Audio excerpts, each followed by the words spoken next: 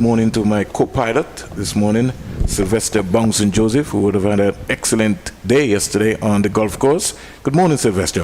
Good morning, Springs. Good morning to the viewing public, wherever you are. We're listening to our voices. We are pleased to be here again to bring you some good commentary when we get it going.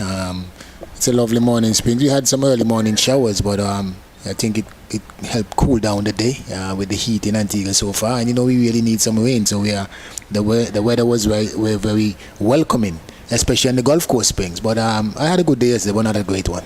You had a good day, but not a great one. My good friend Kuma, kudos to him. He beat me yesterday. All right, congratulations in order to all of the winners. But just to let the folks know, via radio and via the West Indies YouTube channel and the Flow Sports, the toss has been delayed due to excess moisture. Inspection will take place at 9:30 a.m., 8:30 a.m. Jamaica time, Eastern Caribbean time. The West Indies team, they have warmed up. They just got a couple of players from Pakistan and the West Indies maybe just having some final discussions with their coaches. And so we're just waiting for an inspection at 9:30. A little kind of concern to me, Sylvester, on this lovely day here at this international venue at the Sir Vivian Richards Stadium, that 2 days in a row that we're having these challenges here where we can't start the game. And, whether it is men or women or schoolboys, something seriously has to be done in terms of here at the Sir Vivian Richards Stadium, or in fact anywhere around the world. I can't see anything happening much, especially when you have preparation period times being put in place. The last game of the West Indies A-team series was played at Coolidge, so that's why we have two international venues. I mean, gone are the days when you had one venue, and so your groundsmen will be put under tremendous stress. But to have two venues and still being able to not to start the game is a little worrying and a major concern for me. I don't know how you feel about that, but I'm very deeply much concerned.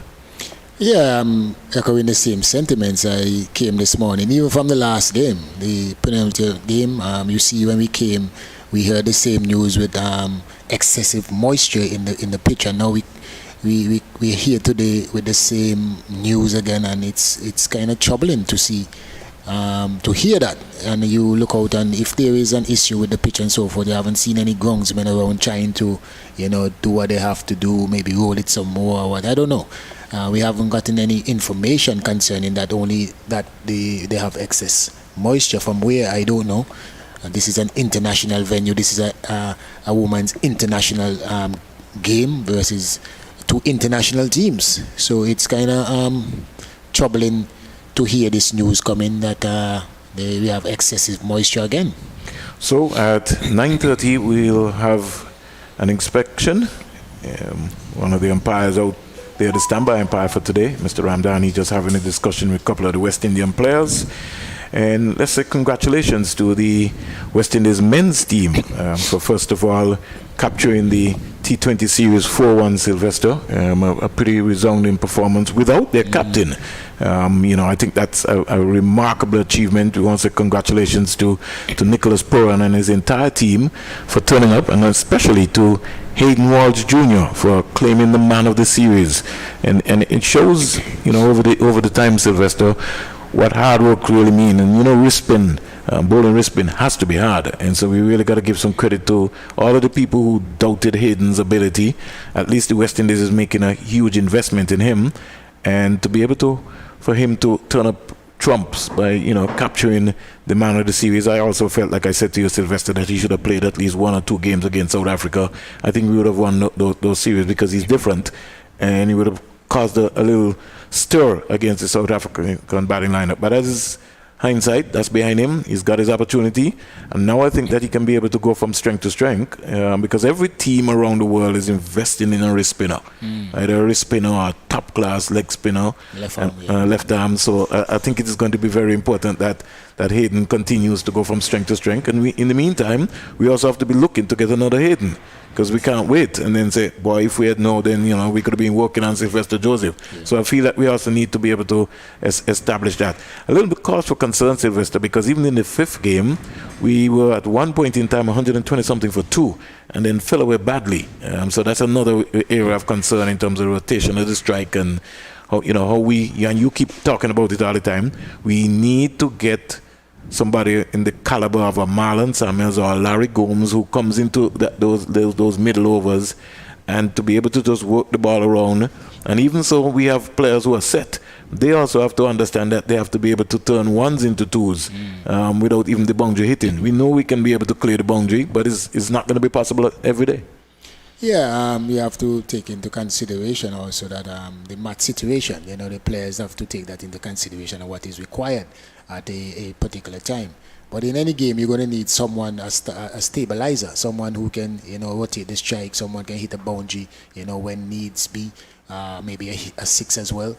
We have too much players that are similar. You have the Russell, you have the Pollard, and you have the Bravo. All of them, these guys, they do the same thing, Springs. And as you see now that the captain is not there, it brings a little more balance to the team. So Hayden Walsh can come in with it. You have the left arm spinner, and then you have Hayden, and then you have the bowlers who that will come in and bowl at a particular time. And if you notice, Bravo and so forth, they are a main bowler. So Pooran had an opportunity where he knew his 5 upfront bowlers. When Pollard is there now, sometimes you're going to have him bowling a few, then you have this one bowl. You have a makeup, because all of these guys, it's like they have to play, if you know what I mean. So the team is not balanced. But now that he's out there, one of the, unfortunately, I must say it's the captain in Pollard, but it brings a better balance when one of these guys are not playing, because you need a bowling in 2020 cricket. You need a wicket-taking bowler, and Hayden Walsh has proven over and over again that he's a wicket taker. And mark you that he bowls a lot of bad ball Springs. We all know that, and that will come better with consistency in terms of playing more consistently. Playing again, even in the CPL where he got the man of the series as well, when he got all the wickets, two years ago. Yeah. So he has proven that when he's getting wickets, he is he's very deadly, and he can be the man of the series. Because every time he gets wicket, the team wins. His team does well, and he comes out chumps. So this is as I say, this is someone that they can invest in. And they have to make a sacrifice with one of those all-rounders if you want to get the team balance. I mean, Pooran and Hetmeyer, they came to the party. Hetmeyer got a half century. Pooran batted a little while, and then I see a little shuffling also up there with the batting, the top of the batting. Gale, and you have Simmons batted at number 4 the last time around. Fletcher is under some pressure too. Yeah. So there's still a little tweaking in terms of what is going to be happening. But I support what you said. The idea is going to be when the captain comes back, where he's going to bat. Yeah. Who's going to get left out? Yeah. Well, it's obvious that they're going to go for Lewis and somebody. So it's going to be Evan, Lewis and Simmons, and then he's going to be Gale and Pooran. So that's 4. You know for sure that the captain is going to play, so that's 5. Right? Then they're going to try to look for now who is going to be the next 6. Well, Hetmeyer has to play that's what I'm saying. So if Hetmeyer plays, so that's 6. Then we now know that Obed McCoy has to start. Bravo automatically, once he's fit, will have to start. So that's 8. Hayden Walsh has to be in the mix. 9. Fabian Allen has to be there. I think they will round out with Russell. Because the captain has shown that he's not going anywhere without Russell. As we speak, Sylvester, the umpires are making an inspection.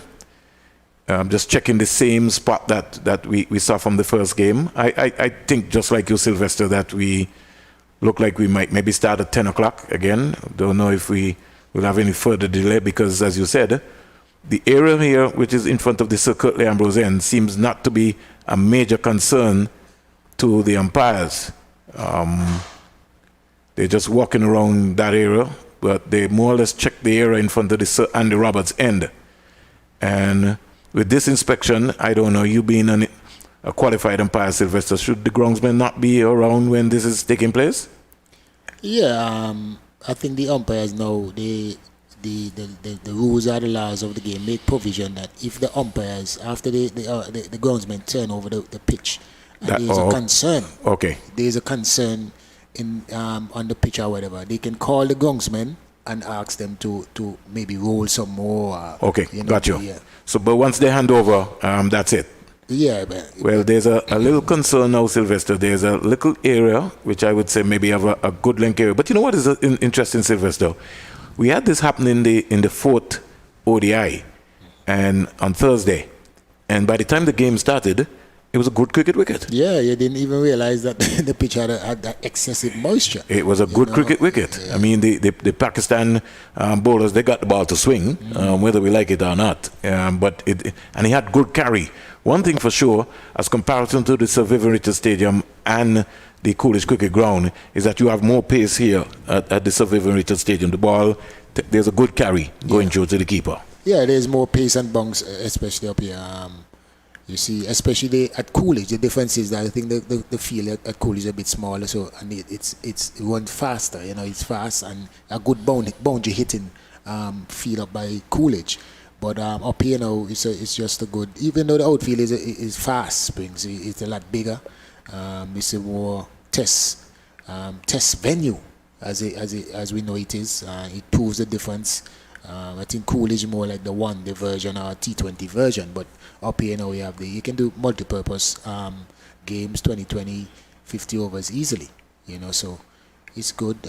You get good runs for your shots if you apply yourself, but up here, especially even if when the pitch starts with a little moisture, you have to be more cautious, you have to be more watchful, and I think the West Indies players, they did that in the last game and they got off to a good total.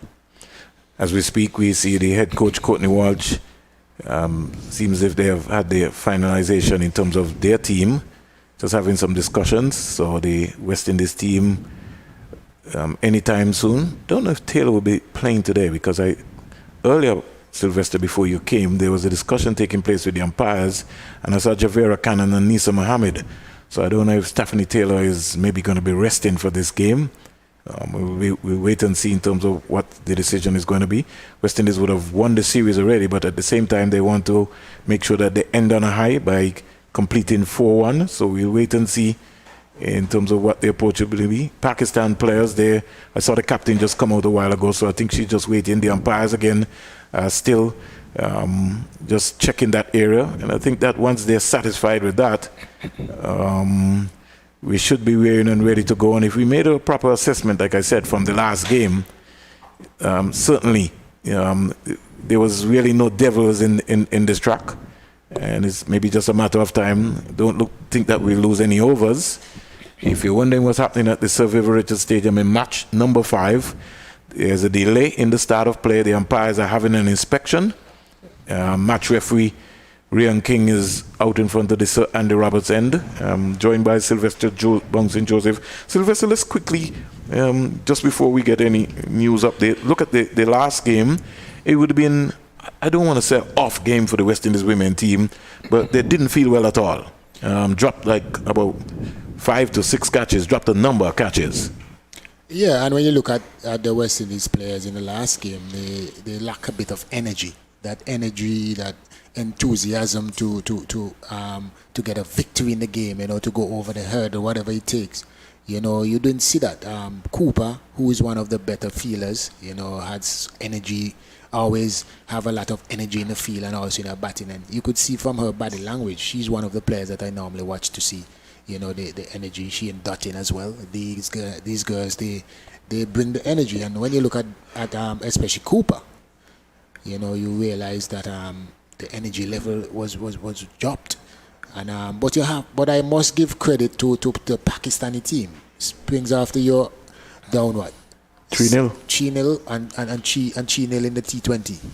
You know, to come back and show the character.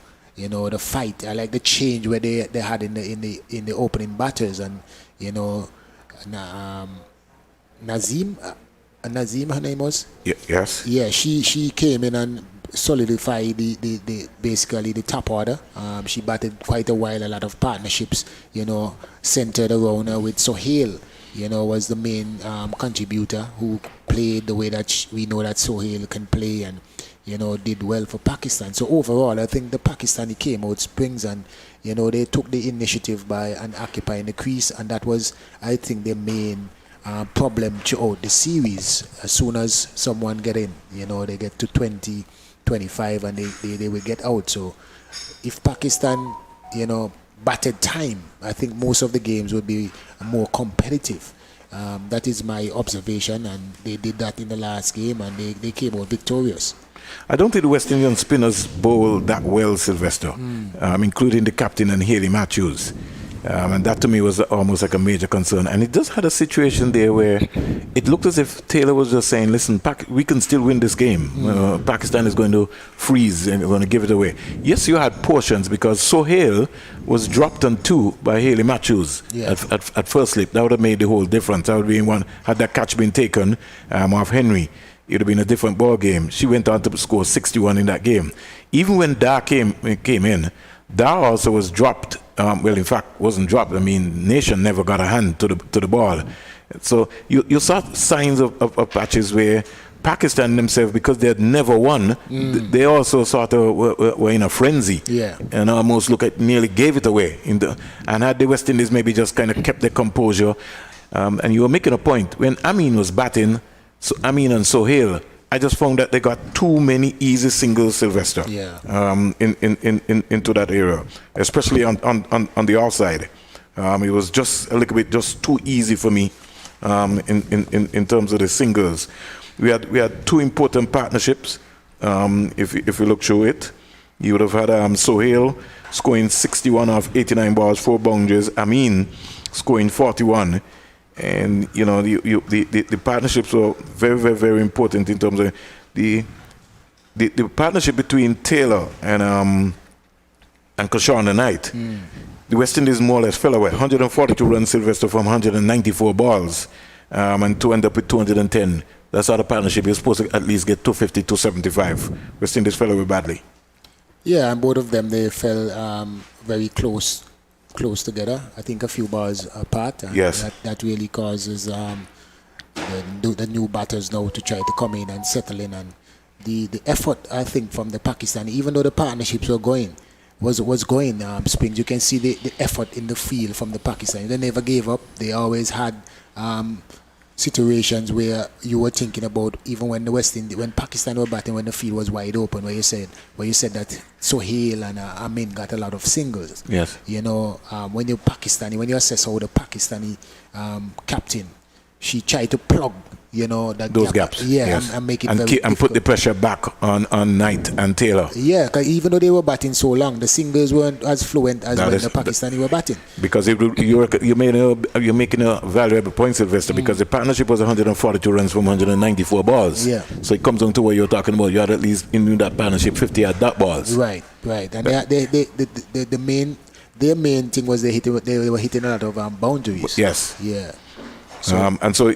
Well, Amin and Sohail partnership was 81 off 116 balls. You'd recognize again what the comparison what you're talking about to be able to change and make a difference. We've just had a discussion between Javera Khan, the Pakistan captain, and the umpires.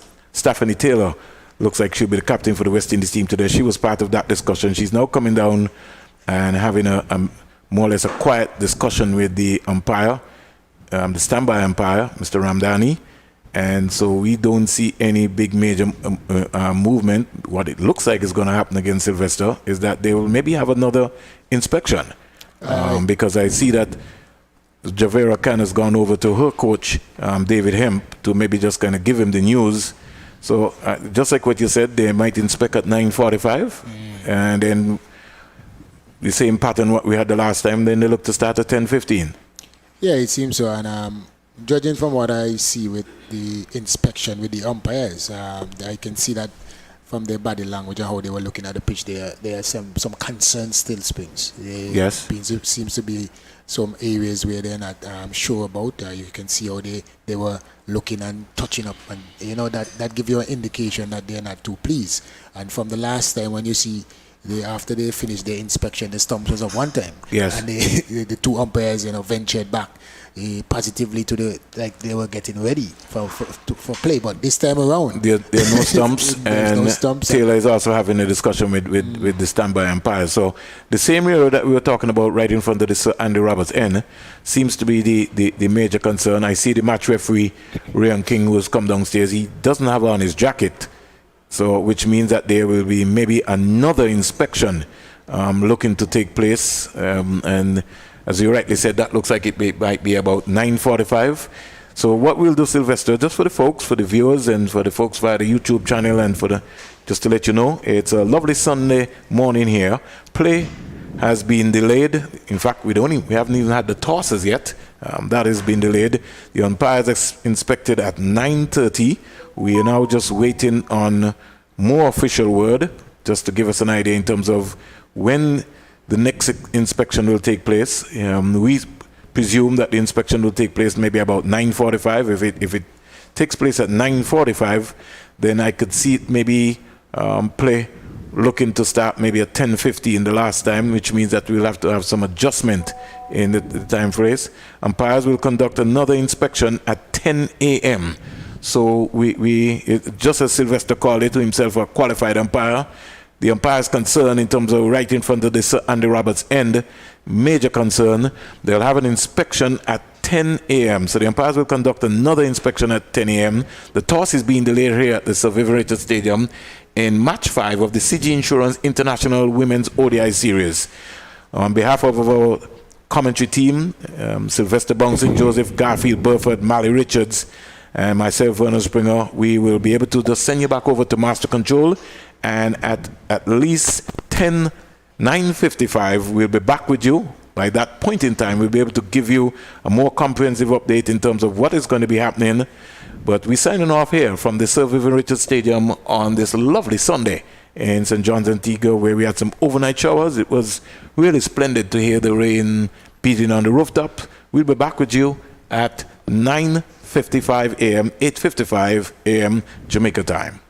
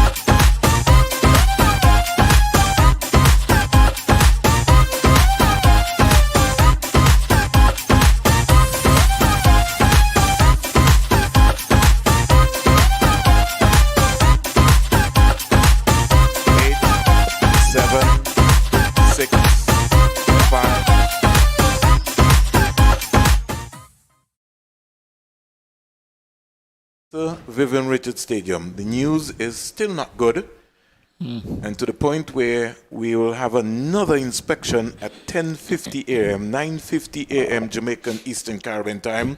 We're here at the Sir Vivian Richards Stadium. We're getting ready to start match number 5 of the CG Insurance Women's International Series. It is a lovely day as we look out onto the bank right in front of the Chicky High Five. If we had a test match, Chicky would have been blazing away here, a one-day international.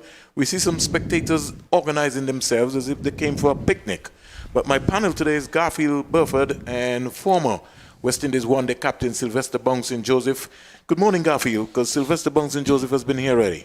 Good morning to you, Vernon, and good morning to you, Sylvester. Good morning to our listeners. Good morning to our viewers right across the world. A warm welcome to those who are joining us, of course, on radio across the archipelago of the Caribbean, of course, also in Pakistan. Rather disappointing that we haven't started yet at this point. Of course, this is a 9:30 game, and there is no rain. There was a bit of rain earlier in Antigua, sections of Antigua, but those showers have long passed, and so we expected that there would have been play at this point. Rather disappointing that the pitch doesn't seem to be ready. Sylvester, you a qualified umpire. In our initial report that we spoke about this morning, you were very much concerned and you thought that at least something should have been happening. During the inspection time, which took place at 10 o'clock, the umpires called the head groundsman, or a couple of folks from the grounds fraternity here at the Sir Vivian Richards Stadium. A roller came out, rolled for about 10 minutes. The roller is off. The stump's still not up because there's going to be another inspection. Where do we go from here? Because this is almost like a routine now, Sylvester. This would have also happened during the CG Insurance Super 50. A couple of games were delayed here at the Sir Vivian Richards Stadium. What is happening and why are they happening is a cause for concern for us. And I think we need to be able to get better at this, especially at international venue, because this is an international series here being played. If we're having an inspection, Sylvester, at 10:50, what is expected to happen after? Well, it depends. Like, there is a lot of concern, really, concerning the amount of moisture that's in the wicket. As I said, the umpires, they have the right, to call the groundsmen and, ask them to do some repairs or to get it as close as possible to where they want it to be, and they did that. So it shows the amount of the excess moisture that's still in the pitch. Conditions in terms of the sunshine and everything is out in all its glory. But the concerning thing, as I said this morning, Springs, is the pitch, those practice pitches at the side, and the rest pitches on the track. Really, they're in good condition for practice, and they're hard, and the girls were out there bowling and doing their routine. And it's a shame, honestly, that the playing surface is not ready. It happened in the last game, so I think if there was a problem, Burford, you should have made the adjustment. You had ample days. The last game was on Thursday, so you have ample time to make whatever adjustment. If you have a problem with the covers, you need to to do what you have to do, because this is an international game. We can't afford to have these situations happening. Especially in a time like this where other countries are dying to have some cricket, and also people at home looking forward to come to watch some cricket today. People in Pakistan, people all over the world, really have people in America, wherever they reside, looking forward to enjoying some lovely cricket, and it's not good. It's not good at all for what we are seeing here. Well, the good thing is that there are problems. There's 3 solutions to every problem. We accept it, we change it, or we leave it, and that to me is the major concern. And I think that's where we have to be able to get better in terms of what we're executing here in the Caribbean, because we're a first world country, and we have to further really quickly understand in terms of what's happening. If you're wondering what's happening, the umpires will have another inspection at 10:50 a.m. or 9:50 a.m. Jamaica time. So we just got to be able to just make sure that we understand what is going to be happening here. We're hoping that that inspection will certainly give us the green light to make sure that we'll be able to look to start the game. If they inspect at 10:50, Sylvester, as you said, most likely we'll start at 11:30? Yeah. With reduced overs? At 10:50, maybe you can start at 11:15, 11:15. 15 minutes to toss. You have about 10 minutes to get ready. But I'm not sure because you have the warm up stuff still on the field. So I think that because of the time that elapsed between, the teams need to get some time that they can do a little more warm up and get themselves ready for the start of play. So the inspection, will determine what happened next. So we also might have some reduction in overs today. We definitely should because the last time the allotted time I think is an hour. It's an hour. Yeah. Yes. So and an hour has elapsed already. Yeah. I mean in the next couple of minutes. So. Well, actually, literally 2 minutes time. 2 minutes time. An hour would have elapsed. Yeah, it's 10:28 now. We should have had a start at 9:30. Yeah. So so definitely we should have some reduction in the overs, depending on what time they start. Maybe we have 40, 45 overs. We never know. We just never know. Folks, if you're wondering what's happening, you're listening to the voice of Sylvester Bouncing Joseph, former West Indies one-day captain, Garfield Burford, and myself, Vernon Springer. We just letting you know that there's a match delay. The toss has not yet taken place here at the Sir Vivian Richards Stadium in the CG Insurance International Women's ODI Series. It's match number 5. The West Indies have already won the series. They're leading 3-1 and would really want to go out on a high and capture this one 4-1. Sylvester, Garfield, let's look at Sir Vivian Richards Stadium. Where do we go from here? This was built for the 2007 World Cup. And when I say where do we go from here, the last time we had the discussion, I am very much concerned about an upgrade in the nets at the Sir Vivian Richards Stadium. I think the time has come where we now have to start thinking quietly about a covered shed for the nets area especially. We've got the space. Maybe we need more nets because we have more teams that are coming to Antigua and Barbuda.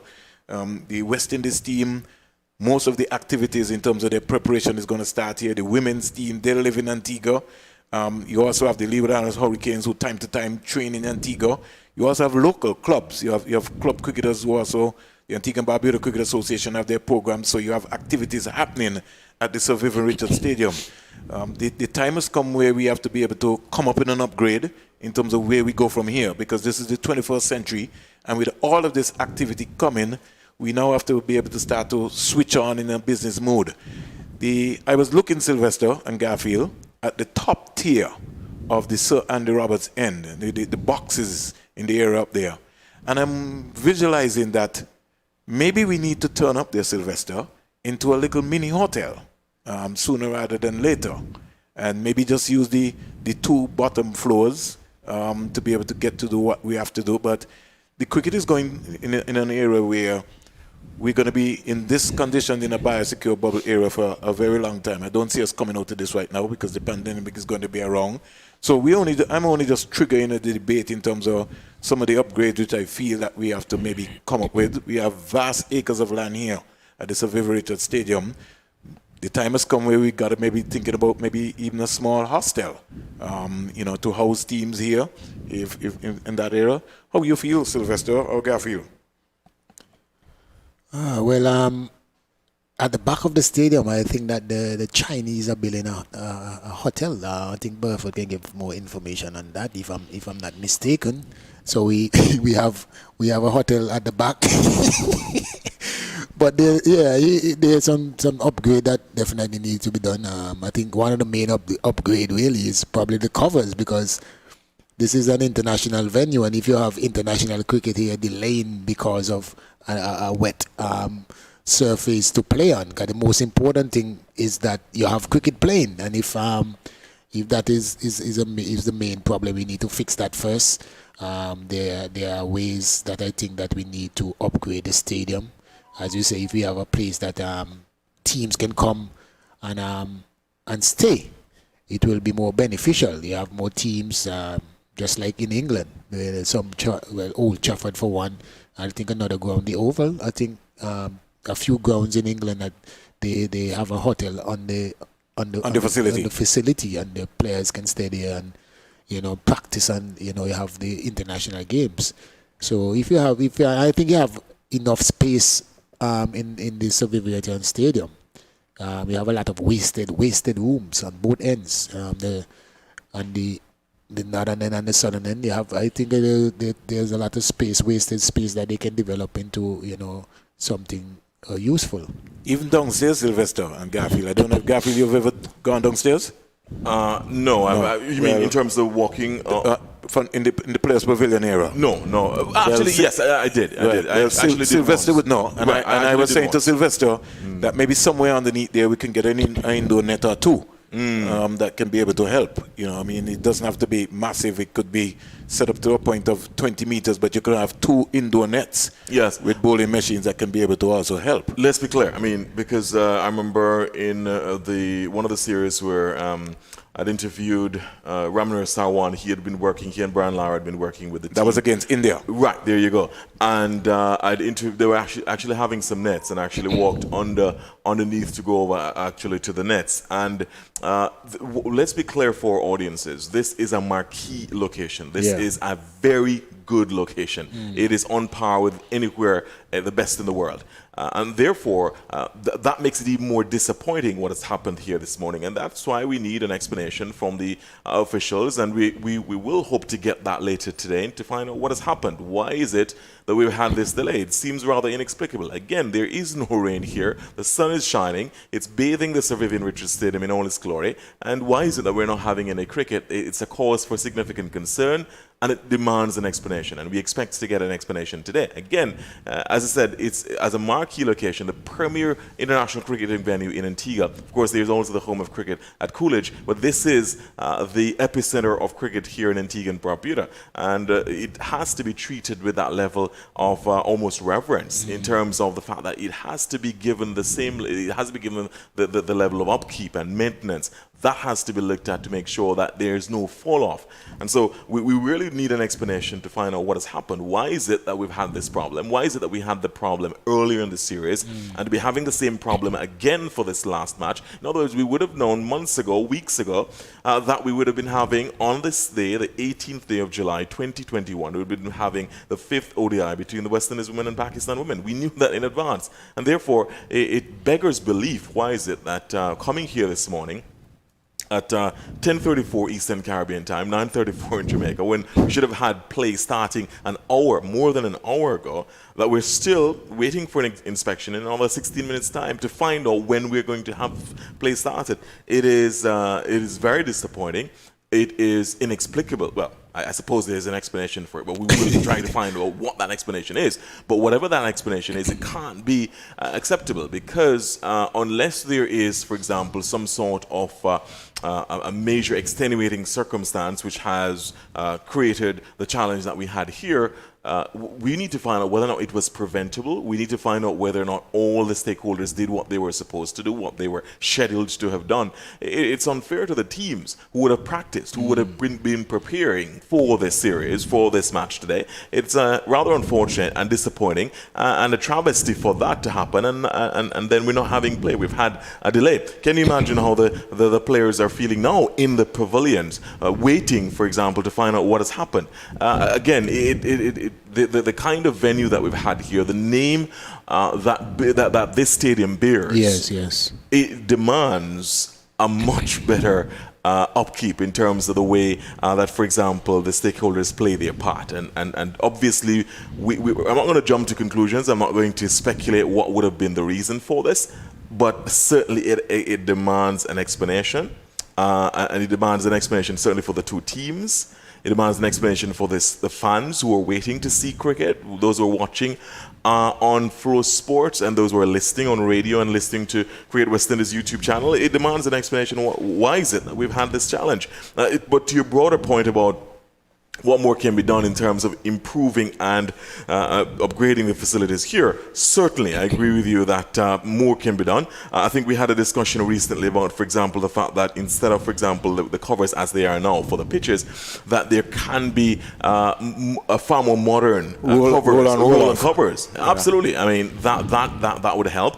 And I think that that's something that the administration here would want to look into. Of course, these things take funding, but there can be innovative, creative ways found to have that funding available. There can be partnerships, there can be public-private partnerships, etc., that can be looked into. But again, let's deal with what we have here, the immediacy of the circumstance. We need to get an explanation. Why is it that we've had this delay? And I think a broader point, we need to, again, engage the stakeholders, certainly the administrators here, to find out what are their plans, what's their vision like in terms of what they want to ensure that this facility continues to be upkept and continues to be maintained in the best possible condition. I'd certainly want to see the outfield looking even better than it is now. For example, in the Sri Lanka series, it certainly looked a little bit more verdant and certainly looked more manicured. Again, the ground staff have done a pretty decent job, but let's ensure that we continue to keep those standards high and to look to improve them even further. But again, it certainly demands an explanation of what has happened this morning. Garfield, West Indies would have won the series, lost the fourth game, a low-keyed.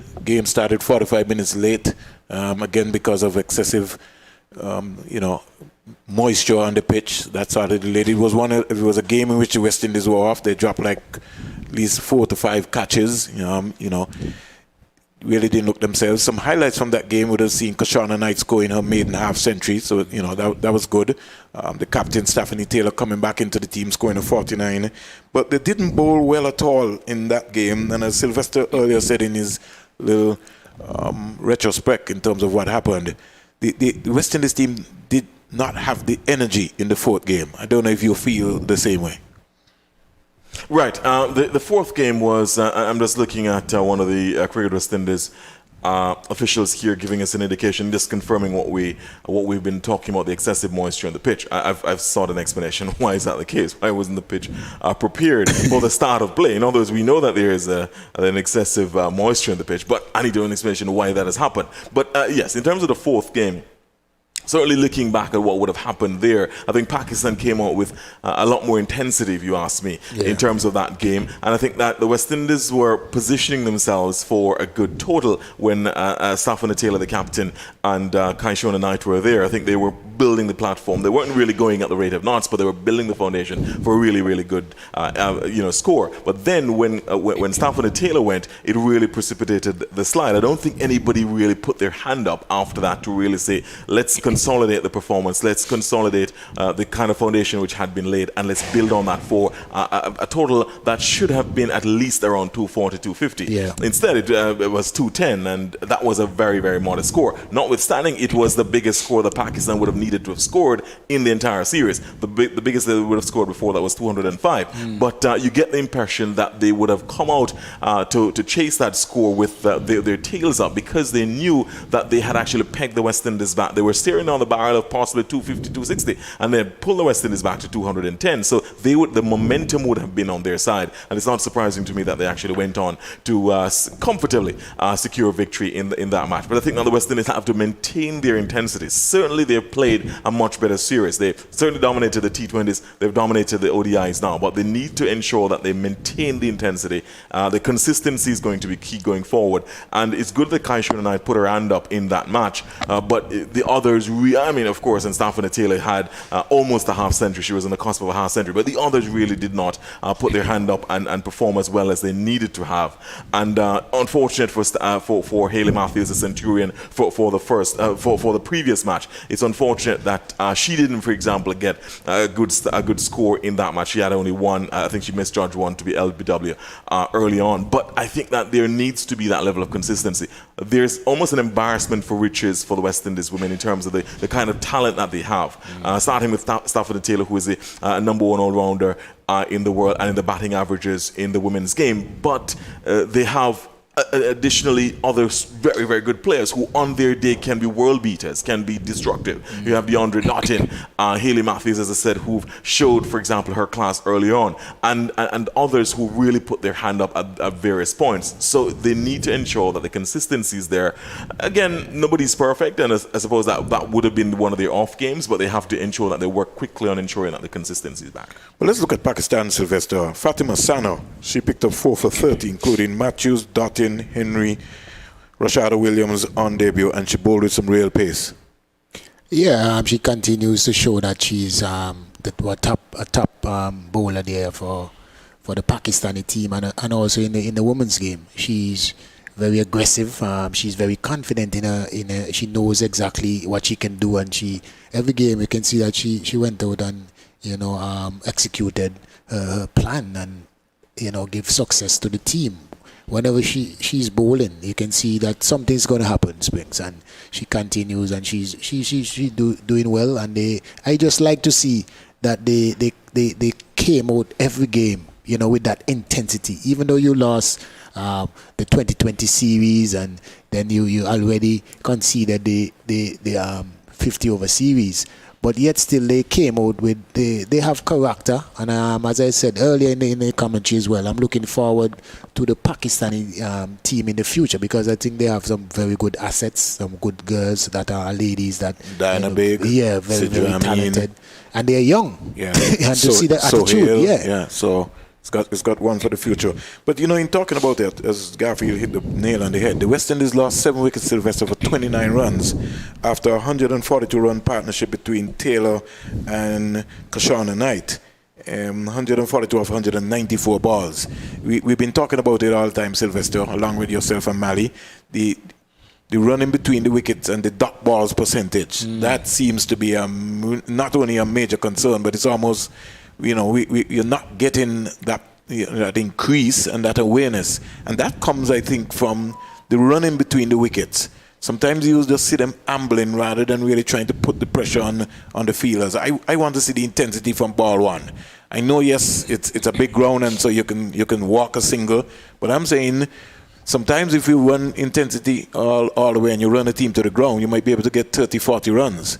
And had they been running a lot more singles, they got 210, they might have got 240, which would have made a difference in the entire game. So I want to see that game of the West Indies improve, because as the competition go on and they play more matches against South Africa and against the Australia and the Englands, you're going to have to find a way. You're not going to get boundaries. You have to turn ones into twos, and you have to be able to take out that ball percentage.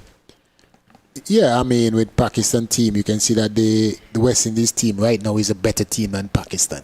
Throughout they have played more consistent. They have more experienced players. The Pakistani players, the senior players, really, in terms of the batting, the captain Khan, she's one of their mainstay for Pakistan, and she really didn't. She's not having a good series in terms of with the bat, so inconsistent.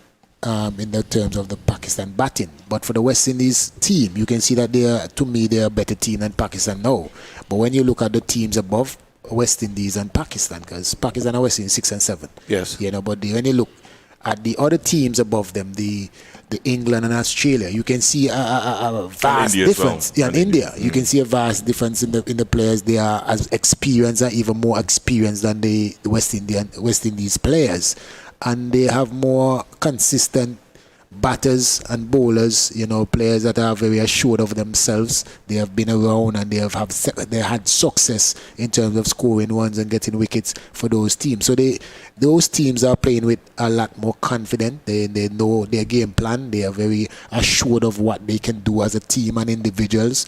And the West Indies team, you can see they are very inconsistent in that area. We have the players, and they have been around for quite a while now, and I think like Nation and so far, very, very inconsistent. Every time there's a good partnership, and she does something out of the ordinary and get out, and you can't afford to be inconsistent against the bigger teams. Absolutely. And this is a powerful point. That I think what this series does, and I think that the biggest benefit for the West Indies from this series is that it positions them, it gives them almost practice for when they come up against stronger opposition. Yeah. They get to hone their craft, they get to hone their skills, they get to, for example, check on what are some of the most effective combinations, possibly the best order, possibly the best sort of fit of players. Yeah. So that when they take on the bigger teams, the more experienced teams, the stronger teams, that they would have, essentially a better preparation going for that. So obviously there will be tougher competition to come, but I think that what this series would have done is to give the West Indies that level of confidence, that boost, that momentum, that fillip, that going forward they'll be able to feel that they've worked hard some of the combinations to take on the stronger sides. I think that the coaching staff has to be given significant credit. Yeah. So, for example, head coach Courtney Walsh, a veteran himself with 519 Test wickets. Certainly a legend in West Indies cricket. Robert Samuels et al., who would have done significant work with the team. They have to be commended, but obviously this is just the beginning of the work. Certainly they certainly have a long way to go, because when you consider where the team is compared with the bigger sides, Australia, England, Australia, New Zealand, and so on, you have to ensure that they are in a position to compete effectively. And what is going to do that is the consistency. The consistency has to be better. And obviously, it can't just be a few players who are consistently doing well. So Stephanie Taylor obviously almost carries a team like an atlas. She carries the team on her shoulders. But she alone can't do it. It has to be that the other players are far more consistent than they have been. Hayley Matthews, she's blessed with immense talent. We saw that with the century that she made. But can she do that more often than not? In other words, can she put that performance more times than not? In terms of can she increase her percentages, that has to improve. So Hayley Matthews has to put all that talent so that it improves her averages, her consistency. You mentioned Shady Nation, Sylvester. She has to come to the party far more often than not. She's far more experienced. Anisa Mohammed does extremely well as the vice captain for the team. She's a good performer, certainly with the ball and with her captaincy and her experience. But they have to gel, and all of them have to really play their part if the West Indies are to ensure that they consistently climb the ladder to be just as good, to be on par with the Australias, the Englands, and the Indias. We don't have a problem, Sylvester and Garfield, too much with the bowling, because when you look at Selman and Connell and Taylor, they can hold their own on the international stage. As you guys rightly said, where we have a concern with is the batting, which has to be improved. I will say to you guys that this is a fitter West Indies women's team as to what I saw in England. And I have to give major credit to head coach Courtney Walsh and his entire coaching staff, and also the team behind to be able to get the awareness level of fitness up. When I look at Anisa Mohammed, in terms of her excellent catching that I've seen so far and some of the catches that she has taken. And even her feeling. Yes, she's certainly improved. Leaps and bounds, really leaps and bounds. So it all goes well for the nucleus in terms of what they're building. The challenge Courtney Walsh is going to have, Garfield and Sylvester, is that these girls have been living together now for the last 3 months. They're going to take a break. They're going to go back home. And what actually happened the first time in January when they had the camp, when they came back for this last time on the camp, it's almost like Courtney Walsh and his staff had to start almost all over again. So even though systems were put in place that when they go back that, hey, Sylvester is supposed to deal with them, whether in Jamaica or in Barbados or whatever, there was no real major support to be able to help the women when they leave from Antigua to go back to their respective venues. This is a concern which I think that territorial boards have to be able to begin to start to step up. It can't be lip service. We can't be talking about it and saying, yes, we're going to send a coach. There has to be something happening continuously where we have to be able to make a sacrifice to invest in the women's program. The only how we're going to get better and we're going to compete is if we take some time out to be able to have some major investment by finding women's coaches who are going to deal with women, because coaching women is a complete difference to coaching men. Yeah, it is, and I think knowing Courtney Walsh with the standard and the quality that he possesses and the standard that these guys want to achieve, I know that they identified that is one of the main problem, and I know recommendation things will be put in place for in a situation that when they go back home, things cannot remain the same. After you get to this level, to see as I said, the fitness level of these girls, I mean, it is something to behold, to be honest. Having watched the women's game for quite a while, the West Indies team, you see, sometimes they were very lackluster and lackadaisical and so forth. But I mean, watching this team, even the A team, and that is the key. You have other players that you can call upon from the A team. So the nucleus of players is getting a bit wider, so that is a very good structure. And the good thing that the A team now they're working with the management team in Courtney Walsh's team, so they have an understanding of the plans and where the team want to go, so by going back home or whenever you get the opportunity, you have to prepare yourself as individual as well to come and fit into this system if you want to be a part of it. Absolutely. And I know the standard of I was fortunate to play with basically all these guys that are amongst the team, and I know that the standard they had when they were playing, they want to be the best, and as Courtney Walsh showed that he was the best in the world that then, so the standard is there, and from what we have seen a lot of improvement.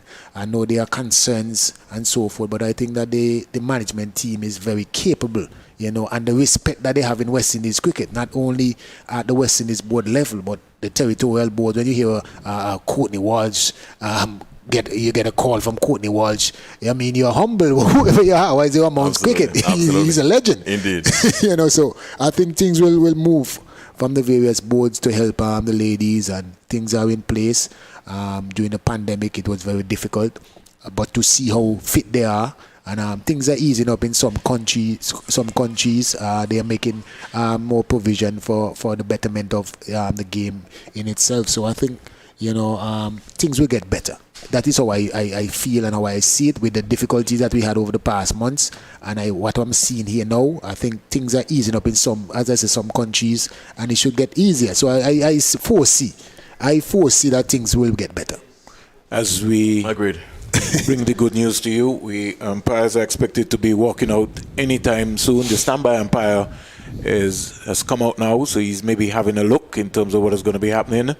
We should be getting some word in maybe another 2 minutes, 4 or 5, 2 minutes, as Sylvester would said. My watch. Yeah. Once we see him look like he's going to organize, and maybe the inspection takes place and they put the stumps up, then we know that we should be able to have some play maybe taking place maybe about 11:30, reduction in overs.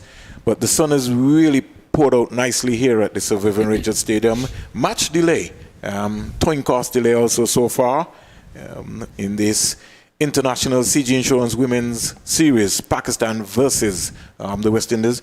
Garfield, West Indies men's team, congratulations, winning 4-1 in the end. Now they're getting ready for the 50-over contest in Barbados. No spectators at all will be allowed during the process of the time.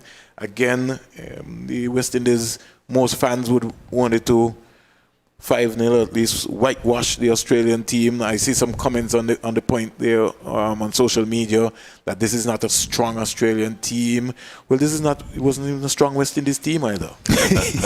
Yes, they were without their captain. Indeed, as we see the umpires coming back up. But here for the inspection, that is, the point is that the same thing was mentioned when the West Indies team went to Bangladesh and actually won in Bangladesh 2-0.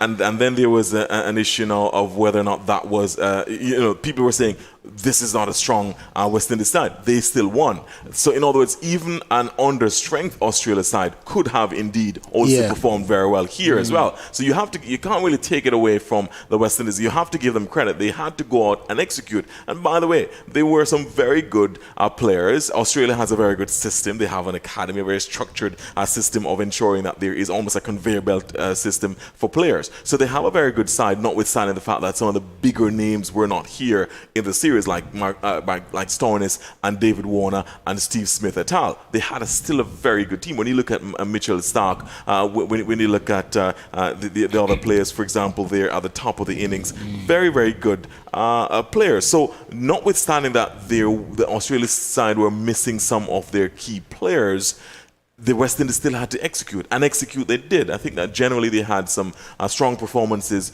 Generally, I think the bowling, it was an all-round performance. I think well led by Puran, by Nicholas Puran. And I think that he has to be given significant credit. He stepped up to the plate, and in the absence of Kyron Pollard, who would of course have far more experience in terms of leading the side, he stepped up and he showed that there is good capacity in the team. That notwithstanding, when for example there are some big name players out, he can actually step up and lead the team well. He showed, I think it actually lifted his game as well. He lifted his own game. He became far more intense and far more into the game. So I think generally it was a very good all-round performance by the team, and they came within 4 runs of actually winning 5-0. And of course, you know, there would have been arguments whether or not Russell, for example, should have had different decision making in that final over against Mitchell Starc. Don't take anything away from Mitchell Starc. I think it was a fantastic over, and you know, fine. I mean, hindsight is always 20/20. You could have said, well, Russell could have done this, should have done this. Woulda, coulda, shoulda always comes too late. The fact is, it's already in the past. It's in the rear view mirror. You have to look at the fact that the team actually came very, very close to a very big score, a very imposing score from the Australians. They came very, very close, and notwithstanding the disappointment that the team ought to have, should have possibly won that one had they decided differently, had the game gone differently. But the fact is, a 4-1 against Australia, any Australia team, with or without some of their big name players, is a very good performance. I think that it sets the team up very nicely going into the one-dayers at Kingston Oval, and sets the team very well as well for the series against Pakistan coming up. It will be between I think Grenada and Jamaica coming up. Man of the series, Hayden Walsh and Obed McCoy, 2 finds for the West Indies. I think the selectors will be very pleased. We also saw Shimon Hetmyer scoring a half century. So just as you said, you know, without Pollard, for Pollard to be able to sit into the pavilion and look at his young troops execute would be a real impression for him. Fidel Edwards, the jury's still out on him, whether he should be still part of the lineup. O'Shane Thomas was a little, again, below par. He got a run out, but he certainly didn't look himself. So I think at the end of the one-day series, Garfield, and we're going into the CPL matches, which will be in St. Kitts and Nevis, 33 matches, I think this is going to be the keenest CPL that we have ever seen.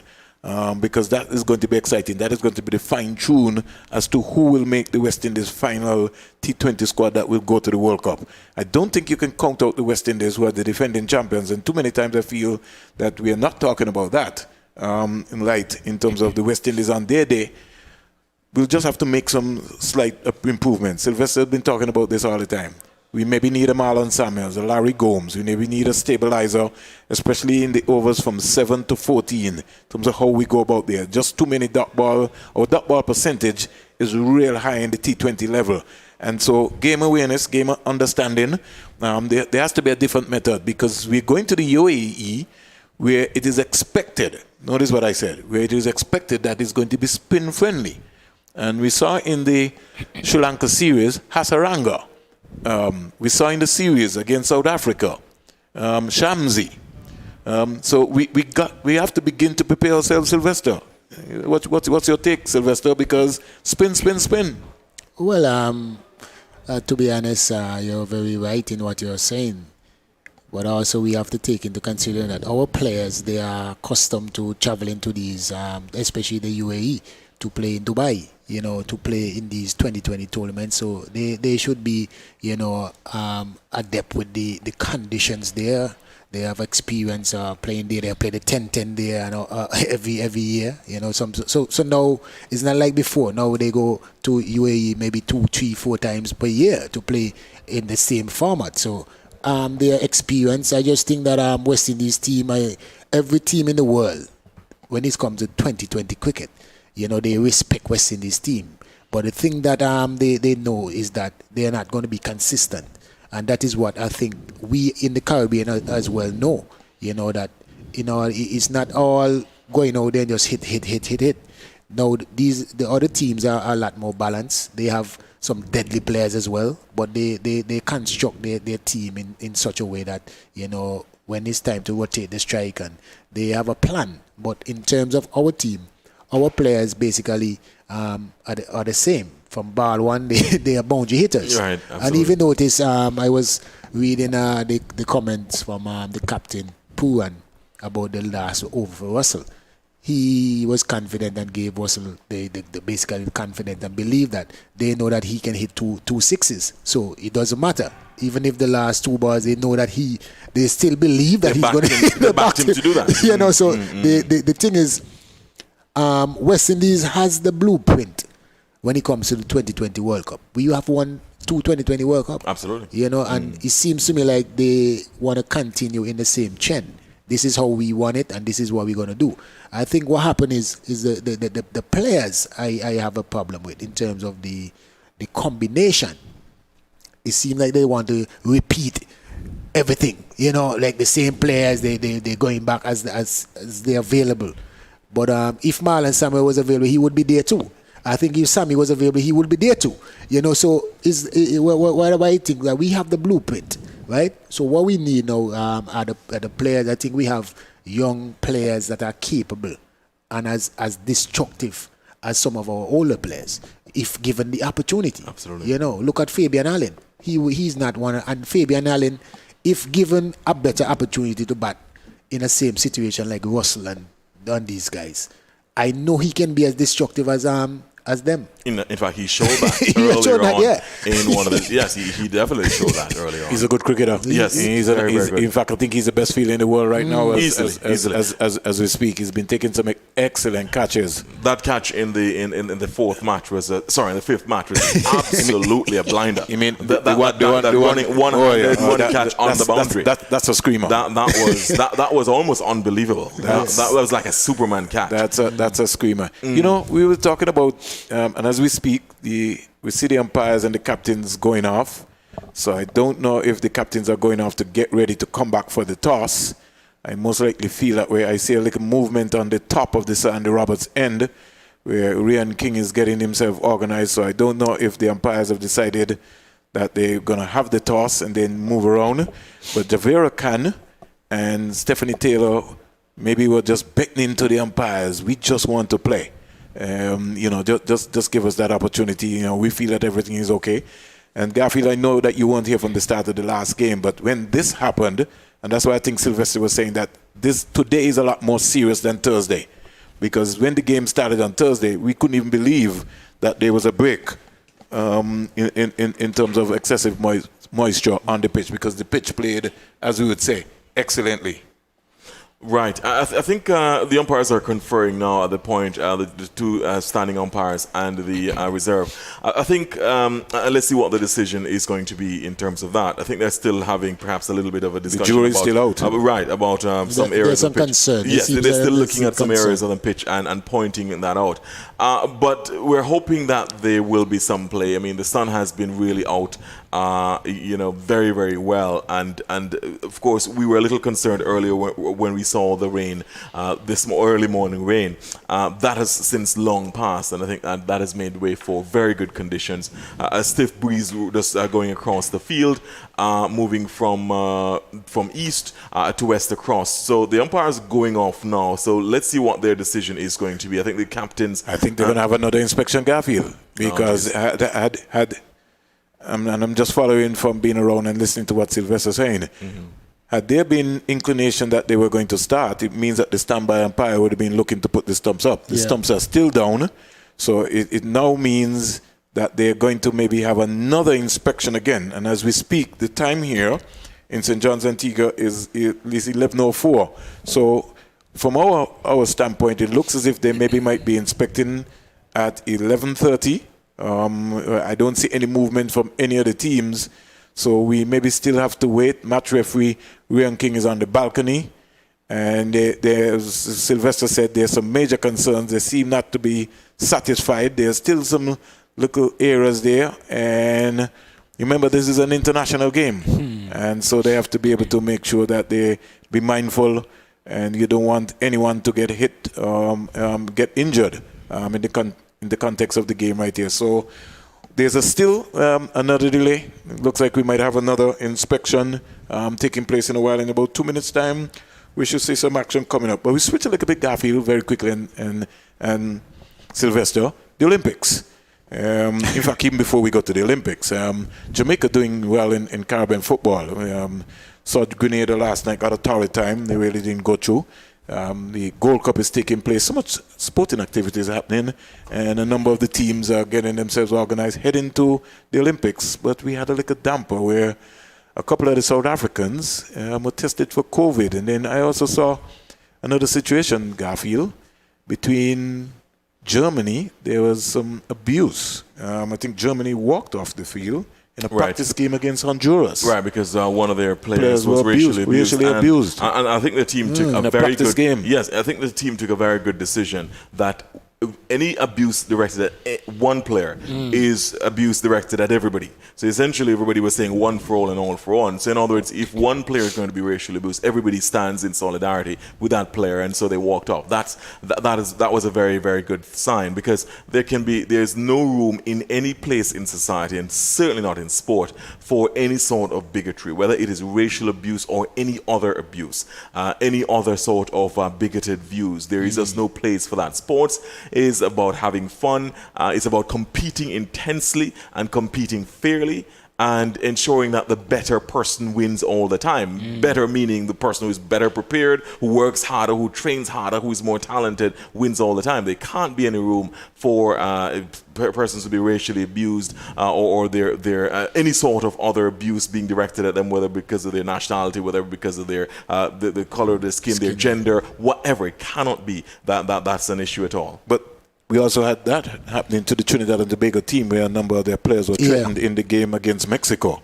Yes, that again, very, very sad. I think that, in fact, let's remind you, we're coming off what happened in the Euros. Not even before we reached the final, where the three players who missed the penalties were abused, racial abuse. Before that, there was, for example, a laser in the semi-final match between Denmark and England. There was a laser shone on Schmeichel, the goalkeeper for Denmark, while he was actually facing up to the penalty from Harry Kane. He saved it brilliantly, but then Kane scored on the second attempt. But that kind of action in sport has no place, and so it has to be frowned on. It has to be absolutely shown clearly that it's not going to be countenanced. And I think that administrators, sports, the players themselves, the administrators, the fans have to take responsibility and have to act accordingly. But absolutely no place in that for that. In relation to, let's talk about better things. In relation to the Gold Cup, that's going very, very well. The action has been very, very intense. I'm very impressed by Suriname. First time in the Gold Cup. They actually lost their two first matches, but they played very well. They lost 2-0 against Jamaica. They lost 2-1 against Costa Rica. But they look a very intense side. And perhaps had Lady Luck gone their way, they could have possibly drawn one of those matches. Certainly against Costa Rica. Costa Rica's actually came late and scored 2 goals within a very, very short period of time. But Suriname won for the future. They look good if they can keep. They have a guy called Hasselbank, their number 9, who is very, very speedy down the flanks and was able to create a number of chances. Very, very good skill as well. So they have a very good side. The Reggae Boys, gritty performances. They did say that generally they would not necessarily be going to be blowing away the competition from the start, but they were going to learn. They were going to play through and take each game on its merit and essentially grow through the competition. I think that's what they've shown so far. Bobby Reid has shown glimpses of absolute excellence. I mean, that goal that he scored in the first match against Suriname, the second goal, was just a blinder, the Fulham striker. So they look good. Of course, there will be the perennial favorites of Mexico, the U.S. et al. But certainly, as we get closer towards the business end of the tournament, in terms of the quarters and going up, we should expect some very, very strong competition. I like the look of Qatar so far. Yes. For not a footballing nation, they're certainly holding the own. I'd like to see what happens when they come up against Honduras. Let's see what happens. But in the 2 games so far, they look business-like. Remind you that they're the hosts for the World Cup next year. Yeah, so I think they have a point to prove that, not because they are the hosts. Well, in other words, they're not there because of being the hosts, but they also can actually hold their own. And let's wish them all the very best. I'm pretty sure that they have significant investment into their footballing program. So I'm pretty sure sure that at some point they're going to reap the reward from that. And we welcome Mali Richards for the first time this morning. Good morning, Mali. Good morning, guys. Good morning. Morning, Mali. Good to see you. And Mali, we should say, just before you ask him a question, he had an excellent outing on Sports 360 on Thursday. Very, very well received. Very good interview coming off right after Leroy was senior talking about race and football and racism, the kind of racism that he encountered. I think that the good segue into Mali's interview segment, we're talking about some of the same kind of challenges that he had when he was in England studying and playing cricket. Yeah, man, fully enjoyable experience, Gav. Thanks for having me on that show. Indeed, and I'm pretty sure that the audience would want you to be back. Hopefully. Very, very soon. Mali, we are here Sunday morning. Yeah. Same thing would happen Thursday morning. Interesting. Very interesting. Yeah, but at least we're here. I think we'll possibly get some play pretty soon, though. Well, we would get some play. It's just that it is when we will get the play. I still have not been able to get an update. As I look, I see the umpires and Mr. Ryan King may be working out their logistics in terms of what is going to happen. The stumps are not yet up, so it now means that there will be another inspection. Wow. Nothing coming from that area as I monitor the situation. Garfield and myself, we have been monitoring the situation, so we haven't got any word yet as to when will be the next inspection. We are just looking from our vantage point to see in terms of what is going to be happening, whether there will be another meeting just before the mines. I see Javera Khan for the Pakistan team just getting herself sorted out. And she's already decked out in her playing gear. Yeah. And she's possibly looking to call some of the... It seems like she's trying to beckon to some of the players to probably trying to do some warm-ups. So that might be a good sign. That might be a good sign. But totally, we look at the West Indies team, we see whether we see some movement taking place to maybe make something happening here. And as Garfield and Mali kind of pointed it out, it looks as if the Pakistan players are going to be beginning to go back out and get themselves arched up and warm up because maybe anytime soon, and we're just only speculating that the game could be looking to start maybe in another half an hour, 10, 15 minutes, but we don't have the all clear yet. As soon as we get the all clear, we'll be bringing it live and in living color to you in terms of what's been happening. Where do we go from here now, Mali? Here today? Yeah. 3-1 up for the West Indies. Pakistan will be hoping to continue on their winning ways, getting on the board in the previous ODI. Well, I think their victory would have propelled the men. You think so? Of course. Yeah, man. They always tend to have a sequence. Yeah, and we saw the men get up and beat England in That's that what I'm T20, saying. and the ladies then followed suit. But today they'll be looking to do more of the same. Like pretty similar conditions to Thursday, like almost identical situation, deja vu.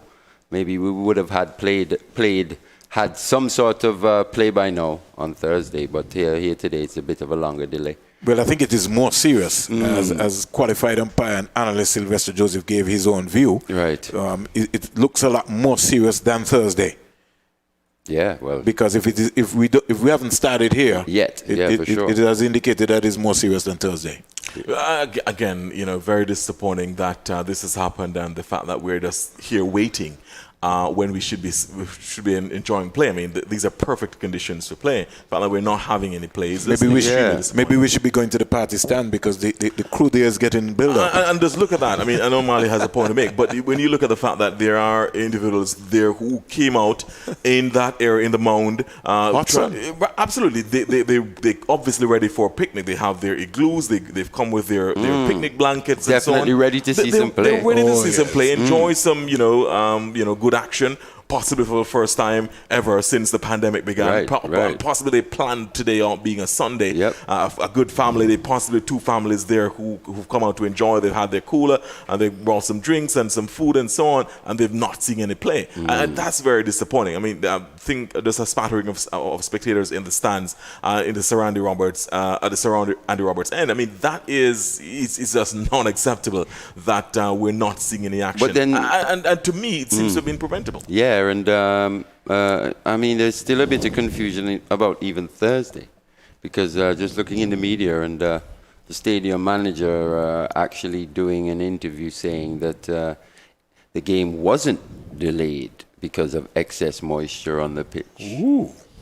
So what was the... exactly? So That is what was reported by the officials. right. No, I remember I directly messaged the West Indies media manager as well, and that was the information that came to us. And by the way, the official information today as well is that it is excessive moisture on Right. the pitch. So I'm wondering what I'm will be interested to hear what the stadium manager has to say today Indeed. about this one as well.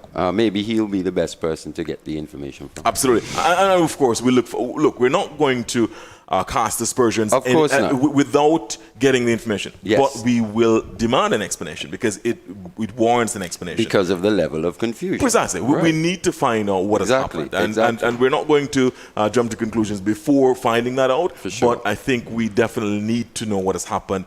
2 consecutive match days when there should have been action, but we've had a delay. We need to find out what has happened. Again, I think the players are itching. The players are itching to play. They really want to get this match out. The final match of the series, the West Indies would want to win 4-1, similar to what happened with the men winning 4-1 over Australia in the T20s. The West Indies, I'm pretty sure, the series has actually gone identically. Yep. Both series have actually gone For sure. identically.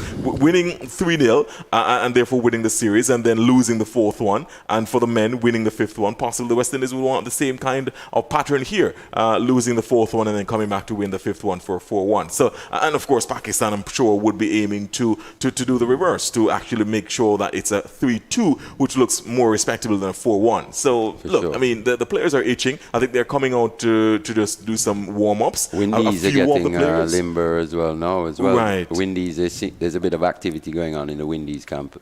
So I'm thinking, we'll have play. So too is the Pakistan. Yeah, both teams. Both teams are now beginning to move out. But we, in fact, as I speak to you guys, another inspection will take place at 11:30 a.m., 10:30 a.m. Jamaica time. That's another 13 minutes time. So just as we had predicted, an inspection taking place at 11:30 a.m. here at the Sir Vivian Richards Stadium. The teams are getting themselves more or less organized. I think that will be the final inspection. I can't see another inspection after 11:30 Garfield and Mali. Otherwise, I don't think it would be a one-day international. Yeah, just looking at the wicket though, just to the naked eye, there's just a few darker areas. Yes, absolutely. Than normal. So I think that's the issue, that excess moisture being there. They're just waiting for that to just dry out to a suitable level that that play can start. I think that's where the umpires were actually, when they came out earlier to inspect, I think that they were pointing to those some areas. of those, for example, at the farther end from where we are, they were actually looking at some of those places. In fact, just before the danger area, or just in the danger area at the top, closer to the Sir Andy Roberts end, there's a little dark spot there as well. Folks, if you're wondering what's happening, it's live coverage from the Sir Vivian Richards Stadium. Next to me is Sir Garfield Burford. I have to make sure that I give him his flowers while he's alive. And the legendary Mali Richards, getting around, getting himself organized. And we're bringing the action to you today, isn't he? Yeah, big time. I'll take it. We're bringing the action to you just to let you know that we're expecting to have play. We'll have an inspection by the umpires at 11:30 a.m., 10:30 a.m. Jamaica time. And as we speak, they look like they're going to be a little mini game. The team spirit between Pakistan and the West Indies have been excellent.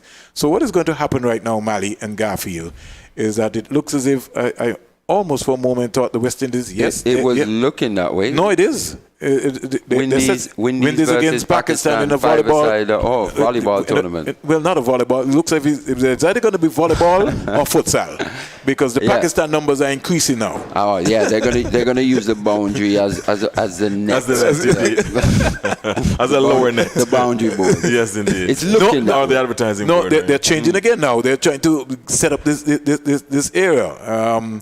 So we see in terms of what's happening. So there's going to be some action. In fact, they're going on to the back now. So more players are coming over Pakistan. The West Indies are beginning to warm up to make sure that they understand how to play volleyball. So it's all fun here, and the team spirit has been high between both teams. Well, yeah, we're seeing a lot of conversing between both teams at this point in time. Like you said, it's been played. This whole series actually has been very competitive. Let's not make a mistake. That these ladies have been very competitive throughout this series, but it's also been played in a fantastic spirit. Especially Dan Matthews. And Matthews. They've gone at each other head to head throughout this series. Top all rounder for top all rounder. But it's been played in a fantastic And all of a sudden spirit. now we see Fatima Sana.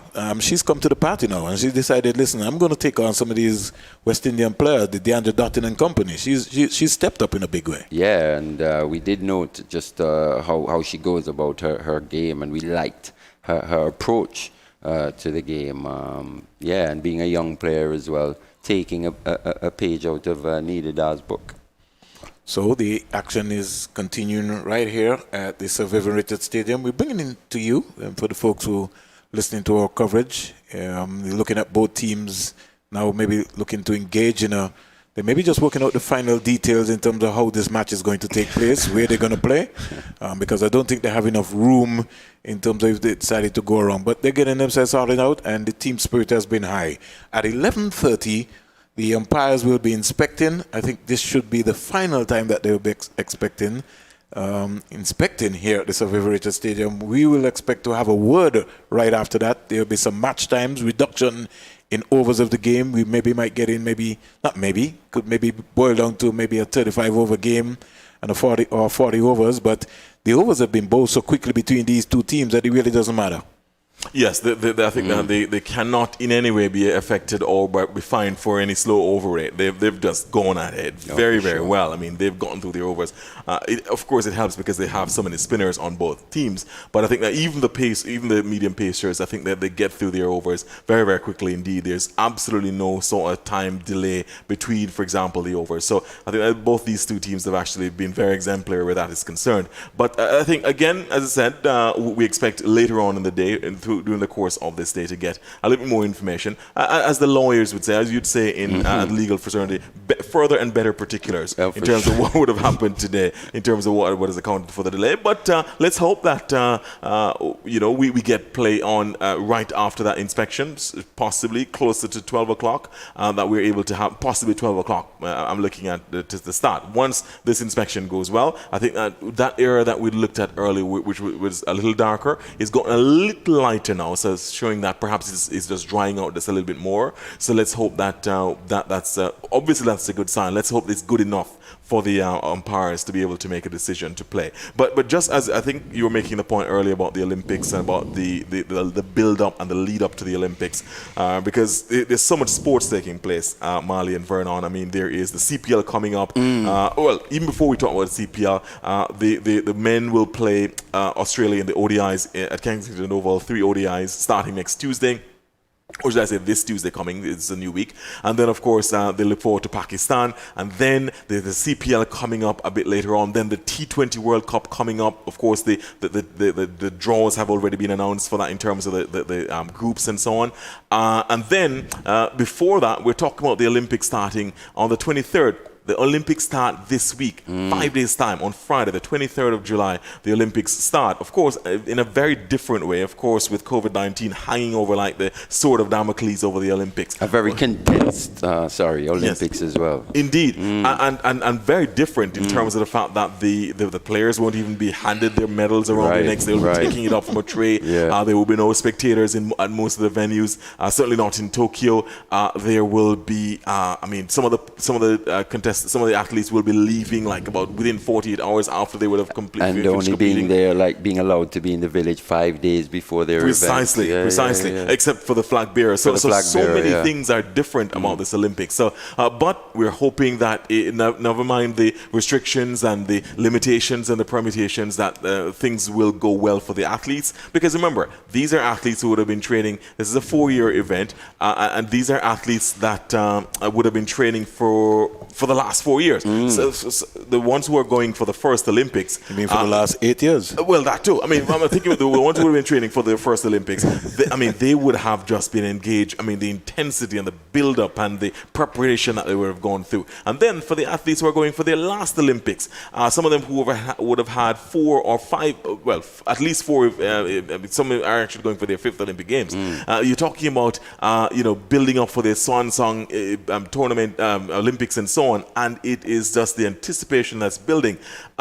let's hope that it goes well for everybody. And for the ones who are going for their second or third or fourth or whatever, let's hope that it goes well. But generally, so far, we've had people in the Olympic Village. Right. 2 players, one official for the South Africa football team. Yeah, test positive. Absolutely. I heard. So we wish them all the best, and we hope that they will not the best start, isn't it? No, absolutely not. And they play on Thursday, and already they've been positive. In fact, they're starting against Japan. Right. Indeed. And so that's a tough one. We're hoping that it goes well for everybody. Yeah. Just before Mali comes in, game on, Mali. West Indies versus Pakistan. It looks like I don't know what kind just not in cricket yet. well, Just not in cricket yet. Not in cricket yet, but it looks like it's going to be in volleyball. So they brought out the West Indies. Fine tuning of the rules. It's taking them a long time. Well, you know some competitive folks. It's the morning there, for delays. It's the morning for delays. Yes. Wow. But at least we know that some sort of action is happening. It's just the final pieces of the rules. They have 2 match referees who are out, getting themselves organized. You know, in situations like these, Garfield, the rules always change, right? Even before the game starts. There you go. Those because there'll be a fair bit of gamesmanship. Right. There you go. There'll be a fair bit of gamesmanship for the rules, about the rules. Exactly. So it looks like both teams are trying to get their own rules in place before the game actually starts. It looks like we're going to start now. What has actually happened now? This is a serious game, Ali. Yeah. The cones are coming out. Yep. Because there needs to be no confrontation. Yeah, there has to be a clear and defined playing area. So we've got that sorted out now. The cones area taking place. Just to let you know, at 11:30. At 11:30, there will be an inspection by the umpires. I wonder if the West Indies team win, if they'll be getting $10,000 for winning that game. First point to the West Indies. So here we are commentating a volleyball game. We came to commentate cricket. I know nothing about volleyball. I'm going to sit this one out. I'll tell you.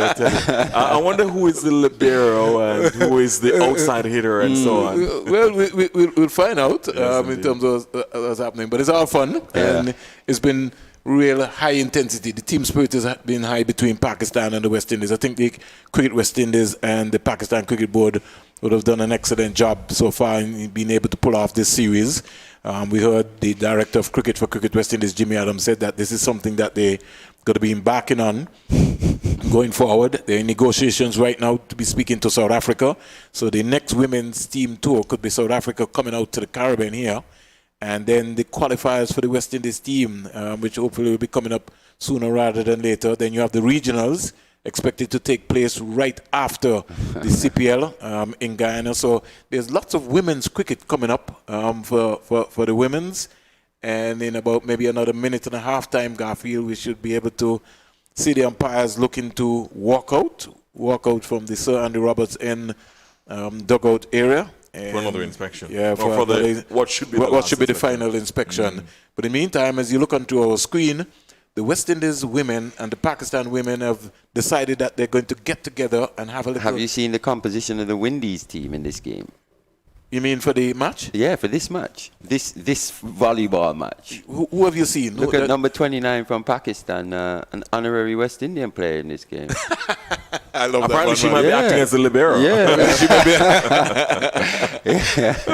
Extraordinary. Yeah. We're having a look at the family. It seems like 2 families or one family who are coming out for a picnic. I mean, it's just extraordinary. So they're, instead of watching cricket for now, they're watching volleyball. Why not? Well, at least they're not. Sports. At least they're not going to the. There's a big fete today at Coolidge. Yes, it starts at 2 o'clock. Yeah, 2 to 8. it's a massive The fete. first approved fete since the pandemic began. Since March last year. Yes. Extraordinary. I know the Antiguan public can't wait to get stuck into that one. Indeed, 300 fully vaccinated individuals. Yep. Menace and CP, they're going to be head to head. That's going to be a big one, and some other artists right there. Nazari going across to also maybe just welcome the fans who have come out to support West Indies and Pakistan today. So it's an exciting time right here. And even though there's been no play, we're bringing the action to you just to kind of just keep you going. Inspection in about another minute. Now we should see the umpires coming through the turnstile and getting themselves organized in terms of what's going to be happening. Folks, we also want you to know that even though there's going to be a big, massive fete today at the Coolidge Ground is that you can't drop your guard. Please.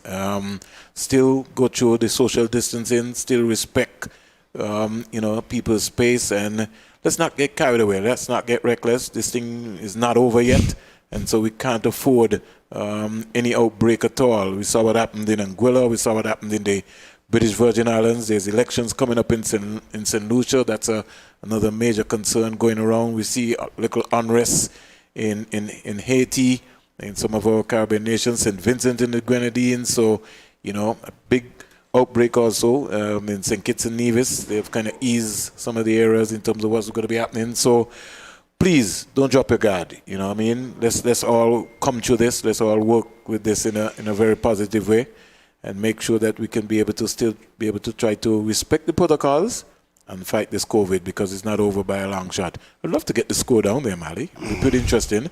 Mali, as we speak right now, I see Mr. Kitwai Black is walking out.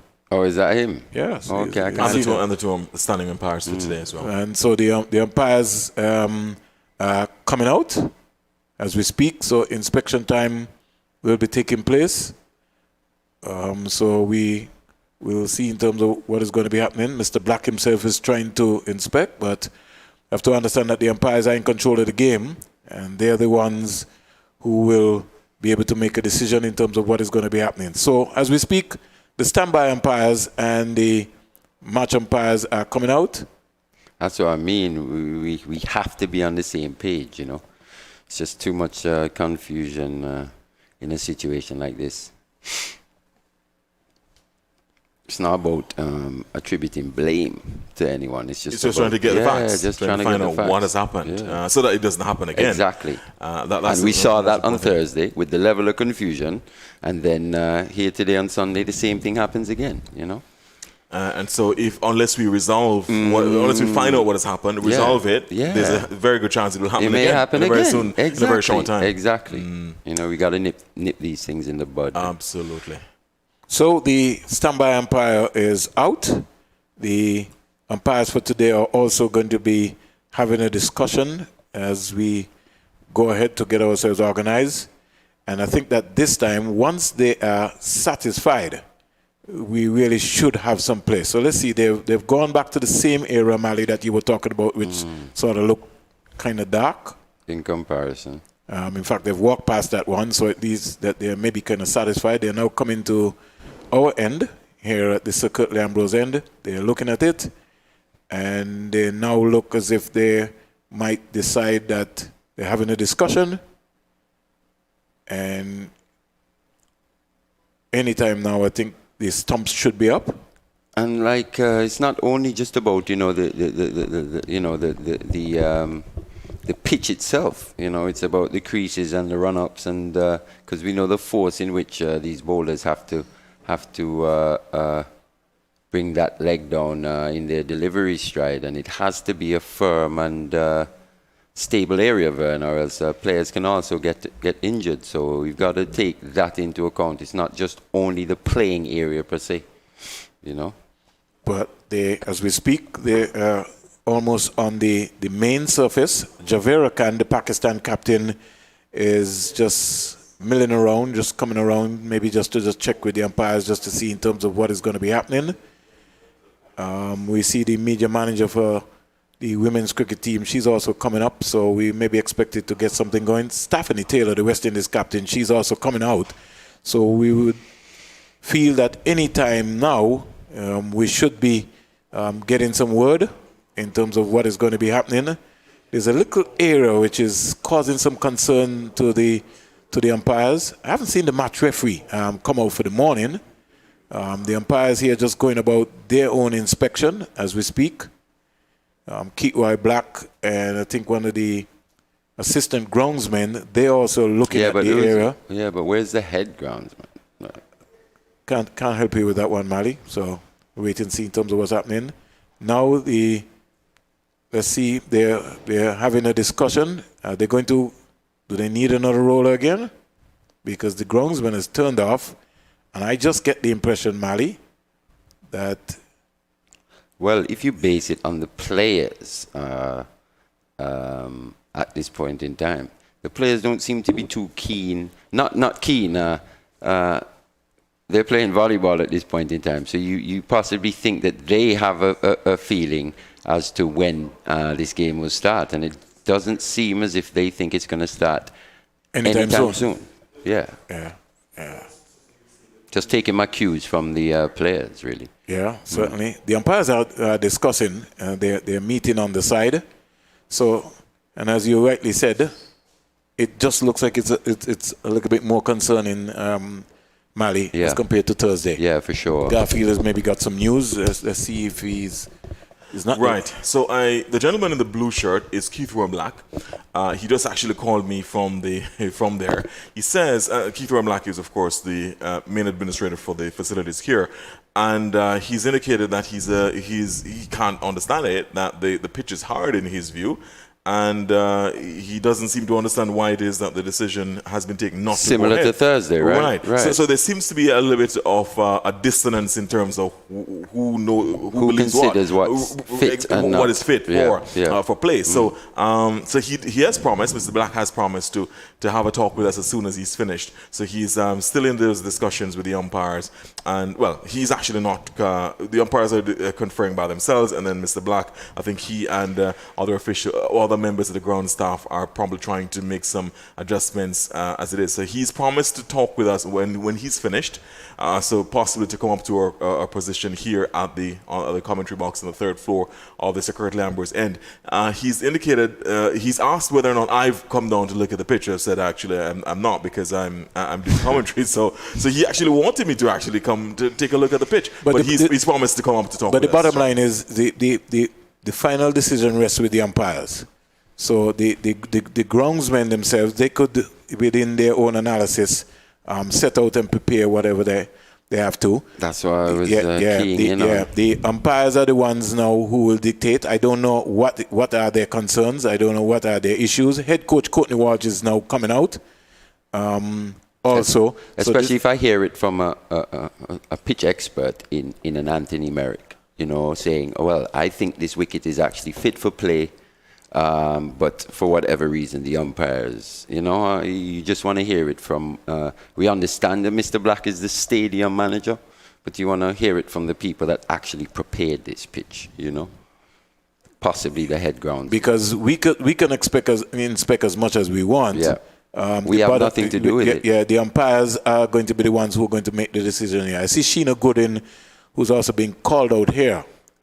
She is now coming up along with to maybe just meet somewhere in mid-pitch. And like I said to Mali and Garfield, I have not seen Ryan King come out for the morning here and inspect the surface. It's just been the umpires. They now look like they're talking to him via walkie-talkie. Courtney Walsh has now come out. And if I know Courtney Walsh, he would maybe just want to get the game going. The coaching staff for Pakistan, they're also coming out. They maybe might be a little kind of shocked themselves too, as to find out like why the umpires taking so long to maybe make a decision as to whether the game should start or not. And it's not like they're danger areas in terms of what's happening. It's far too much confusion. They've called up the captains now, Javera Khan and Stephanie Taylor on the side. And so there have been major discussions taking place. Let's hope that we get some cricket. I think that's what everybody wants, really. I think that's what the players want. That's what the coaching staff of the respective sides want. That's what a few spectators here who've wanted. They're getting ready. They've already been in position. It's almost like a picnic for them. Exactly. And it's just very disappointing that whatever the issue is, doesn't seem that there's a meeting of the minds on it. It seems that everybody has different opinions on what needs to happen. But it's also important to remember that the players are central. We've actually come here today to watch the players, to watch a game of cricket. Indeed. We haven't come here to talk about stadium managers and even head groundsmen. Precisely. So the fact that we're talking about that means that there's a big problem. Exactly. Exactly. The confusion, can be avoided. And I think that's what is the real disappointment here. From if it's excess moisture, it's excess moisture. Right. Fine, but to have differing views about when it is ready, it is rather, not only disappointing but almost inexplicable. Yeah, because like it why? seems right. In other words, there has to be a standard in place for when it is acceptable. Exactly. And ultimately the umpires make that determination. But I think that the umpires might want to explain to the officials there and to the teams and to the captains and to the respective coaches what their concern still is. And I think that's what possibly they're trying to explain now. I think the two captains, Stafford Taylor and Javier, are kind of having a discussion with the two standing umpires and the reserve umpire about the situation. And I think on the one hand, I think Mr. Black is trying to pull his ear out because I think he's trying to figure out what has happened here, and he's trying to get. He wouldn't be involved in the conversation for sure.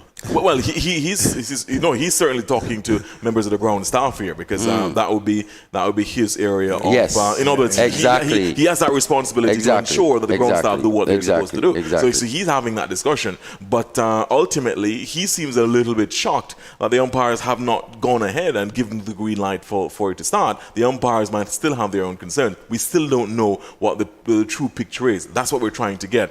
And I think that we're trying to get the information as it is unfolding, meaning as the discussions are taking place. So, it is one of those situations that we hope can be resolved very quickly. I mean, this kind of a situation where we're talking about a pitch, when the pitch should be perhaps the most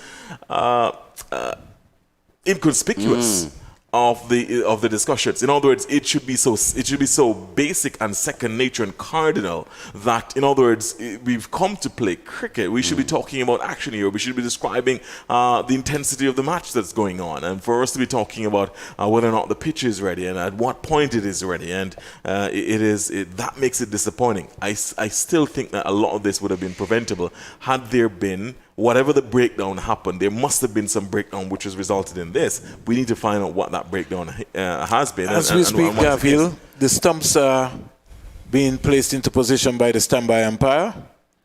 We see Stephanie Taylor and head coach Courtney Walsh having a discussion. So we will now know that there will be a reduction in overs.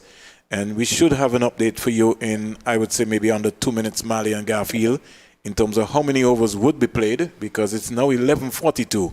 10:42 in Jamaica, and so I can't see this game starting, I would say maybe Mali 12:30. Yeah, that's what I'm thinking. Because the players have to get some chance to warm up. Again, as we still see them engaging in their match. fiercely competitive volleyball match.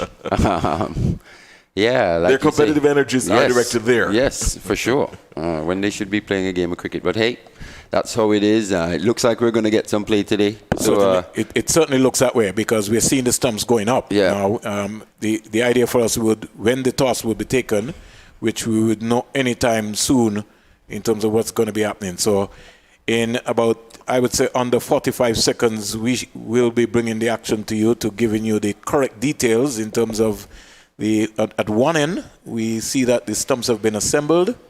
And any time now, maybe in another under 45 seconds, we should be able to give you an update, a clearer update in terms of the positioning of play, so that we could get ourselves going here at the Sir Vivian Richards Stadium. We know that this is needed, and we got some more folks coming in, Garfield. Yes, and it's very good to see the chairs. Yes, indeed. It's good that it's good to see spectators at a game of cricket. For the first time, certainly since we've been carrying cricket this year. I mean, we've covered we've covered Super 50 at Coolidge. We've covered the Sri Lanka series at Coolidge and here, and now we've been covering women's cricket, the West Indies women against Pakistan, and it's good to see for the first time. Well, certainly there was. There would have been spectators at earlier in this series, the ODI series, but I think this is the most spectators we've seen so far. As I speak to you, Garfield, sorry to interrupt you. The toss will take place at 11:55, and play will start at 12:10. So the toss for the West Indies versus Pakistan CG Insurance International Women's Series will take place at 11:55. According to your watch, Garfield, that's 11 minutes time? That is 11 minutes time. So in 11 minutes time, the official toss will take place for the one-day international match, West Indies versus Pakistan, at 11:55, 10:55 Jamaica time, and play will start at 12:10. Stephanie Taylor and the standby umpire having a discussion. Courtney Walsh is just inspecting the area, and maybe that will determine Taylor in terms of, when she wins the toss, who will bowl first or whatever. He's just confident he sorted out that area, and Taylor will be just waiting for a little while. So in about under 10 minutes' time, we'll have the toss taking place here at the Sir Vivian Richards Stadium, and for sure, we'll just waiting just to give you an idea now in terms of how many overs, because there has to be a reduction of overs. We'll also be bringing that to you and giving you an update in terms of what's going to be happening. Your thoughts, Mali? Windies, I'm sure, will be trying to get into the right frame of mind. Both teams, actually, right frame of mind. Like you say, game's going to start at 12:10. How many overs? We're not sure yet, are we? Could be. I could see this maybe being, maybe it could be 40. 40 or so. I think they got enough time that they can get in that. They'll maybe cut down the lunch break. But I think the teams are eager to play. So let's wait and see what the final analysis would be. And anytime soon, we should be able to get a comprehensive update in terms of how many overs would be played. So just in case you're wondering what is happening here at the Sir Vivian Richards Stadium, the toss will take place at 11:55 in St. John's, Antigua and Barbuda, 10:55, and then play will start at 12:10. Play will start at 12:10, and as we heard, it was excess moisture again taking place today, why we had a delayed start. The Pakistan team coming out now to get them anytime soon. The volleyball game is over. I don't know who would have won. We'll find out sooner rather than later. It might have been a drawn game. Yes, indeed. Sooner rather than later. But Garfield, I think we will be able to just take a little break for ourselves here. And when we come back, we will be back right here for you. I would say round about at 11:55. So our broadcast team will be back at 11:55. We want to thank our technicians and the folks on the television. So we'll be back with you at 11:55. At that time, we'll be able to give you an idea who would have won the toss, who will be the teams starting in the fifth one-day international ODI match, West Indies versus Pakistan. So on behalf of my commentary team, Sylvester Bouncing Joseph, Mali Richards, and Garfield Burford, I'm Vernon Springer. We'll be back with you at 11:55 with more details, and at 12:10, that will be the start of the game, the fifth ODI West Indies versus Pakistan.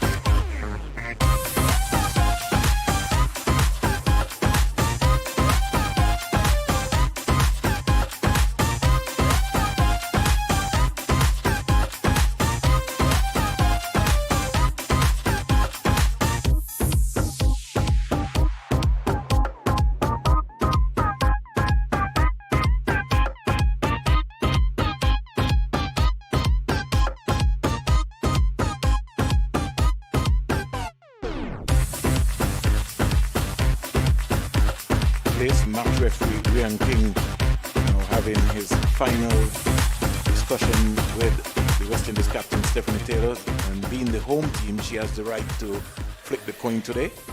And Javera Khan, they've already exchanged teams. She flicks the coin, and we'll wait and see in terms of what happens. Ryan King picks up the coin. Looks as if Taylor might have won the toss. We'll wait and see in terms of what's happening. Anytime now, we should be able to get the action going. I'm joined by Garfield Burford and Mr. Keitwai Black, the stadium manager for the Sir Vivian Richards Stadium. Good morning still, Garfield, and good morning to Mr. Keitwai Black. Good morning, Mr. Vernon Springer. Morning, Mr. Burford. Good morning, Mr. Black. Good to see you.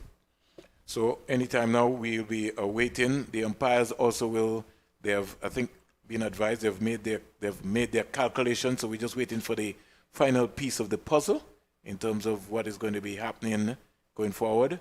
So we have Mr. Black in the studio with us. Garfield, you can take it over. Mr. Black, thank you so much for joining us. As Vernon said, Mr. Black is stadium manager. So just tell us from your explanation, in terms of from what you've been told, what happened this morning? Why are we having this delay? Well, when I got here, I was here earlier this morning. I got here like about almost 9 o'clock this morning. Game is scheduled to start at 9:30. I left. I got back. I'm now told that there's a delay in the game simply because well, when I went on the field, I heard both captains complain about cracks on the pitch. But then I was also told that the delay is due to moisture. So you have one party saying cracks, and there's another party saying moisture. I can rest assured, and I can say to the listening public that it's a one-day pitch. Preparation moisture from overnight, these things will happen. There are other umpires who would say to you that the game can play. Okay, fine, if the officials choose not to start the game. But I just find it difficult to understand the reason why we are starting at 12. I find it very difficult to accept the fact that we are starting the game at 12 o'clock, right, based upon overnight preparation moisture. It is as if we would have wet that pitch this morning, and that's not the case. Right, the pitch was sprinkled overnight as the norm, even if it's a test match or a one-day game. You do a little sprinkling overnight, and in the morning you come and you do final preparation for the game. The sun has been out all morning, after 9 o'clock until now. That's 3 hours. And up until 3 hours now, we're getting ready to start the game. I find that that's unacceptable to me. I don't see the reason for that. I went out there myself. I looked at the pitch, and I just don't understand the reason why we're starting at 12 o'clock. All right. So you're saying that when the ground staff turned over the pitch to the umpires, who would then, of course, have the final decision in terms of whether or not the pitch is fine.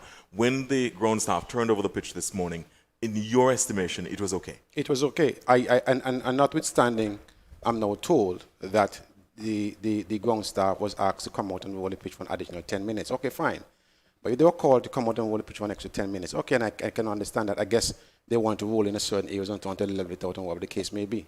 But to look at it, for 3 hours delay, all of us are involved in sports, in cricket. Mr. Springer, you're involved in cricket. Mr. Burford, you're into commentary and everything and so on. Look at 3 hours. For a match to delay for 3 hours, it tells me that it is as if, well, wetting was done this morning. You had to go maybe as if, well, you started doing your preparation from this morning in terms of wetting, and it's now we're starting this game. None of that was done this morning. Well, just to alert you, Mr. Blacks and Garfield Burford, the official advice coming out from the match officials is that the match delayed due to excess moisture on the pitch. And like I said to you, during the delay, we had a number of inspections that took place so that folks maybe can get an idea in terms of what we're talking about. The match, as we speak, Garfield, West Indies have won the toss and will bowl first. It's now reduced to 36 overs per team. 36 overs per team. But I just want to be able to just go through so that Mr. Black get an idea in terms of what's happening.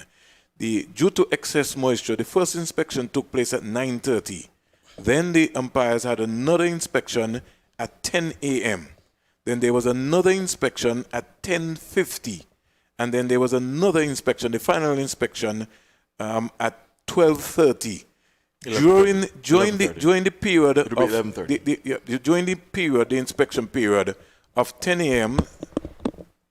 and 10:50, that is when the roller came out and rolled the pitch for 10 minutes. Between So, yeah, between 9:30 and 10:50. no, the umpires conducted another inspection at 10 a.m. 10, right? Right? And then we had another inspection at 10:50, right? And then we had the final inspection at 11:30. So in all, we had 4 inspections And the rolling went out between which? between 10 and 10:50. Okay, so Mr. Burford, so the game was scheduled to start at 9:30, Right. right? And they did an inspection at 9:30 because excessive moisture. So based upon the judgment of the match officials, they figure, okay, let's go back at 10 o'clock because there might be a possibility to start at 10 o'clock. Well, not to start at 10 o'clock, but to look to see if it's Where they okay are. at 10 o'clock. At 10 o'clock. Right. Okay, fine. See if it's okay at 10 o'clock. So it was that bad. It couldn't have been that bad because they decided to go back at 10. Now we're starting at 12. As I said to you, when I went out there just now, we had officials, the guys, the coaching staff from Pakistan was saying to myself and the assistant head ground staff, there's nothing wrong with the pitch. The game could play. So you saying who said this to you? Coaches from the Pakistan team. Pakistan team. Yes. What are the coaches from the West Indies team saying? No, the only person came when there was Courtney Walsh. I didn't have no conversation with Mr. Walsh. Okay. All right, let me ask you. In terms of the, what would have accounted for the rolling between 10 and 10:50? In other words, what would have been accounted for the rolling? It could have been different reasons. As I said, maybe, again, the moisture. Could have been that. Could have been a situation where maybe they see maybe cracks and they want to level them out or whatever they keep. I don't know. I don't know.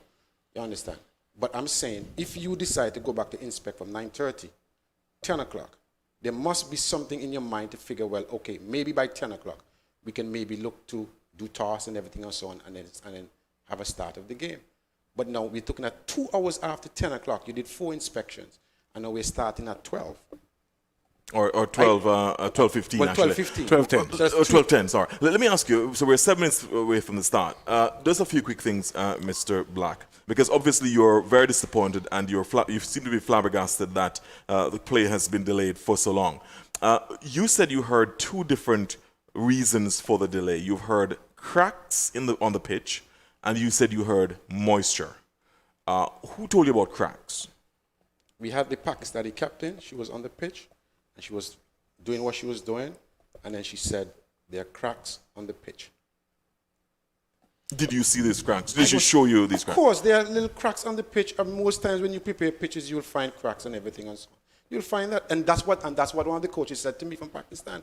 They play cricket all over the world, and you have cracks. That doesn't mean that they're going to open. It's not a test. It's not a test match pitch. It's a one-day pitch. So the captain for Pakistan was pointing to cracks On the but pitch. the officials of Pakistan were saying One of the officials. one of the officials said it's okay. Yes.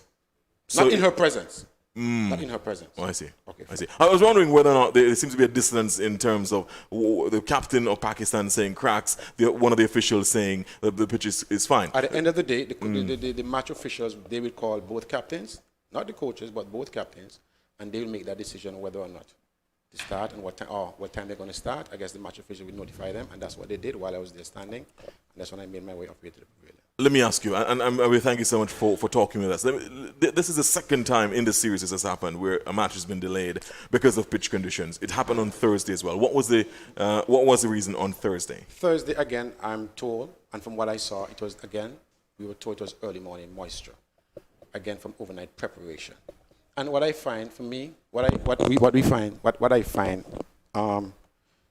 some things went out from the media. I guess maybe from your end, because ABS is the only broadcasting along with Facebook, whatever they're doing via the Facebook. And You're on YouTube I am and Flow on as well. YouTube and okay, fine. But for me, it's rather disappointed. The guys, the ground staff, and I'm going to continue to applaud them for their effort. I know we have our challenges here at the stadium, but I will continue to applaud them for their effort because we have been having cricket here since way back for the year, from the start of the year to now. With the Sri Lanka series. Hardly any break. Well, even before that. Hardly any break. And it's as if, the guys are not perfect. They will make their mistakes from time to time, like all of us do. And I'm saying that for the beating that they got because of a 30 minutes delay on Thursday, that's unforgivable. That's not that it's unforgivable, but I just find that rather strange. I think the media need to be a bit more responsible with some of these things. And as I said when I came in here first, and you said, and I'm told that your opinion doesn't really, in terms of, wouldn't really, well, if I'm quoting you wrong, you can help me there. But I guess what the officials are saying, that's final. They're the ones who make the call. In other words, the final decision rests with the umpire. Rests with the umpire. But if I'm a media person and I go, and I'm given permission to go and have a look to see what is happening out there, then I can also come with my own opinion.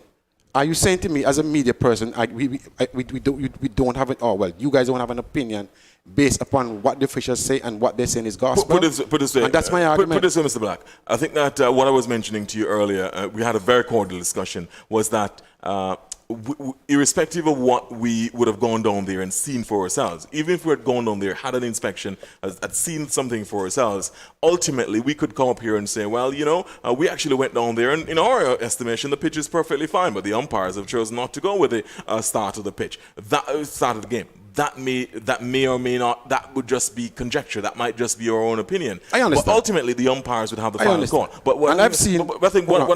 I've seen test match pitches, not only here at the stadium, but in other venues where you have a little crack there, a little crack there, and the guys there doing the inspection look back, and they would have made it clear, I'm quite sure maybe by day 3 or day 4, these cracks are going to open up and this is going to happen. And they start to analyze and tell you what is going to happen, what will not happen. And you're saying to me, you have 1 or 2 cracks out there on a day, on a pitch for a 50-over game, a one-day game. And all the game that they were, if you go and look on all the pitches, the teams, they're here actually every day and they're out in that same square, every day playing cricket. The same square. And there's nothing wrong with it. Let me ask you, when the pitch finally, because the players are actually coming out, the umpires are out already, when the pitch was actually turned over to the umpires, this morning, was there in your view any concern? No, I wasn't. I can't answer that because I wasn't here when it was actually Did the ground turned over. staff explain to you that did they inform you whether or not the umpires at that point had raised any issue about cracks, or was it an issue about moisture? It was moisture. This morning when it was turned over, it was moisture. When I went on the pitch and I got out there, they said, then I overheard it was cracks.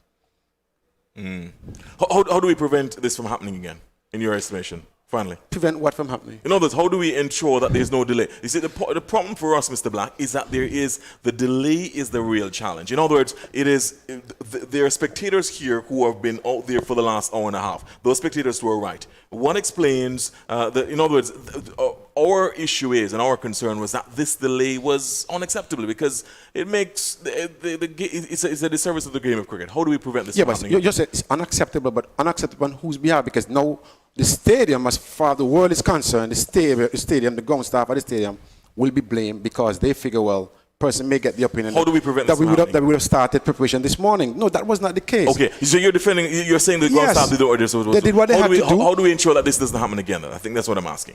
I don't know. I honestly, I don't understand what you're asking me, Mr. Burford. I'm sorry.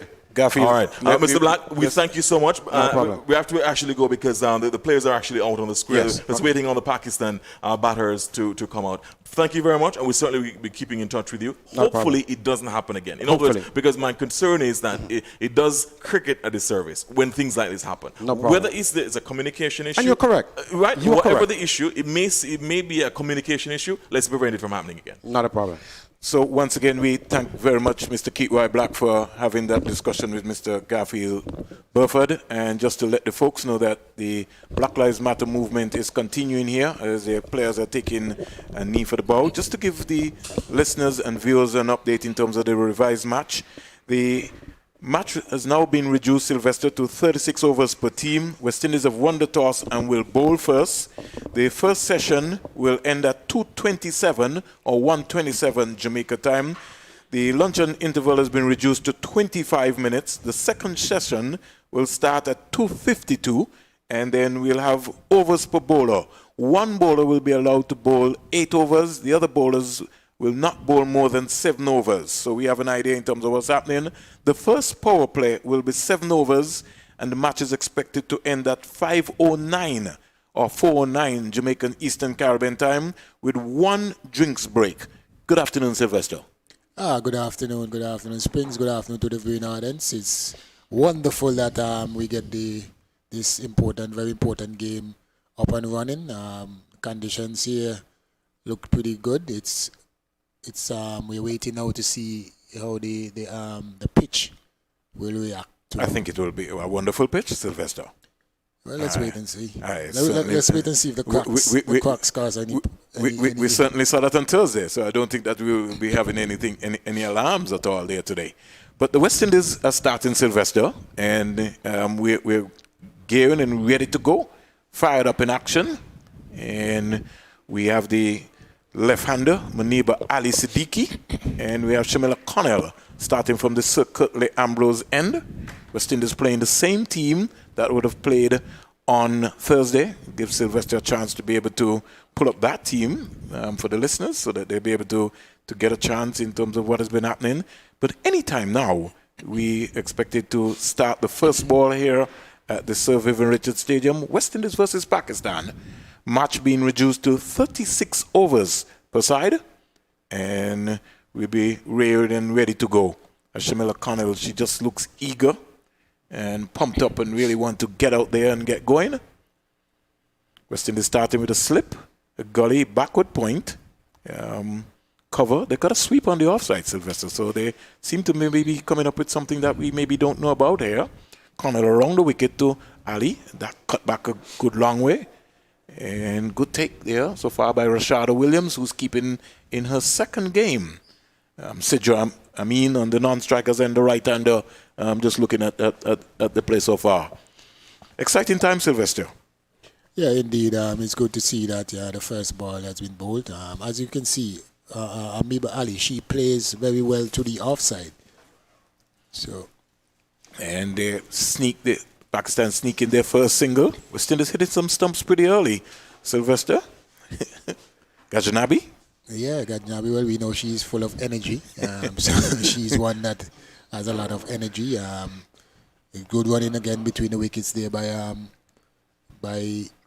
Amin. Amin and Ali. Yeah, looking. Amin normally, from what we have seen from the last game as well, she looks always to score. Even though she tried to occupy the crease, she looks to rotate the strike. She looks for every possible single. And it's a good support, I think, for Ali. In terms of the field placement, now we have the fine leg and the third man in for Amin. Umpires for today, Sylvester, Jonathan Blades and Verdine Smith, with Mr. Danish Ramdani being the standby umpire. Amin gets her first delivery from Connell and sort of lazy, leaned onto it. Hands went more or less. It was almost like a wide delivery. Deandra Dottin coming around there from the backward point area, as Sylvester has always said. She owns that area. As long as the West Indies women are playing and Dottin is playing, she's going to occupy that spot. One without loss. Muniba Ali Siddiqui is on one. And Sidra Amin, who scored 100 in the West Indies A series. She's been elevated to the senior team. She gets a beauty of a delivery.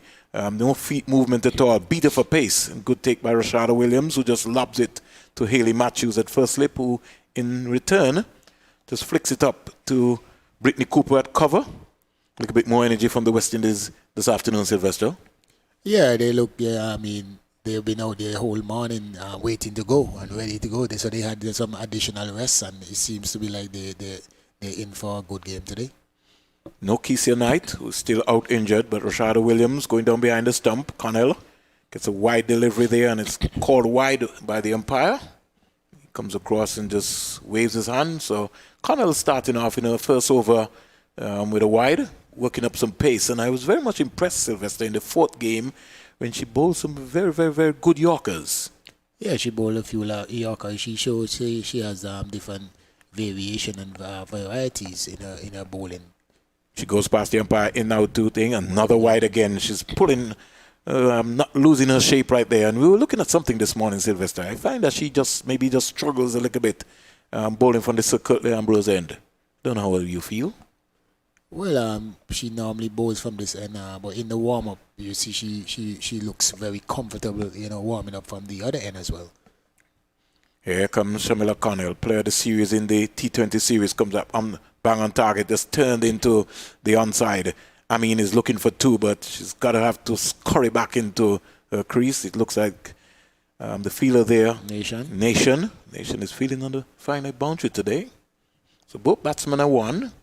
Connell's first over so far scores 4 runs, 2 wides, 4 without loss. West Indies winning the toss and deciding that they're going to give Pakistan a run out today. Back to the old The plan. strategy. Around the wicket comes Connell. Connell is having Muniba Ali Siddiqui in all sorts of problems. She was neither forward nor back, caught on the crease. But in the end, the first over is completed. 1 over bowled so far. Pakistan are 4 without loss. Yeah, and good start again by Connell. Even the Pakistanis, they're looking positive. Both teams are looking, animous. They really want to get a good start going. And the West Indies players, they look like they come to play today. They're dragging to their field. You don't see that lackadaisical attitude from the last game. I guess this is the final game, and they want to go out on a bang. Maybe they want to continue the trend like the men's team, in terms of the 4-1 situation, because they won the first 3, then they lost the 4th, and they won the last one, so they get 4-1. So let me see if that trend continues. They looked a lot more pumped, they looked a lot more focused today. And winning is a habit. Losing is also a habit. And so you want to be able to have that culture of winning. It doesn't matter who you're playing against. It could be Sylvester and his schoolboy team. You want to know when you come up against them that you want to crush them. And crush them you want. Chanel Henry gets the start today, Sylvester, and she's bowled beautifully so far. The West Indies starting with a slip. Hayley Matthews, a gully backward point cover, mid on, mid off, short mid wicket, fine leg, third man, and good pace there by Chanel Henry. And before, in a glimmer of hope, you'd realize it's been true to Rashada Williams. Sidra Amin maybe not woken up as yet. She's got to get her feet moving very quickly. Yeah, Henry bowls very consistent. I like her line and length. She has a little bit of pace as well. I think they are concurring about a second Ready to bring slip. yeah. Hayley, like she's orchestrating that move. Yeah, she wants a second slip because, Henry normally bowls that very consistent line and length, and in the last game as well, I see she nicked a few. One went just short of Hayley, and one went to hand, but it was a difficult chance as well. So Have to take those at this level, and it was an important catch too because Soil was on 2 at that point in time. Henry getting the support there massively, bang on target to Amin, who comes stylishly forward and just plays it up to Nation. So the West Indies now have 2 slips. Anisa Mohammed at first slip, Matthews at second. Connell is now moved from fine leg to third man. DeAndre Dottin, more or less patrolling into that area. She's starting from just outside the 25-yard circle to getting in there very, very quickly. Beaten for pace. Good delivery here by Chanel Henry. And no movement at all from Sidra Amin. She's just playing from a crease. Neither forward nor back. She's just looking to flash at that. But that had rushed through very quickly. Good take by Rashida Williams. 4 without loss. Muniba Ali Siddiqui is on 1. Sidra Amin is on 1. She's facing up to Chanel Henry, who's working up some pace. Goes past the umpire. Out the boat. She's back and looking to crack that. But she can't beat Kashona Knight, who's into the cover area. His backward point can't get that area there. And the West Indies maybe would have known something about Amin Sylvester. They know that she likes to play the ball a lot square on the wicket, especially when it's short and it's wide. yeah, well, they had some experience seeing her also in the 18 tour. Yeah, so Henry comes in now to bowl to Amin. She really looked to hammer that one in, and it really didn't get up. Well, Amin was looking for an expansive pull drive, but got a little under edge into the square leg area. Got a single, got off strike. She goes to 2. Muniba Ali Siddiqui, the left-hander, she comes into strike. West Indies moving around, trying to find some energy and get themselves going. They looked a lot more pumped for this game. And they'd really want to end on a high note, on a winning note. yeah, we know. I believe if they play to the best of their ability or even close, I think they would be the better. They have shown that they're the better team, and I think they will have a good outcome. If they play as we know that they can play. Would you have had 2 slips also for Muniba Ali Siddiqui? See, we've gone back to 1 slip. Here is Henry, right up to Muniba Ali Siddiqui, and she had to come down on a quick Yorker. In the end, played it well. 2 overs bowled. Pakistan had 5 without loss. Amin is on 2 and Siddiqui is on 1. 2 overs completed, Sylvester. Yeah, I can see in terms of the field placement with the fine leg and the deep backward square for the left-hander, because she seems to me like her ball goes into, the left-hander and away from the right-hander. So, she decided, the captain and herself decided that they prefer to have the coverage. Because even notice the shot, they had a short third man instead of a third man and a fine leg. So they understand that she's bowling just about middle and leg, and the ball is coming into the left-hander, so they wanted the protection on that side. I don't have any real issue with that.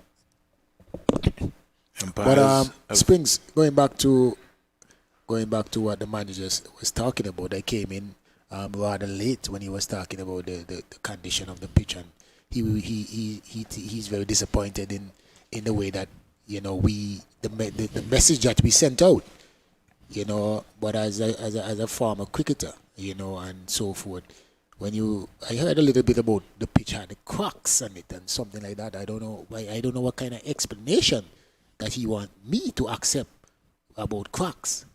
Connell down the onside. That seemed to have brushed Amin's tie pad, so it wasn't signal a wide. Good take there by Rashada Williams. Score remains on 5 without loss. Went over number 3, and Connell starting her second over. And I think, Sylvester, that's what I was saying to Garfield and to Mr. Blacks. The umpires are in charge of the game, right? And so we have to be able to respect that. It's not our opinion.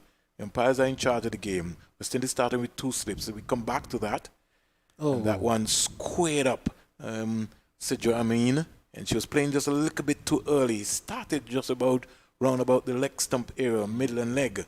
And she just playing from the crease. She was caught in 2 minds. And luckily enough, nearly spooned the catch there to DeAndre Dottin. West Indies Connell working up some speed here. Getting her rhythm and her strike pattern right. We're in the number 46. Is it now to Amin? And that's going to be a wide delivery.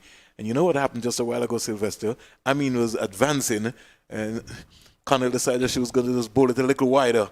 And she just went outside of the radar. Yeah. 6 without loss.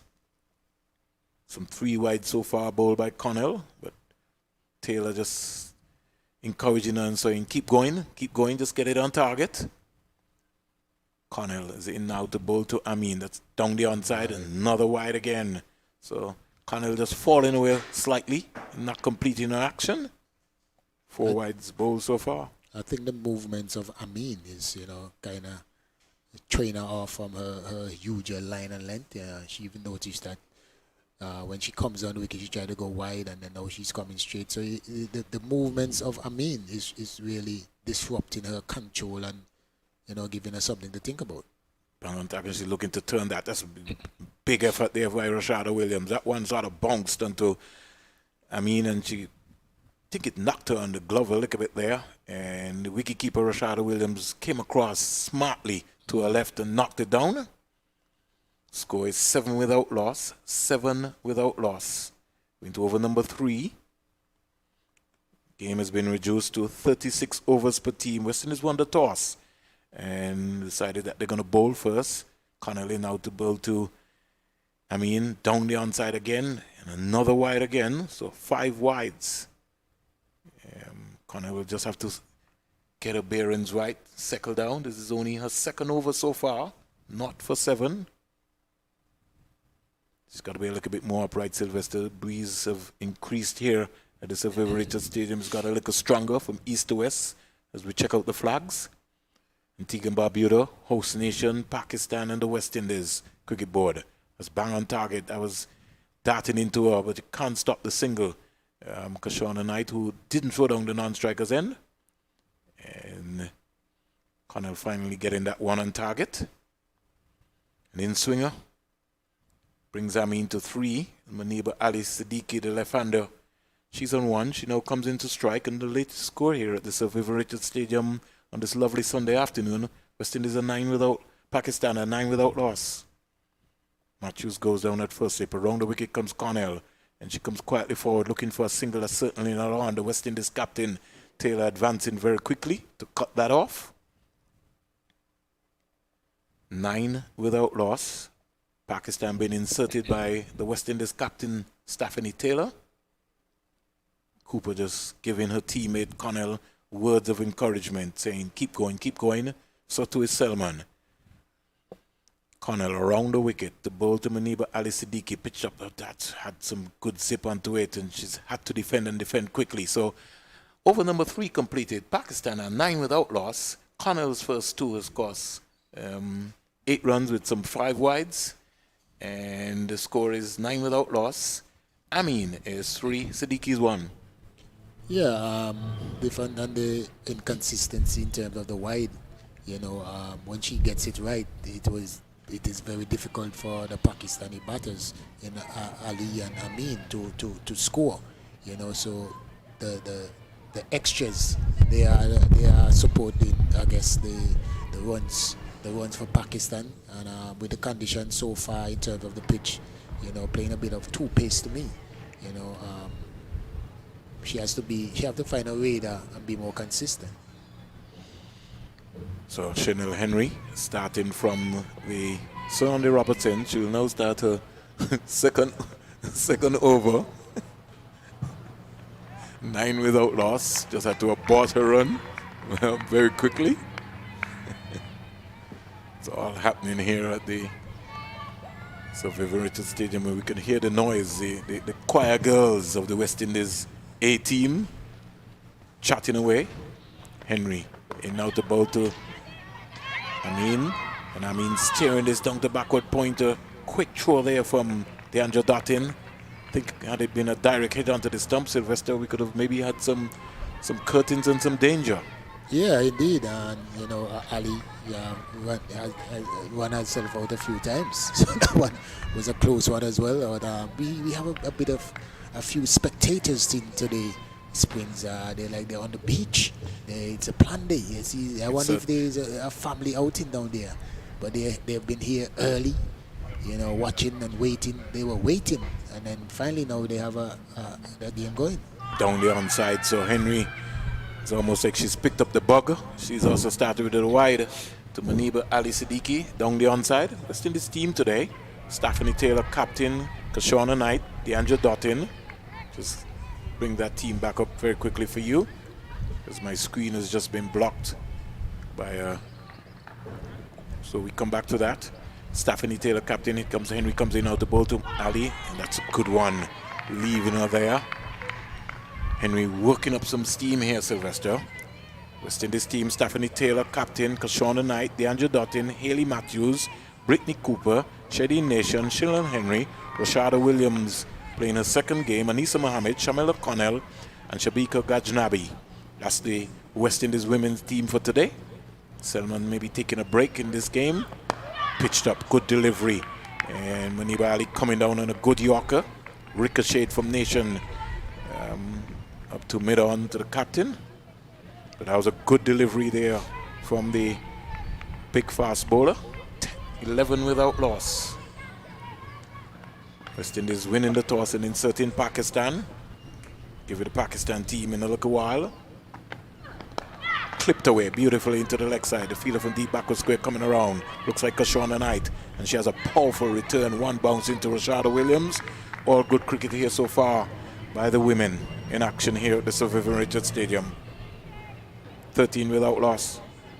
In fact, it should be 12. I'm giving Pakistan an extra run. The Pakistan team. We see Javera Khan, captain, Maniba Ali Siddiqui, Sidra Amin. As we break for a while as we come back to the Pakistan team. Little inside edge there from Amin going down to the final boundary. Rashada Williams is charging after it. They're coming back for 2. If they're interested, they might come back for 3, but they've changed their mind. And we get a little leg by signal here by the umpire. So the score goes up to 14 without loss. Amin remains on 4. Maniba Ali Siddiqui is 2. 14 without loss. We're into over number 4. And Chanel Henry, I like her approach. She's really hitting her straps, hitting the crease. And she looks good. Bowling to the right-hander. Amin comes in out the ball to Amin. Amin gets a back of the length delivery. She's just have to defend. Nation comes across. Over 4 Over number 4 completed. Pakistan have 14 without loss. Amin is 4. Maniba Ali Siddiqui is on 2. And the West Indies are getting through these overs very quickly. Yeah, so far, I would really love to see that one of the offside fielder, be placed at fine leg for Henry when the right hand is on strike, because I think with the field, we have a 7-2 field. She's one-dimensional in bowling outside the off stump, and I think the condition of the pitch, like it's playing a bit too pace. I think sometimes she can bowl a little bit more straighter, and with the fine leg with the protection. I think one of those cover fielders, when she's bowling, can be at fine leg. Connell around the wicket, and Maniba Ali having a go at the delivery, which she was neither forward nor back. It was just the hands moving, caught a little bit onto the crease. And as Sylvester said, because the wicket is playing a little too pace, Maniba Ali, Siddiqui and Amin in a little danger area where they neither want to go forward nor back. And the West Indies seamers are bowling with a little bit more zip here. Consistency. Bang on target. She's got to defend that back of the length delivery. Can't score Maniba Ali Siddiqui. West Indies are real pumped for this game. Could hear the chatter. They're moving around. 14 without loss. And Amin and Siddiqui are not allowed to get off on a flyer start. The power play will be first 7 overs. Into over number 5. Here is a delivery. Banged in short and firing away at it was Maniba Ali Siddiqui down to the vacant fine leg boundary for 4.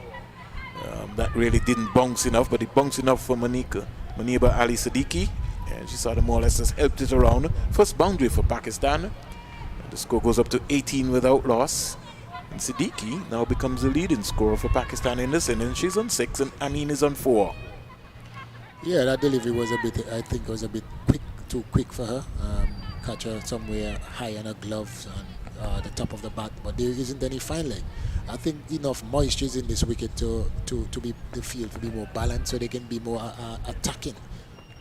Here is another delivery being played onto the offside. Dottin coming around there from her favorite area.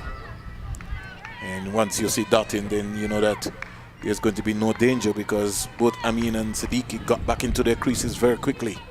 And the presence of Deandra Dottin will always send quivers to the batters.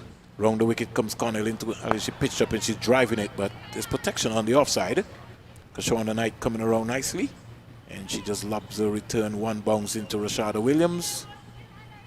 Score goes quietly to 19 without loss. Finally, we have play here at the Sir Vivian Richards Stadium. Maniba Ali Siddiqui goes to 7, and Sidra Amin, the right-hander, she comes into strike. She's 4 from 15. And Connell into the 3rd over, not for 13. Comes in now to bowl to Amin. Amin is back and steering this out to the cover fielder in Brittany Cooper. And 5 overs been completed. The West Indies are getting through these overs. Pakistan are 19 without loss. Maniba Ali Siddiqui is 7, Sidra Amin is 4. And Connell's first 3 overs has scored 13 runs. Yeah, good start here by the West Indies bowler in Henry and Connell.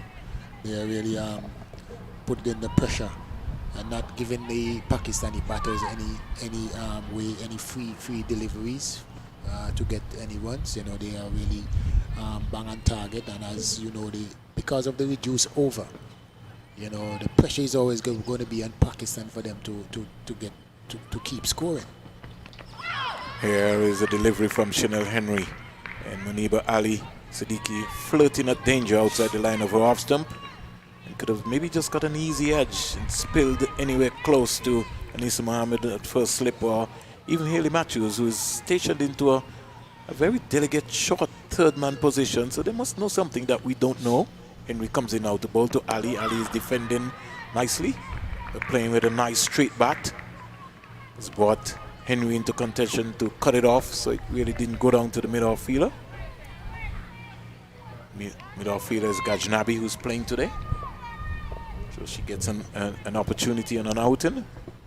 With the game reduced to 36 overs per team, it means that one bowler for the West Indies will bowl 8 overs. Here is Maniba Ali steering this.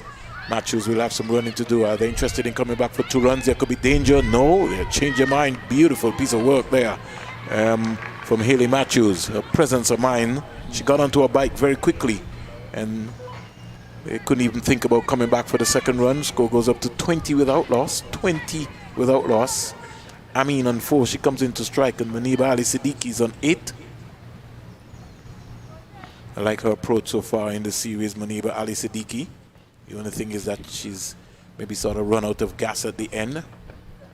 Here is Amin just steering this down to 3rd man. Coming around from the 3rd man area is Shamila Connell, big, strong West Indian fast bowler.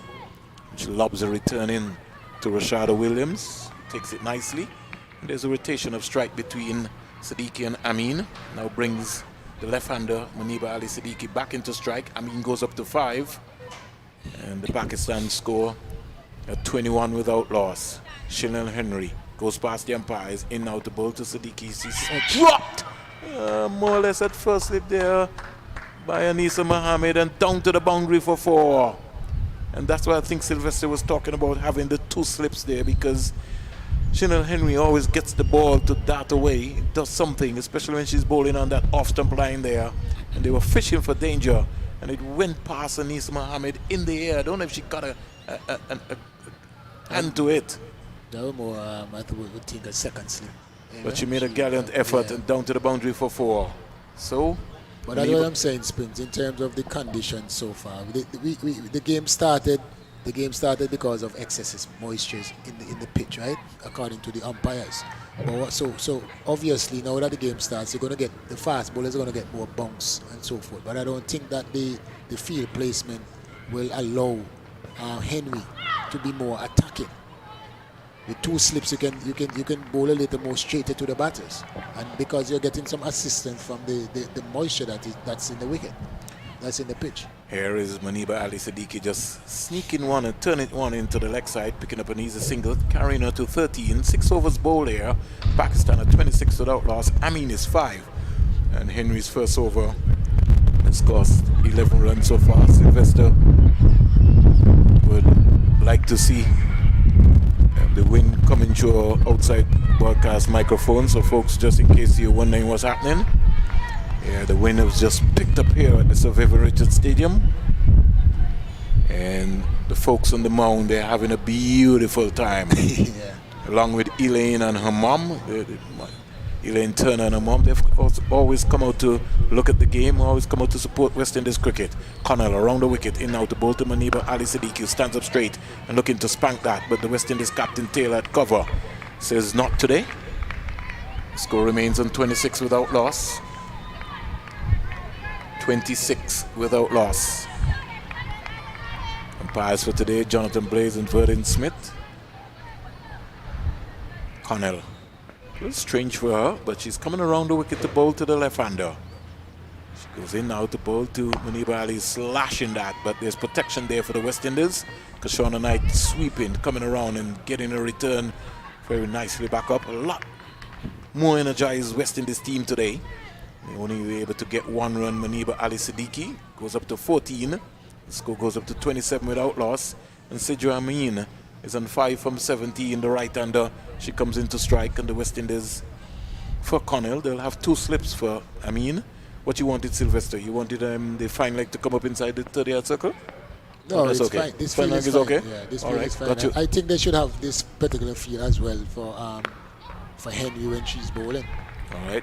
Sylvester just making his assessment. Former captain. Bang on target there is Shamila Connell. And Amin had to defend a delivery which was climbing at her. Hit the back real hard, as you could have heard it. So she's working up some pace here. Shamila Connell. Not for 14. Pakistan 27 without loss. Into over number 7. The first power play. 7 overs. Connell searching for success, searching for an early wicket for the West Indies. They've got 2 slips, plus Rashada Williams waiting. Comes in now to bowl to Amin, that banged in. And That's what she's looking for. And she's not afraid to bowl. Some quick deliveries, Sylvester. Yeah, and that, as I said, she's a big and strong fast bowler, and you can see that she has a good short ball in her repertoire. And a good Yorker. Yeah, and the conditions are suitable for such. And I like the way that she vary her deliveries, and that's good to see. Down the onside, and the umpire will signal wide. Every now and again, she just loses that radar. 28 without loss. I think she can bowl faster, more I personally feel so too. Sometimes she tend to, because when she's bowling the short ball, you can see that the energy and the effort is still there. I mean, you have to have the effort bowling the short ball, really, but she can be more consistent and with more pace.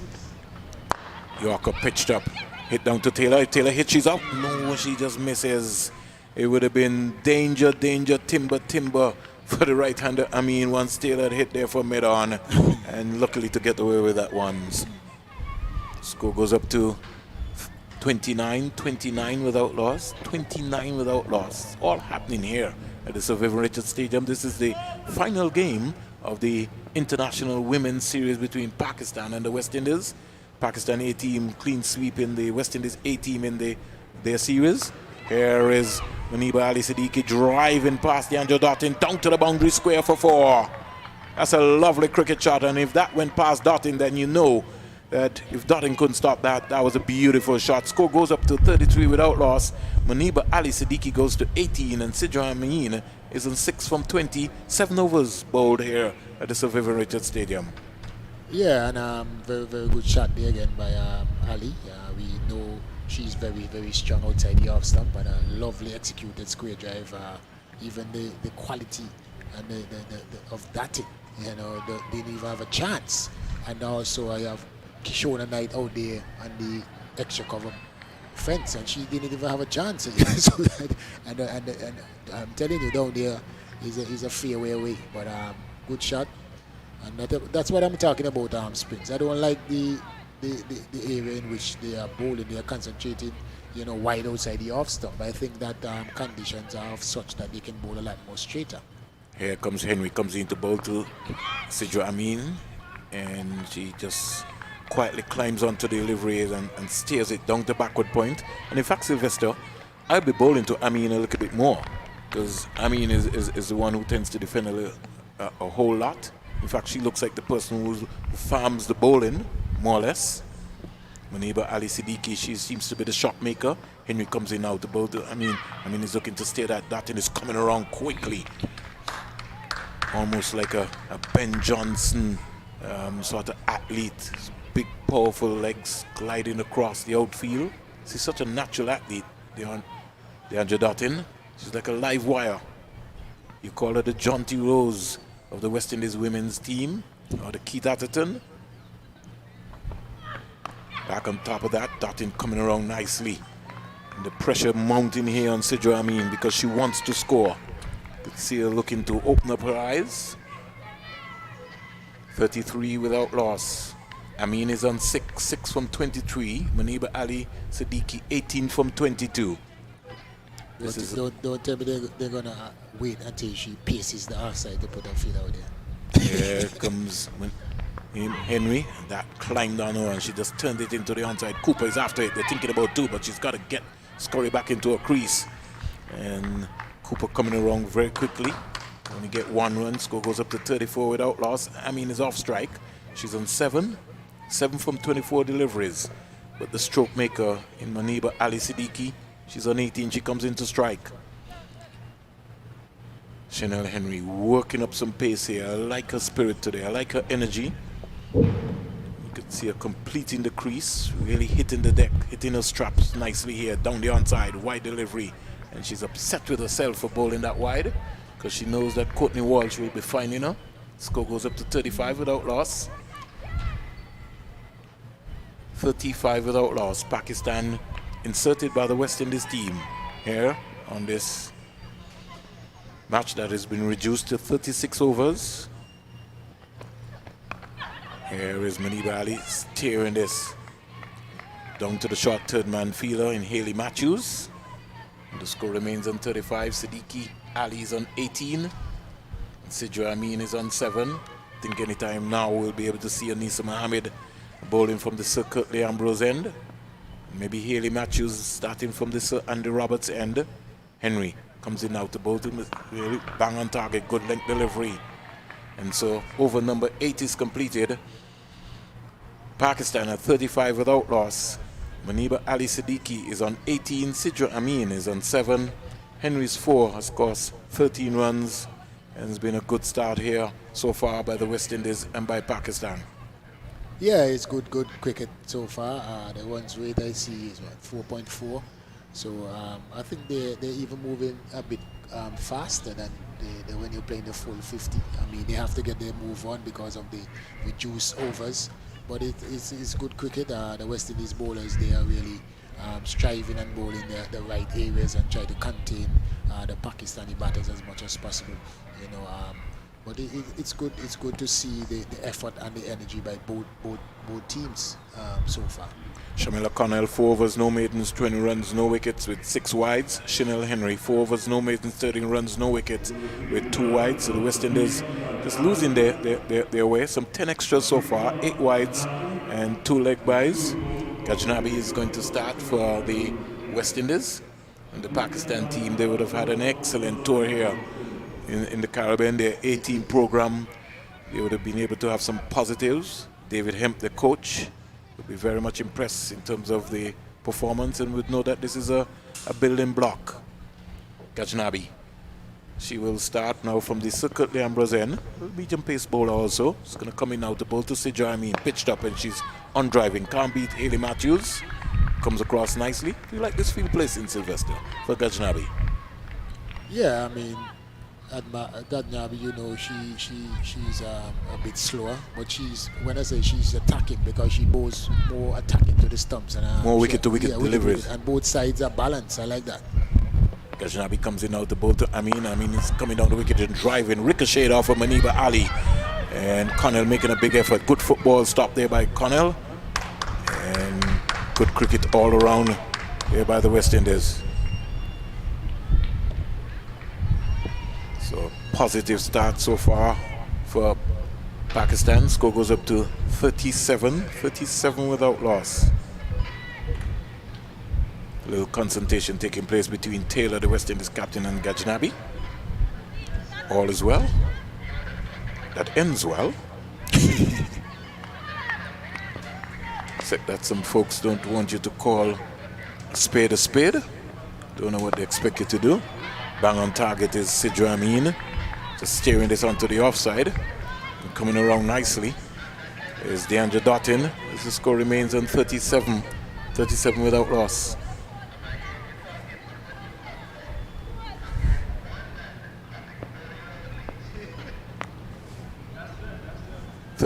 Without loss. He's back and looking to punch that. And can't beat the backup point field at the end of this over. Will be the voice of Garfield Burford. Will be stepping in very quickly. It's a pity he never came and said that when we were complimenting the groundsmen for all the good works that they have been doing. Danger. And in the meantime, Haley Matthews just missing on the non-strikers in there. And as long as the batters communication is not right, Sylvester, you know that there's always going to be a contention for a run out. Had Haley Matthews hit there, I think that Amin could be in a little bit of a spot of problems. In the meantime, she's picked up a 10th run. The score goes up to 38 without loss. Muniba Ali Siddiqui is on 18. She comes in to strike. This time, Gajnabi is going to come around the wicket to bowl to Muniba Ali Siddiqui. She comes in now to bowl to, she's driving but can't beat Taylor. So 9 overs completed. Pakistan are 38 without loss. Gajnabi's first over cost 3 runs. Muniba Ali Siddiqui is on 18. Sidra Amin is on 10. More comments from you, Sylvester, and then a little bit of voice. For the first time in the ball by ball, Garfield Burford. Yeah, good start there by Gajnabi. We know that she's a very steady bowler. She knows exactly what she's capable of doing. She has the skill. She has shown that she has the skill to, be consistent in her area. She's not as fast as Connell or Henry, but she's very effective, you know, in bowling her areas. Welcome, Burford. Very good morning to you again, Sylvester. Great to be back with you. Our thanks to Vernon for the first stint there. Pakistan women 38 without loss. It's a 36 over match. And just a very short delay in the action here. Just a short break as the players get some refreshment. We've had a significant delay. We started at 12:15, should have started at 9:30. The official information was that there was excessive moisture on the playing surface. 38 without loss, so that's behind us. Of course, we await better and further particulars. I think that there has to be a meeting of the minds, certainly a discussion among all the stakeholders in terms of trying to find out what exactly happened this morning to ensure that it doesn't happen again. But as it is, that's behind us, and now we are inside the playing action. 38 without loss, 9 overs gone. Siddiqui on 18 from 25, Amin on 10 from 29. The current run rate 4.22 as some spectators begin to continue to enjoy the action. This is a sweep shot by Amin down to a fine leg. Miller Connell running around to her right to do the fielding. 2 more runs to the score, 40 without loss now. And Amin moves on to 12. The score 40 without loss. With her at the long striker's end is Muniba Ali Siddiqui. She's on 18 from 25. 4.36 the run rate. Glorious conditions here. The Vivian Richards Stadium. The sun out in all its glory. And a very, very brisk wind just going across here. As here comes another delivery from Hayley Matthews. She's up to the wicket and bowls. And this one is turned. Looking for a quick single there was Amin. Not there. She has to retreat quickly to the safety of her crease. The first time for Hayley Matthews in, of course, she's bowling from the Sir Andy Roberts end. 2 deliveries bowled from, she's just having a quick discussion with her captain, Staffan Taylor, down there just before she makes another approach to the crease to bowl her third ball of the afternoon. 40 without loss, Pakistan. Siddiqui on 18, Amin on 12. The right-handed Amin faces up now. No slip in place. Here comes Hayley Matthews bowling with her cap in, and this one is just played quietly back along the pitch. Good delivery there, good variation being shown by Hayley Matthews. That one, quicker delivery, just had to push it back along the pitch. No, nothing else she could have done with that one. No, I like the way Hayley Matthews, you know, continues to vary her pace. She's very experienced, and she's a good batter. So sometimes she has the mind of the batsman. What you're trying to do. Indeed, this delivery is just turned down to a short third man position, running around from a backward point position from her left is Deandra Doughton doing the fielding. There is 1 run, so Amin moves up to 13. Siddiqui on 18 comes back into the strike, the left-hander. Let's see what the field will be for her. The field shifts around just a bit. What do you make of what will be a good score, Sylvester? 36 overs. The match now into a 36-over side match. What do you make of what will be a good score on this one? I get to think on it a little bit. I'll get your views after this delivery. Next delivery from Hayley Matthews. She's coming into bowl the 5th delivery, the penultimate delivery of her first over. None for 3 so far. 41 without loss. Here comes Hayley Matthews bowling around the wicket to the left-handed Siddiqui, and this one is quicker delivery, just coming into her, just tucking her up, and she just had no choice but to just push that one quietly back into the offside. There is no run. 41 without loss. Yeah, maybe about between 160 to 180, 90 should be a good score. But the pitch is going to get better as you go along with the sun out and everything. West Indies should be in a better place. This delivery is just getting some bounce on that one, and just turned down back with a pointer, so a short third man position. No run. The end of the over there, the 10th over ball, the first over for Hayley Matthews, conceding 3 runs in that one. 41 without loss. Pakistan women put into bat while the West Indies women, Siddiqui, that's Muniba Ali Siddiqui on 18 from 27. Amin is on 13 from 33. The run rate 4.10. The latest score here at the Sir Vivian Richards Stadium. Yeah, but like Sylvester was saying, one. As we welcome Molly Richards to a good afternoon, people. Indeed. It's going to take some batting by this Pakistan team to get up there, though. Windies, I think they've got a perfect bowling lineup for a situation like this, and with the addition of Ghaznavi, a medium pacer who can take pace off the ball, it's gonna be pretty tough for Pakistan batters in this situation, Garth. Indeed. Thanks so very much to Sylvester, and welcome to Marley Richards. Ghaznavi, the aforementioned bowls, and this delivery, the right-handed Amin is just playing it quietly back along the pitch. There is no run. Ghaznavi does the fielding of her own bowling. 41 without loss, over number 11 being bowled, and the West Indies getting through their overs very, very quickly indeed. 36 over a side match. We mind you that we started late. Some concerns over the pitch. Here comes Ghaznavi up to the wicket, bowls, and this one bolder. What a delivery! And Ghaznavi is absolutely cock-a-hoop. That one going through a wide gaping gap.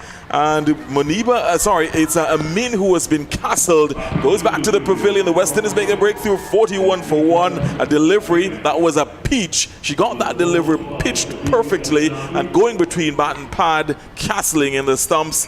41 for 1. Amin goes for 13. And a bowler like Ghaznavi, who bowls quite a few cutters. She rolls her fingers down the side of the ball and looks to get revolutions, almost like a fast spinner, Garfield. And on that occasion, and with this pitch having that excess moisture, earlier, causing the match to be delayed, the ball gripped in the pitch. It's a fantastic delivery. We were directly behind her bowling arm, so to see it go down from this vantage point, it was beautiful. You could see her just roll her fingers over the ball, and it just gripped in the pitch, and that gap that was left by the batter, she fully exploited that through the gap. And also, what's also key, in her first over, Rashada Williams was standing back to Ghaznavi. On this occasion, she was standing up. No, not allowing the batters the opportunity to try and get down the wicket to Ghaznavi and try and blunt her by getting closer to the delivery. So good cricket all around there from Rashada Williams and Ghaznavi, but Ghaznavi produced a fantastic delivery, Gav. What a delivery, a peach of a delivery. You hit the nail on the head, Marley Richards. She really pitched that one perfectly. And a bit of a gap left between bat and pad, exploited perfectly, and it's cannoning into the stumps. You could see the joy, the elation on Ghaznavi's face there. She really sprinted across with an upright hand, right arm to celebrate that wicket. So 41 for 1. The new batter for Pakistan is their captain Javera Khan comes to the crease, and wouldn't she want this one to be really come good here, because she has the potential, she has all the skills and the talent, but really hasn't been on show in this series, and so she certainly wants to ensure this match, her swan song match in the series, that she actually comes good here. Ghaznavi will have other ideas. There's a slip in place now in Anisa Mohammed at slip. As here comes Ghaznavi to bowl the first ball to Javera Khan. Bowls outside the off stump. Wide outside the off stump. Actually a full wide delivery. She was looking to just squirt it out square on the offside, but succeeded only in just getting the ball bubbling back along the pitch. There is no run. 41 for 1. What's been Javera Khan's problem, do you think, in this series, Mali? Is she just out of form in this one? We'll get your viewers after this delivery from Ghaznavi. Up to the wicket bowls, and this one is a shorter delivery, just back of her length, and she gets inside her crease. It is turning it into the onside. Shortish mid-wicket position. Shona Knight does the fielding. There is no run. 41 for 1. I mean, playing limited overs cricket, there is always going to be an element of pressure, be it from the scoreboard or whatever, but I think her problem has been the way she's gone about trying to construct her innings on this tour, Gav. She's just not, it's varied. At different times she comes out looking to play shots. Other times she's looking to be more circumspect and build a more traditional innings. And neither of her methods has worked, to be honest. So I'm at a bit of a loss, to be honest. This delivery, another delivery from Ghaznavi, playing it square into the offside, but looking to get a quick single was Javera Khan to get off the mark, but she has to retreat quickly to her crease. There is no run. Score 41 for 1 remains. You're absolutely right. She's almost caught caught in no man's land. She's looking possibly to go, blitzkrieg and to hit her way back into form. That hasn't worked. She's trying to play her way back into form. That hasn't worked either. This delivery is just turn into the onside to get a quick single. She's off the mark. Javera Khan is turning this dust behind square leg, getting one run. She sees off the mark. 42 for 1. The end of the over there from Ghaznavi, a successful one. 2 overs, 1 for 4. Her figures. 42 for 1 Pakistan women put into bat by the West Indies women. 11 overs gone. Muniba Alice Siddiqui on 18 from 27, and with her the captain Javera Khan on 1. In that over we saw the wicket of Amin going bowled by Ghaznavi. Yeah, it's actually quite pleasing to see Shabika Ghaznavi get her opportunity in this series against Pakistan. We've seen her in the T20s, especially against the Pakistan A squad. She looks to be quite the effervescent personality. She offers three disciplines, three dimensions to her game. She bats, bowls, and she's a fantastic fielder as well. So it's a great kudos to Coach Courtney Walsh and the rest of that coaching team for her elevation to this squad. Haley Matthews to start from the Sir Andy Roberts end, over number 12 bowling to the right-handed Khan, who just plays this one back along the pitch. There's a slip in place. You're absolutely right on that. By the way, just a little bit more cricketing action. The second T20 between England and Pakistan. England winning comfortably by 45 runs. They made 200. Pakistan limited to 155 for 9 in their 20. Here comes Haley Matthews up to the wicket to bowl. But slip in place, and this one is punched into the offside. Can't score. The short extra cover position fielded. The score remains 42 for 1. So England managing to pull one back. Pakistan were looking to complete the series, a 3-match series. They won the first one, so England pulling back the second. So it's all back down to the decider now with Sir Andy Robertson. Here it comes Haley Matthews, bowls, and this one rather interesting. She was looking to scoop that one over. It runs into the long leg boundary for 4. Let's see what the signal is. It's buys. So it missed everything. I think the bounce there surprised everybody. So here was, I think, a premeditated sweep shot being attempted by Khan. She went down on one knee, looking to scoop it down to a fine leg position. The ball just went over the bat, went past the keeper, down to the long leg boundary for 4. Welcome runs, 46 for 1. Massive premeditation there by skipper Khan. But if anyone's going to get anything out of this pitch, we've said it before, it's Haley Matthews, because she really looks to give the ball a hard rip. Here comes bowls, and this one is in the air. Easy catch, and Javira Khan goes. Another failure for Javira Khan, the captain. She goes for 1, and the Pakistan women lose their second, 46 for 2. And Matthews is in the midst of things. Her first wicket, 1 for 3 in her second over, and Pakistan getting another setback. And yeah, that shot that she played previously, that premeditated almost ramp that she was looking to play off Haley Matthews, that was the... you could see that that's a player with a muddled mind at this point in time. Like we said, she had tried to hit her way out of her bad form, and at other times she looked to consolidate and play a more traditional type innings, and it hasn't. Neither has worked for her. And today, once again, she just looked a bit rushed, a bit harried, not in control too much of her game. And to consider that she hasn't been out there very long. It just tells you the state of mind that the skipper from Pakistan is in at this point in time. Yes, so very disappointing series for Javira Khan. She's a much better player than her outturn of this series has shown. It's just one of those times when every player goes through it. At some point, you really have a torrid time. It's almost a nightmare, unforgettable series. Absolutely. And you can be very well-intentioned. You can practice as hard as you possibly can and do all the right things off the field, and it still doesn't go for you. And it seems to be that Javira Khan is going through one of those phases at this point in time. Indeed. She hopes that it will be an evanescent phase, hoping that it will end quickly. But certainly that's it for the series. The series for her is in the books, at least with a bat. Here comes Haley Matthews to bowl to the new batter, who is Umaima Sohail. Displays this one quietly into the covers and to a short extra cover position. There is no run. The score remains 46 for 2. So the 2 wickets going, 1 for Haley Matthews and 1 for Gajabi. So West Indies getting early success here. It's a 36-over match. This is over number 12 being bowled. Haley Matthews from the Sir Andy Robertson bowls and beaten out Sandy on stump. That one, getting some bounce on that one, and Haley Matthews just clasps her hands as if to say, what on earth should I have done to have actually gotten the wicket there? At the end of the over, so a wicket maiden for Haley Matthews. 2 overs, 1 maiden, 3 runs, and a wicket. A wicket maiden for her, getting the wicket there of Javira Khan, the captain, going for a shot over the onside. Only succeeded in getting a top edge, an easy catch for Anisa Mohammed running around from slips. So 46 for 2 after 12 overs. 36-over match, the third of the overs bowled so far, and Pakistan women getting early setbacks. And that final delivery from Haley Matthews almost looked like it went the other way. It didn't. It's possibly that natural variation there. Still looking to give it a hard rip, but for whatever reason, it just doesn't spin and just holds its line. And just almost taking the outside edge of the dangerous Sohail. Indeed. So it's Siddiqui now facing up to Ghaznavi, and this one is punched on the back foot, authoritative shot down to the sweeper Kashona Knight on the cover boundary, and gets 1 run. So Muniba Alice Siddiqui moving on to 19 from 28, 47 for 2 over number 13, and Ghaznavi will be bowling now to the right-handed Sohail, who's yet to get off the mark. She's faced 2 deliveries so far, so still a right-hand left-hand combination. Which is the West Indies. I think the bowlers have actually done well to adjust to the left-hand, right-hand combination. Oh, for sure. They've been very disciplined here today.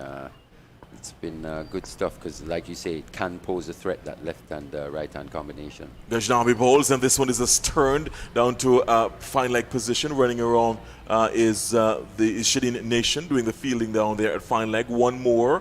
No signal from the umpire, so Bat was involved in that one. 48 for 2 now. And Sohail is off the mark. So the run rate has just dipped a little bit, 3.89. And of course, the best way, Marley, to actually get the run rate down is to take wickets. And that's what the West Indies have done. Exactly. They set Pakistan women back. 2 quick ones, and especially with the way Sohail goes about her innings. I'm quite interested to see how she does it here today, because she's a player that doesn't like to be rushed. Here comes Muniba Alice Siddiqui facing up to Ghaznavi, and this one is punched, full delivery, punched down to mid-off. Chanel Henry does the fielding, getting down on her haunches, does the fielding, so the score remains 48 for 2. Siddiqui remains on 19 from 29. Yeah, Ghaznavi still doing a fantastic job here, stringing these knots together and building that pressure. Hopefully the Pakistan batters. Oh, that one going down to third man, but obviously no slip in place. A vacant slip cordon, but had there been a slip in place, certainly a first slip might have had a challenge getting that one. Certainly a second slip would have which would have been one for that. But as it is, no slip in place, goes down to the third man. 1 more to the score, 49 for 2, and Siddiqui goes on to 20. She's going to be key, as well as Nida Dar, who is still to come. She's going to be key for the Pakistan women to get a good score here.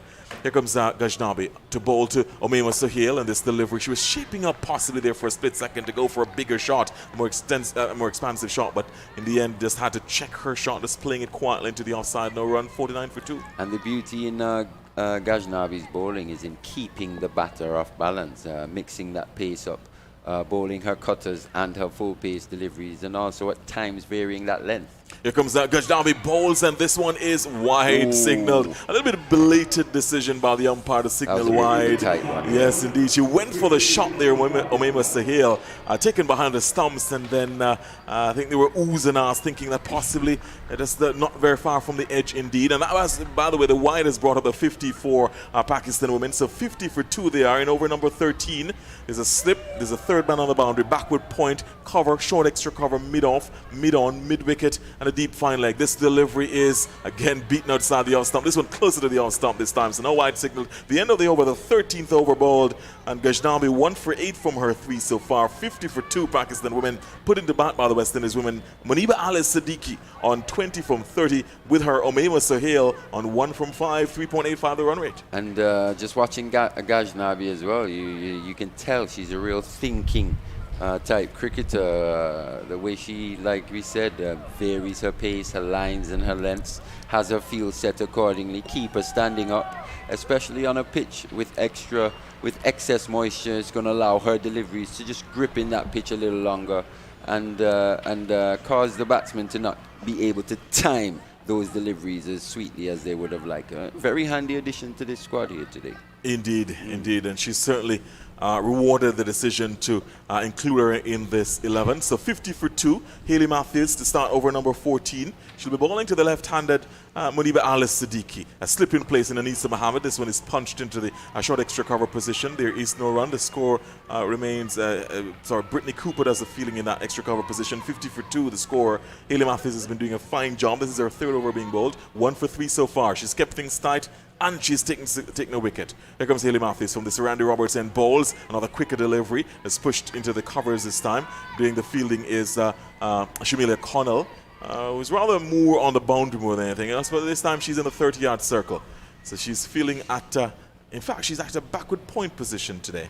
Rather interesting. Let's see where, doesn't seem that, I'm looking for DeAndre Dottin if she's on the field. This one is punched back along the pitch. She's the bowler gone feels, off, yeah. Yes, she has gone off because she pretty much owns that backward point position. It's Mangru in that position there. Indeed. Yeah.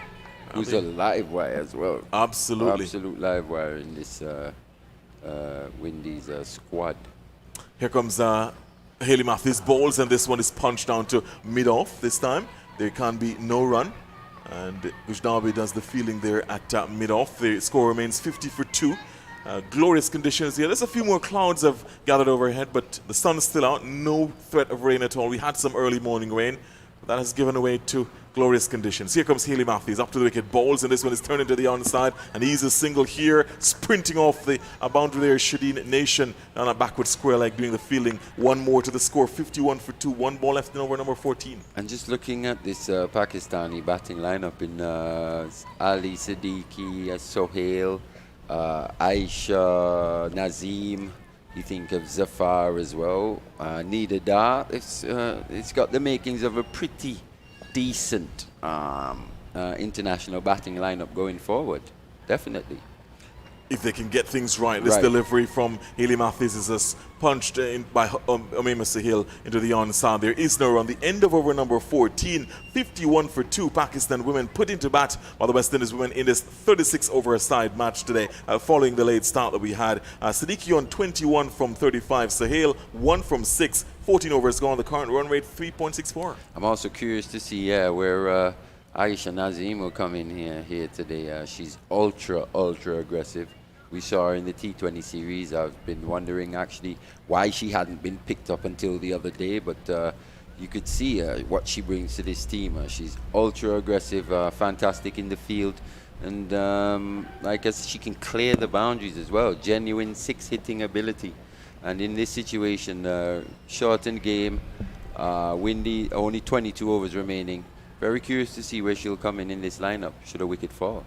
Here comes Gajnabi to start a new over, bowling, pitched up delivery, bowling to the left-handed Muniba Alice Siddiqui, punched back along the pitch. The bowler does the fielding off her own bowling, 51 for 2. And for the field for Gajnabi bowling to the left-handed Siddiqui, there is a third man on the boundary. There's a backward point. There is a cover, short extra cover, mid-off. There's a sweeper on the boundary. Here comes dead ball here. She just abandoned the run-up. There's a ball to it. She wasn't quite sure whether or not she had everything right. It's a dead ball signal. 51 for 2. Over number 15 being bowled. 15 of 36. Here comes Gajnabi to start him again to bowl from the Sir Curtly Ambrose end. Glorious conditions here. She's up to the wicket to bowl to Muniba Alice Siddiqui, and she gets this one. She'll get 4. Let's see what the signal will be from the umpire. Going down to long leg, and that will be 4 wides. Extraordinary. Just straying there. Missed everything. Yeah, for sure. Just straying down the legs of Ali Siddiqui on that occasion. Gajnabi maybe just trying something that's not too necessary here. Considering the field, you've got your sweeper down on that deep extra cover boundary, deep cover boundary actually. That angle from over the wicket with her cutters would be sufficient in this situation. Gajnabi, what will be her response? She bowls, and this one is just punched hard into the pitch. The ball just bounces over the bowler, going down behind her, running around from a mid-off position to field. One more to the none to the score. Chanel Henry does the fielding. Especially considering you've got no boundary protection on the leg side, apart from a fine leg. The angle from over the wicket will probably be better, in my opinion. Indeed, this one is just tugged down to Shamilia Connell down at mid-on. There is no run. You get the feeling that Siddiqui just wants to perhaps change gears. She's really putting some power into those shots. She really wants to really go hard at those balls, sometimes not really timing it as best as she can because she's really putting in the power. She wants to change gears. That's where the match conditions can also have an effect, knowing that there are only 21.3 overs remaining. Here comes another delivery from Gajnabi bowling to the left-handed Siddiqui. Punches this one. Very elegant shot in the V down to mid-off, down to Chanel Henry. No run, 56 for 2. 14.4 overs of 36. 2 balls left in over number 15. And that's the line right there. It has to be quite a way outside off stump. Can't afford for the batter to be playing into the leg side with this field. She bowls again, and this time pitched up outside the off stump. A quick single. Haley Matthews can't stop it. One more to the score, 57 for 2. and Siddiqui moving up by 1 to 22 or 40. Omema Sahel on 1 from 6 will coming back into the strike. So you see what they're trying to do here. The plan is for Siddiqui to really be the attacker, the aggressor, to really go on the offensive, and then Sahel possibly to play almost a foil to her. 57 for 2. Yeah, and we saw how the way Sohail played the other day. Yes, she scored at quite a decent strike rate, but her intent builds as her innings goes along. Omema Sahel faces up now in this delivery. Almost a slower delivery there. This one played into the V down to Chanel Henry at mid-on. The end of the over, 15 overs gone. Pakistan women 57 for 2. Put into bat by the West Indies women. 36 over a side match. Siddiqui is on 22. That's Maniba Ali Siddiqui on 22. Omema Sahel on 1 from 7. Current run rate 3.80. Remind you that the batters to be dismissed. Sidra Amin bowled brilliantly by Gujnabi for 13, 35 deliveries faced, and Javira Khan, her nightmarish tour continues.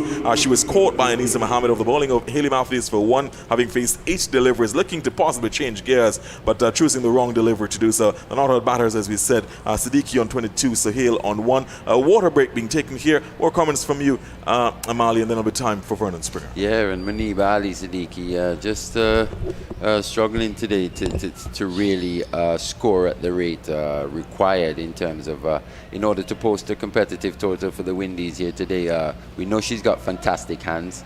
She looks to get after the ball, but maybe the wicket and the actual playing conditions on the field aren't conducive to her scoring at a quicker rate at this point in time. So with that being the case, Sohail and Ali Siddiqui in this situation are 2 batters that the Windies would be pretty happy to have in a situation like this. As well as Sohail played the other day, she's also a batter who doesn't necessarily look to apply pressure onto the bowlers as maybe as much as compared to a Aisha Zafar or a Aisha Nazim. So in this situation, the Windies will be pretty comfortable having these 2 batters at the crease and just looking to do the same, because these 2 won't necessarily be looking to knock any bowler out of the attack.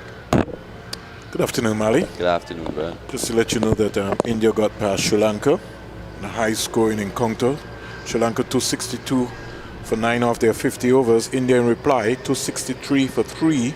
Shikhar Dhawan 86 of 95 balls. Strength, that depth. I was going to mention that earlier when Garth was talking about England as well. What we're seeing from both England and India is remarkable depth in terms of the strength of these reserve players.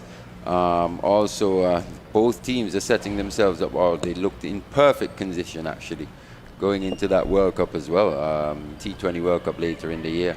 I'd say India, England, along with the West Indies, but those 2 in particular, I'd say heavy favourites. And as we know, things tend to trend and happen. Pakistan would have won the first game against England. England coming back today, tying up that game.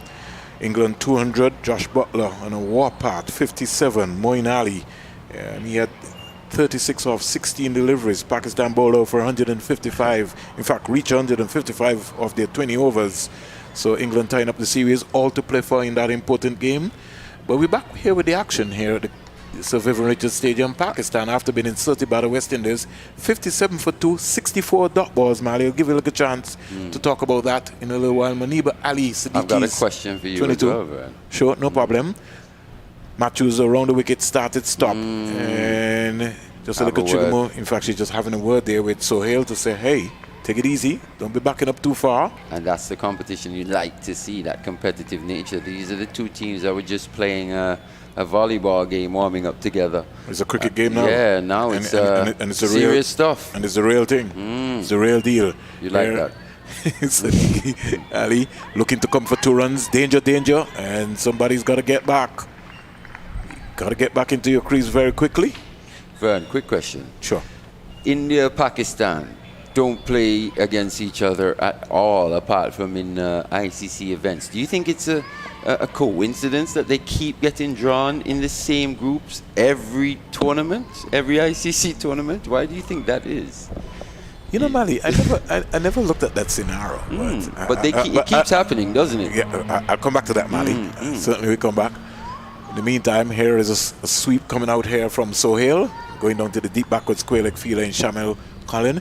You know, the culture and the history between Pakistan and India has been so intense. We're hoping that it can get better, because now you have more nations going to Pakistan and playing cricket. I could see a series happening, maybe not right now, but sooner rather than later. I just have to go to the cycle, Mali, for the Test Championship and see what's going to be happening in that area. And while I sort myself out, Mali, to give you the status for the World Test Championship, which starts from 2021 to 2023. This would be it here. Find out if Pakistan and India will be playing anywhere close in that area there. You have the home and away mixed up. In the meantime, 59 for 2. Sohail is 2. Siddiqui, my neighbor Ali Siddiqui, is on 23 from 42. She's back in strike. She's a left-hander. And she seems to almost look to run out of gas. Again, Hayley Matthews is saying to Sohail that you're backing up too far. But I don't think she needs to be telling her, because she's going to back up anyway. Sohail is going to back up. She just needs to concentrate on her game. Hayley Matthews. Nope, no match is scheduled between India and Pakistan. But that's why I'm saying it. So how come they keep getting drawn in these... shot. Here is Monica Ali Siddiqui hitting this ball straight. Will it have the legs to go into the boundary for 4? It does. Beautiful shot. Straight to the line.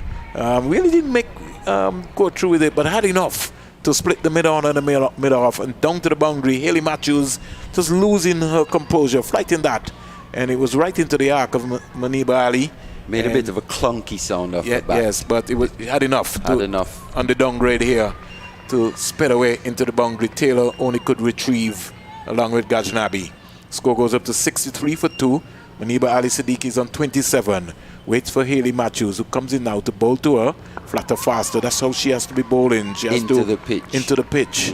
Don't need to be able to try anything. She has to spin the ball hard and concentrate. Just forget about Sohail. Don't worry about Sohail backing up.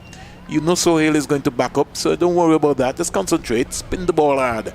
And that's what I want to see from Matthews and Taylor more consistently. Comes in now to bowl to. That's a lot better. They're looking for a single onto the onside. They get it quite easily. Can't stop that one. And Chanel Henry just coming around very quickly. Over number 16 is completed. 64 for 2. Mali asked me a political question. Well, you know the political situation, Mali, like I said, between India and Pakistan. I think the ICC, for safety reasons, have maybe just operated in that context. I don't know how the draw is made, but it's amazing, Mali, right, that but this is they keep coming up all the time. So it's more of a question of the ICC than even a political question. It's like, how do these teams keep getting drawn together in the same group? Unless the ICC wants it that way. That's what I'm hinting at. It certainly sounds. Yeah, it looks that way, doesn't it? It looks that way. Because we know what that game represents in the cricketing world. Oh, certainly. Ghaznavi round the wicket into bowl to Siddiqui. Siddiqui is driving beautifully to cover for 4. And really, Matthews should have done a lot better there. Taylor looking to her and saying, come on, you got to cut that off. That is not supposed to be able to beat you. And Mali, I'm just questioning. I'm not a fan of this angle around the wicket. I was just coming to that, Mali. Ghaznavi doesn't seem comfortable bowling around the wicket. And I think for a left-hander, she's better served bowling over the wicket. And I find that all of a sudden we have people bowling around the wicket who is not comfortable. She's struggling, whether you like it or not. Looking to stay this pass down to third man boundary, but Dottin has made so many rooms. That's a debate I'm having even with Rakeem Cornwall as the spinner bowl into the left-handers. First thing he comes round the wicket. I'm saying just come and bowl over the wicket. And use the natural angle away from the left-handed batter. Ghaznavi around the wicket now to bowl to Siddiqui is driving beautifully, getting a single. Henry misses the stump. The West Indians have not been able to be on target yet. The outside edge would never be threatened from around the wicket. The type of bowler that Ghaznavi is as well. It's more into the hitting zone of Maniba Ali Siddiqui, whereas if she was over the wicket to her and bowling just outside that off stump, it's more of a fetch by Ali Siddiqui, and we know what can go wrong when you're fetching the ball from outside off stump. Driven beautifully by Sohail, who's really looked in good touch here. And if she wants, she can maybe get 3, but she's not interested. As Taylor just ambles after the ball, and the Sohail gets 2. The outfield is a little heavier here today, isn't it? We had some morning showers, yeah, so not that's quite why. as quick as we've seen And some real previously. powerful showers too. 71 for 2. Sohail is 4. Siddiqui's 33. And Siddiqui's, this is something Mali has been talking about in terms of Siddiqui.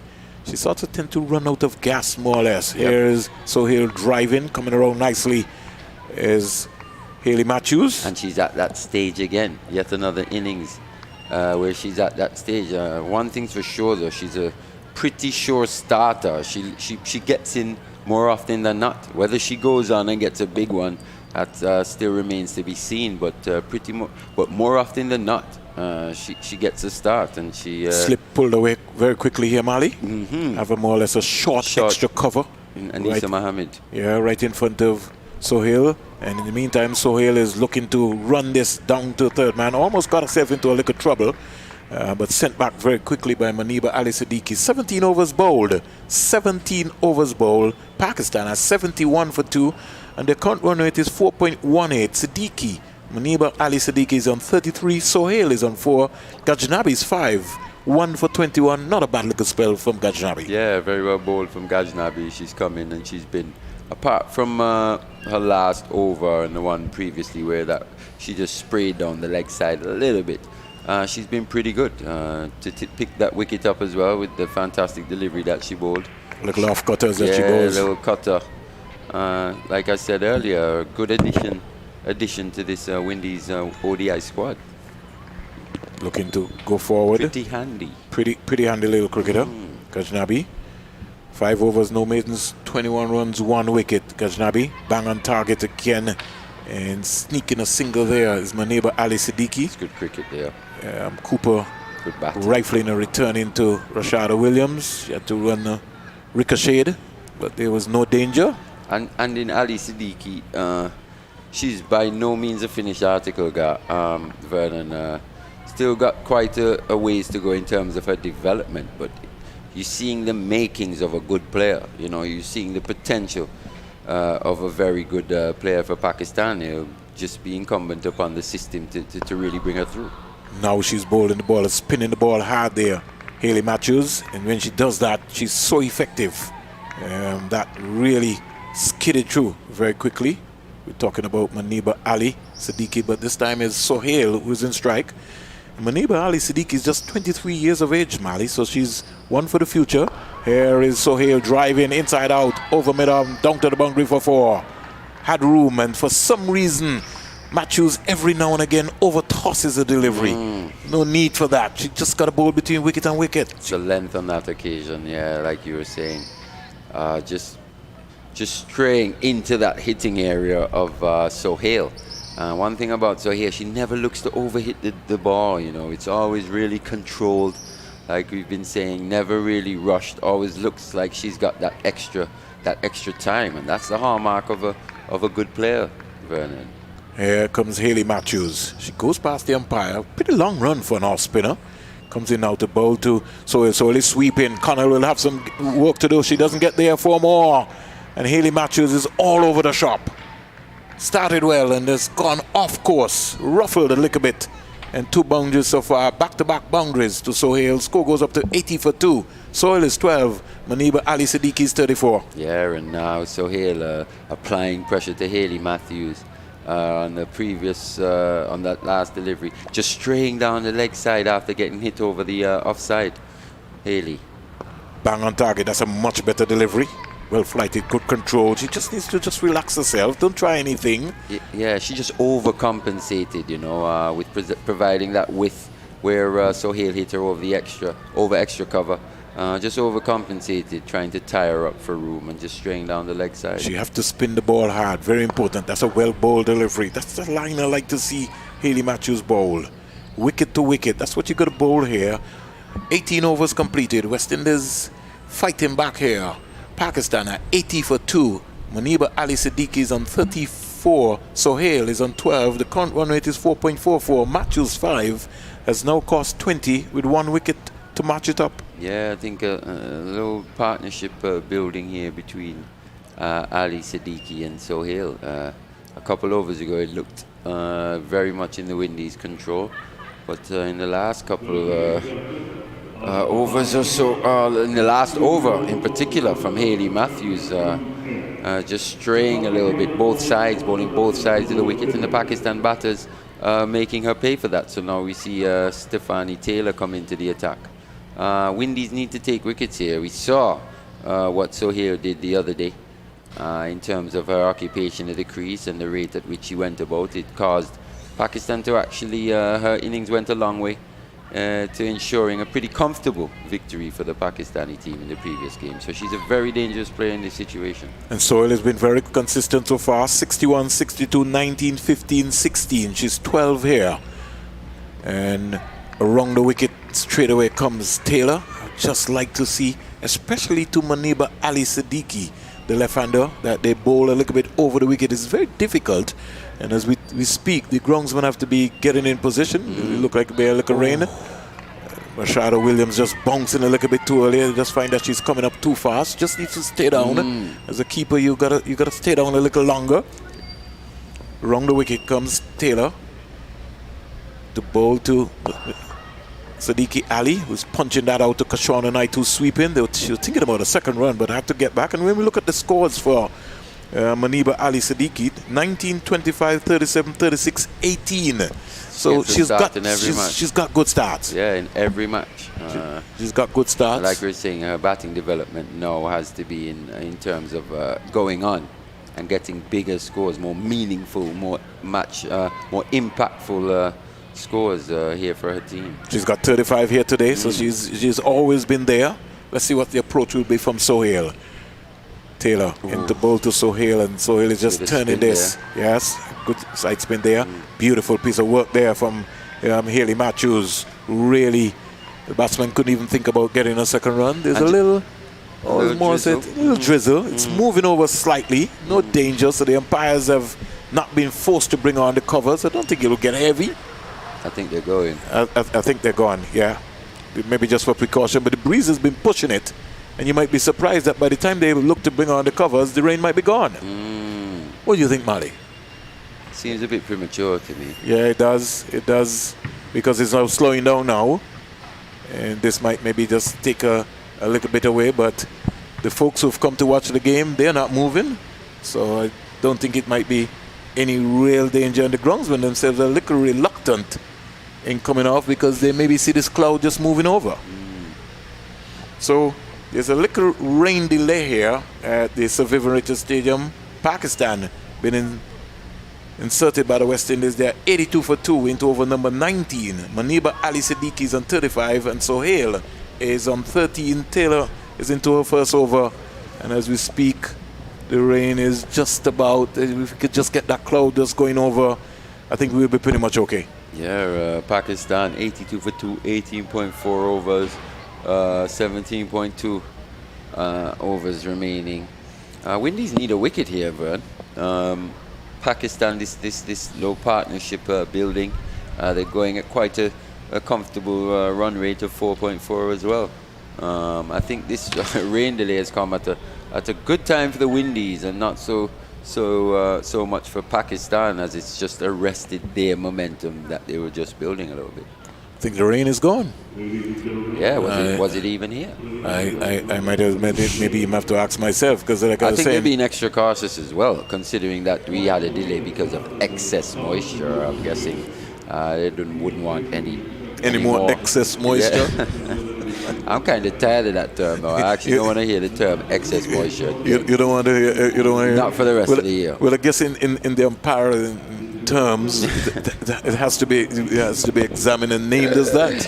Excess moisture. It's not for the rest of the year at this ground as well. Oh, certainly. 82 for 2, and the umpires now having a discussion after the fact. Mr. Ramdami, the standby umpire, they're now giving him an education lesson and said, listen, when it's coming from the east. And when it comes to this area, what is going to happen. And that's why I was saying, this was to the north side of us. So I was kind of pretty amazed that they were calling on the covers, because soon rather than later, once they brought the covers on, the rain stopped. In fact, not a rain, the slight drizzle more or less stopped.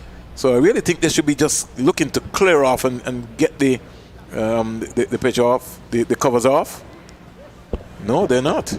Are they nailing down? It's interesting. What's happening here, Mali? I don't know.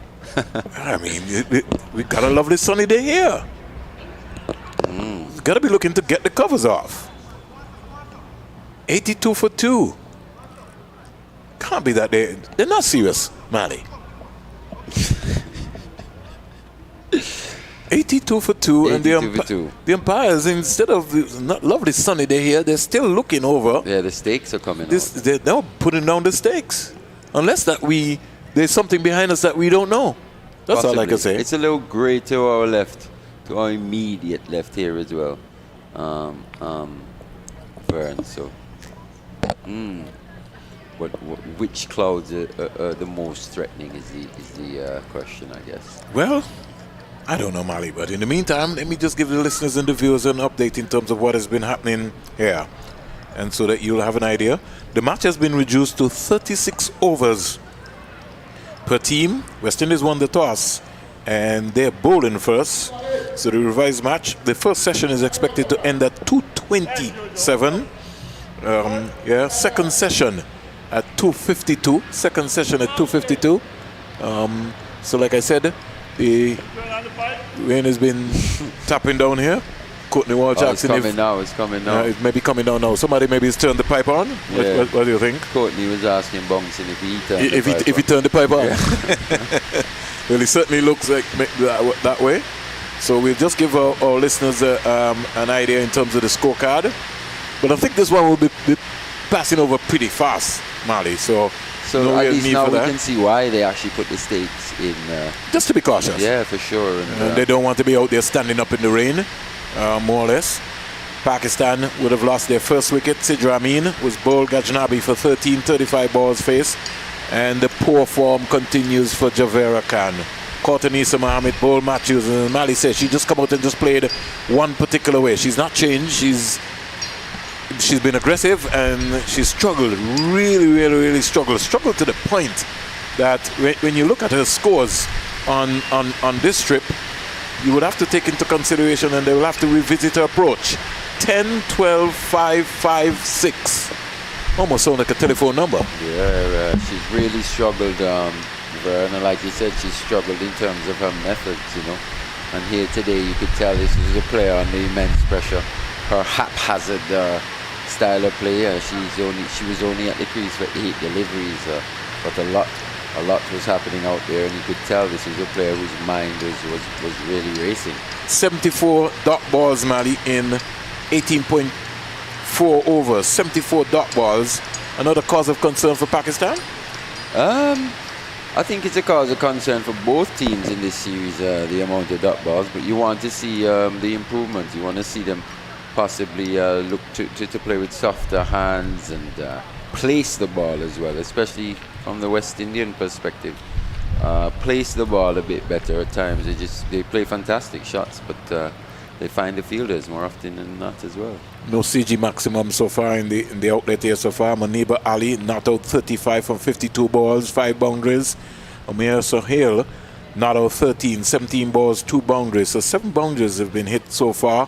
And just to give you an idea in terms of the West Indies bowling lineup, as the groundsmen are just waiting to get the clearance so that they can be able to be back out onto the pitch. I think that little heavy cloud that we have here seems to be just passing over.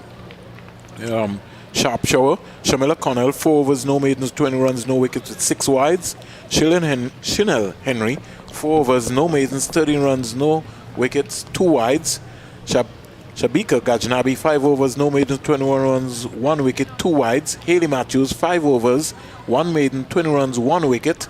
And Stephanie Taylor, she just started her first over. She's only bowled 4 deliveries so far, not for 2. The groundsmen are being instructed by Mr. Ramdani to maybe just give clearance and get the covers off so that we could be able to get the game going. One thing I can say, Mali, about the spectators who were on the mound, they didn't move. They got out the umbrellas. Yeah, they're saying the wetter the better. They only need Chicky Hi-Fi now to get the music going. Yeah. That's what it's looking like to me. but they're having a whale of a time there on the mound. Oh, for sure. 82 for 2. Just a little rain delay, match delayed by the rain.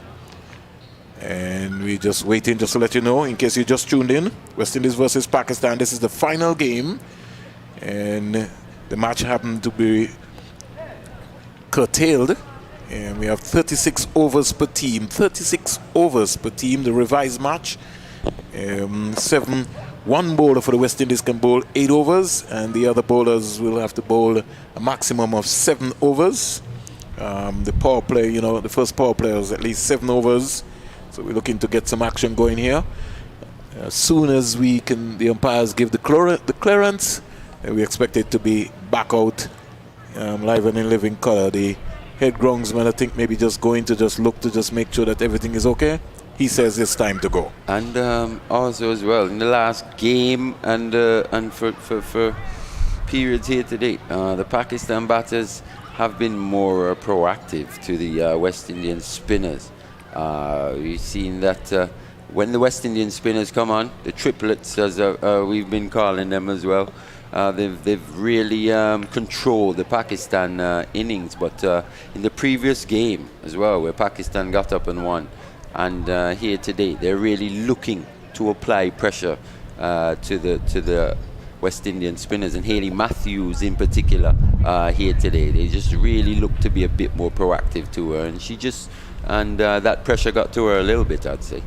And I think the pressure got to her because she was more concentrating with Sohail backing up rather than focusing on what she had to do. But in the end, I just wanted to spin the ball hard. I think that when she spins the ball hard, Mali, she's a very difficult proposition to get off. It's just important to recognize the conditions in which you're playing, what type of bowling will be suited to whatever pitch you're playing on here today, like you say. And how we know Hayley Matthews goes about her bowling, looking to give the ball a big rip and bowling into the pitch would be very difficult stuff for the Pakistan batters to face. So the groundsmen here at the Sir Vivian Richards Stadium just about trying to get themselves organized so that they can be able to just get this big, massive blue cover off the square. The umpires are coming back out, and as soon as the ground is cleared, we'll be back with the live and living color action. We've got a number of spectators here at the Sir Vivian Richards Stadium ground, and they're really having a whale of a time, along with Elaine Turner and her mom, who's always at cricket. It doesn't matter. It could be local cricket, cool and smooth, Leeward Islands, CPL, you name it, West Indies cricket. One big massive supporter is coming out here. The umpires are coming out, and I don't think they're coming out to go back out to start the game. And they have a little notebook and coming out. And I think once they can get the clearance out, they should be back out onto the park very quickly. Do you think there'll be any further I hope not. loss of time here in this match? I don't even think that we had 5 minutes there, in terms of what's going on. It's maybe So you don't according think to my watch. it will affect by the playing, 70. I would hope that it conditions doesn't, but let's keep our fingers crossed. We never know what happens in this game called cricket. And like we said, the umpires are in control. They're the ones who will be making the calculation. Hope we don't have any reduction in calculation at all today. But I can see them getting out their calculators and maybe making the rating, maybe just looking at the timing. I think, well, considering what they had devised before, if there's any interruption to that, then I'm sure they'll have to do another set of calculation as their previous calculations would have been thrown into disarray. Well, doesn't look like they've maybe made anything. Maybe what they've done is maybe just take some notes because they're walking back very quickly. Mr. Ramdani is getting the stumps up. He maybe is looking to say, I thought that you guys were ready. But they're saying maybe they just have to maybe just go back and just get their hats. And like I said, I thought when they came out that they would have been coming out and getting ready to go one time. That to me would have been the urgency. But the West Indian bowlers, they've been getting to the overs so quickly, Mali, that it doesn't matter. They'll get through these 36 overs very quickly. And this is where I've said at times, common sense isn't so common in the game of cricket. We've seen it on numerous occasions, where at So times the they laws supersede. they're calling the captains. But if Having a discussion with Taylor and surely, if the first session is can- to end at 2:27, you think there could be a reduction? well, at least, What well, for sure, this session won't end at 2:27. It's 1:45 now. How long do you think that break was? Maybe about 10 minutes? Roughly. Maybe Roughly. close 10 minutes. 8 to 10 minutes or so. Yeah. And they look like they're coming back out. The umpires, no, they're going back to the dressing room still. Wow. So I think we will have some reduction, Mali. A little bit. I think they're going to take up about 3 overs. Possibly. Where's our umpire? Where's our resident former umpire? You're talking about a qualified umpire, Sylvester Bunsen Joseph. Yes. he's He's the expert. yeah. He's been the man He's of better business. suited To, to these situations. to tell us in terms of what's these happening here. discussions, yeah. I see Garfield very glued to the television. What's good? I wonder what he's looking Which television? Which one? at. Oh, monitor in our booth. Yeah, it's looking like carnival down there on the They only need Chicky on Hi-Fi the now to bank. get some music going. Yes, party stand. Will we have some reduction of overs, resident umpire? Oh, he says he's not sure. So we'll wait and see in terms of what's happening. But trust me, these folks are having a whale of a time. I'm sure. I hope they're having some English Harbor. They're having some English Harbor and Coke. Yeah. And some ginger. They're certainly looking good. English Harbor and Coke. They're in Antigua. Premier Beverage need to cut the check before I say that. 82 for 2. 82 for 2. You got to come to Antigua. Antigua is open for business, so when you come here, you know, you're likely to get everything. Hey, it's looking like it. It's looking like it. Look at the poor. I You saw it. You saw it. That's why I told you that. You know, my eyes were right there. Were sharp enough. Okay. In terms of what's happening. So, folks, we are just waiting for the umpires to step out. I just think that there might be a reduction in overs. We don't know yet. We're waiting. But everything is all clear. The groundsmen, the folks are putting back up the signs. We just had a little slight delay here. A little passing shower came across. Jack Macho is here, so that's a good thing. 82 for 2, 82 for 2. Manib Ali Siddiqui is on 35. And Amir Sohail is on 13. We still don't see the umpires yet. I think they got some kind of music out there. They can't be just dancing and don't have a music. They got some speaker. They got some speaker somewhere bubbling with some music. Taking a. Let's look and see. Are the umpires coming out? Yes, the umpires are coming out. So no, they're still not coming out. So what's the hold up? They're going over now to the Pakistan team. And we're going to have a revision. Yes, somebody's calculator is coming out, so there's maybe another revised target. Javera Khan has been called over, so there's been some reduction in overs. Oh, for sure. I mean, as long as there was going to be some disruption, and considering the revised match conditions, they're going to have to revise it again, as that would have been thrown off with that rain delay. And that's what happens when you have a rain delay. Everything just gets thrown up into the air. And they look like they have maybe made their mind up. Let's wait and see in terms of what's going to be happening. We were just waiting here. If you're wondering what's happening, we're waiting on the umpires. There has to be most likely another revised action. Originally, the game was supposed to be 36 overs. That looked like it's going to change now. 34 or so. Yeah, it could be 33. We just don't know. We'll wait and see in terms of what's happening. 82 for 2. 82 for 2. West Indies team just about gearing up and ready to come back out.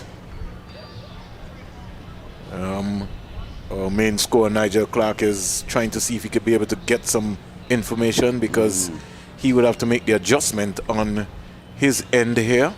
But the West Indies team are keen to get back out. The umpires are still not out yet. I find that they're taking a long time, Ali. Yeah, it's... Originally, when they came out, if there were going to be a revision, then you come set.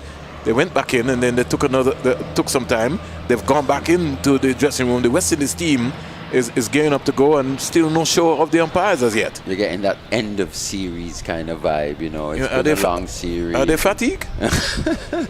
I think everyone's fatigued. You mean mentally? Mentally, you know, it takes a different toll on an umpire as opposed to a player.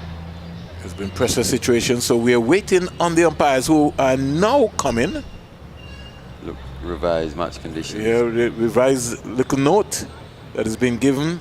Oh gosh, so they've gone back now to try and see if they can be able to now pass that information over to the Pakistan team. They've passed it into the West Indies team, and now it's now passed to the Pakistan team. Surely that's the job of the third umpire. They need to get on. I was about to say that to you. That's That's the third umpire's match official duties. Yeah. In fact, so we have a little slight delay, but the umpires are back out in a little while. We're just waiting to see what the revised system would be like right now in terms of the completion of the first innings here for Pakistan. You want to bet a Vitamalt how many overs? I'm not trying to bet a Vitamalt today. Okay. I know I've owed you so many Vitamals that I know you're feeling thirsty. I think we just need, when our stint comes, we will be able to get a chance so we can go into the party stand and see what we can get there and see what's happening on the end. So we're just about waiting on the revised target. We don't have that yet. I don't think Kenny Nibs has received that information as yet. And so it's all in a little toss-up here. We still don't see that. Nigel is trying to be able to get his information going. Nothing yet to date. Let's see what's going to be happening. Okay. No, we still don't see the revised target. And really, that should be coming through pretty quickly. Nigel is being forced into a trap right here because he has not received any information. And we're going to the commentary. So until we get the revised target, we will try and see if we can get ourselves going. 82 for 2, back with the action. Taylor will be looking to complete her over as we get the communication line going. No word yet on the revised target. And remember, we're in a biosecure bubble area, so that is kind of more or less hampering us in a little while.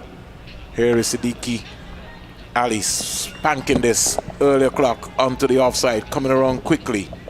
Looks like Kashona Knight, and they get a couple of runs quite easily. Score goes up to 84. Haley Matthews, 2 overs coming off, as Mali has indicated. You know I don't want to invite them out, right? No, I'm not even trying to do that. But 2 overs coming off, meaning what, Mali? 34. Yeah, but Nigel is still searching. He still has not got that. So he needs to be able to get confirmation of that one. Around the wicket, bang on target. So over number 19 completed. Pakistan are 84 for 2. Maniba Ali Siddiqui is on 37. Sohail is on 13. The current run rate is 14.1. Current run rate is 4.42. Mali says the game has been reduced to 34 overs. So they're taking off 2 overs. Yeah, that's what we got from Sylvester? No, from the lead scorer. So he's obviously had communications. So the game is now reduced now to 34 overs. 34 overs. The West Indies have now brought on their trump bowler in Anisa Mohammed. And Anisa Mohammed, she continues to just pick up wickets consistently for the West Indies. Yeah, the scoreboard now says 15 remaining, so yeah, that confirmed it, I guess.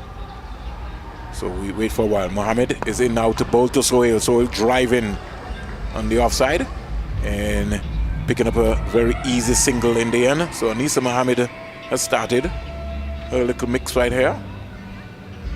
At the end of this over, a bit of voice of Garfield Burford will come in and clear his way and maybe either get some runs or get some wickets for somebody. Don't know who will be. And she's quite the attacking bowler, Anisa Mohammed, isn't she? Especially in the circumstances that we're talking about right now. I wonder just how much she'll attack in a situation like this. Interesting stuff. Good suggestion there by Mali. 85 for 2. The first ball, really singlers come off. She comes in now to bowl to Maniba Ali Siddiqui. In now to bowl to Siddiqui. Siddiqui is driving. This one is peeling off out the outside edge. And because she bowls that overspin and that side spin delivery, it looks like it's there above your eye line, but it's really not there. And so you got to be careful. Siddiqui's got a good start here so far, 37. She's equal her high score here so far. When she gets here, she's driving beautifully, picks up a 38 run. And good control, good shot there. She leaned into that and stroked it up to mid-off. And we can see Pakistani batters really being positive here. Only the 14.3 overs remaining. And they're really looking to get after the West Indian spinners. Here is Sohail driving inside out, down to the boundary for 4. No need to run. That's her favorite shot. And Anisa Mohammed will know she can't flight there. She's got to bowl the ball. She's got to spin the ball hard. And as Mali's saying, they maybe need to put some protection in place on that side of the field. And that's what I mean. I'd be interested to see how Anisa goes about it. Normally, she comes in a situation where she's in control. She sets the fields accordingly, and she gives the ball a bit of air and looks to do the batters through the air more often than not. But in this situation, with the match conditions here at the Sir Vivian Richards Stadium, just a slightly different situation. And will she be able to just slightly change up her normal modus operandi? 161 wickets for the West Indies in ODI level, and the next delivery is turned into the offside. They're looking for 2. Somebody could be in trouble. Beautiful piece of work there by Shamila Connell, coming in from the deep backward square leg area and restricting both batters to Sohail and Siddiqui to 1 run. Sohail goes to 19. Siddiqui is on 38. A high score so far on the tour. Mohammed's first over so far has cost 7. Might be the most expensive over she's bowled so far in this spell, or in this series. She's a servant of West Indies cricket, Trinidad and Tobago cricket and world cricket. Bang on target again as she bowls a lovely delivery. Just quicker through the air though, from Mohammed. It's also important that as much of a veteran as she is, as experienced as she is, she's still also learning and can also adjust her game to the different conditions. Her spell, Mali, 3 for 24, 2 for 31, 4 for 27, 3 for 25, and 1 for 30. I'll take one more and then we'll have the voice of Garfield Burford. So when you look around, she has been consistent in terms of taking wickets. About 12 wickets, you could say, really, in her spell so far. But it's going to be very important that the West Indies end on a very high note here. Otherwise, Pakistan could be putting some pressure on them. Sohail gets a flighty delivery. And driving, but can't beat Taylor. Full stretch out like a goalkeeper trying to save a goal there. Parried away into the end. And Siddiqui and the non-strikers then had to just get out of the way. So good afternoon to Sylvester Bungs and Joseph. Good afternoon, Sil. Good afternoon, Vernon. Here comes Taylor. She comes in now to bowl to Sohail, and Sohail is back and just tugging this one out to the deep backward square leg fielder. And getting 1 run. Looks like Kashona Knight coming off of that area. That's a massive boundary. Goes up to 20. And Maniba Ali Siddiqui is on 38. She comes back into strike. Going to over number 21. 92 for 2. Do I hear music? Yeah, I heard it. It's coming from the jam, from the cheeky hi-fi over on the mound. Here is beautiful shot, stroked up onto the offside again by Maniba Ali Siddiqui. It's a little wide there from Taylor. Want to see Taylor spin the ball, really spin it nicely. Siddiqui goes up to 39. Sohail is 20. The West Indies look like they could be chasing at least 150. Sylvester in this game here, if they don't get their act together and don't get a wicket. Here is Sohail just pulling this one into the onside, and they get 2 runs quite easily in the end. Lots of running there for both Nation and Kashona Knight.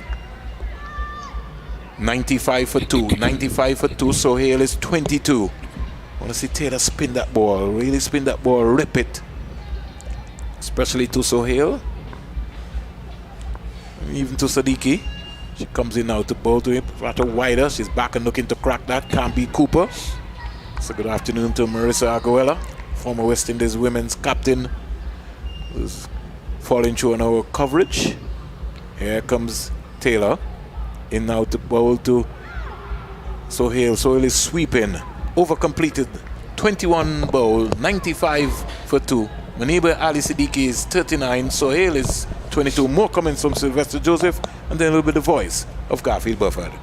Yeah, good afternoon again to the viewers. I think that this partnership, is looking pretty good. Burford will come back. These two have shown through the series so far that, to me, they are the two most aggressive players for Pakistan, more consistent players for Pakistan for this season. And I think it's the first time, if my memory can recall, that they're batting together, and they're looking pretty good. And a good total, I think, depends upon how far, how deep in the innings that these two can go. Indeed, thank you so much, Vernon, and good afternoon again, Sylvester. Here's Anisa Mohammed bowling, and she is stumped. Out-stumped is Muniba Ali Siddiqui, going for a lofted-on drive, looking to swing that one over that deep mid-wicket, wide long-on area, making no contact, and a quick, fast bit of stumping, efficient bit of stumping. And the Pakistan women lose their third wicket, 95 for 3. Muniba Ali Siddiqui getting another good start and failing to carry on again. 39 she's gone, 39 from 59 deliveries, 95 for 3 in over number 22. Yeah, and Anisa Mohammed again come with the magic arm, we would call it. In our time, she every time she comes on, she have a knack of picking up wickets, and she is doing it. She has been doing it throughout her whole career. So I mean, she's just that wicket taker. She knows how and what she's all about, and a good stuff here. Good start here in the 22nd over from Anisa Mohammed. This is a very good wicket because. We know that Ali, she's very dangerous, and she was looking really good. The partnership was looking threatening, and she came on and broke that partnership. And so I think now that she can continue, the West Indies team can continue to build on that momentum and put a lot more pressure on the Pakistani batters.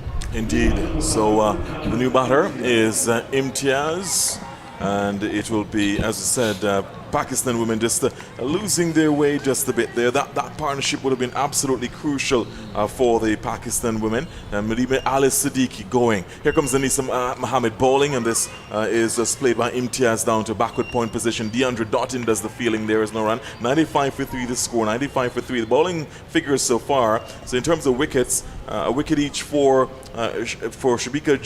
We'll tell you about that after this delivery from Anisa Mohammed bowls, and this one is punched into the covers. Can't score. Imtiaz yet to get off the mark. 95 for 3 over number 22 of 34. 22 of 34. Another reduction in the overs. A slip in place. As here comes Anisa Mohammed starting to move in again from the Sir Randy Roberts and bowls, and this one is punched uppishly down to mid-off.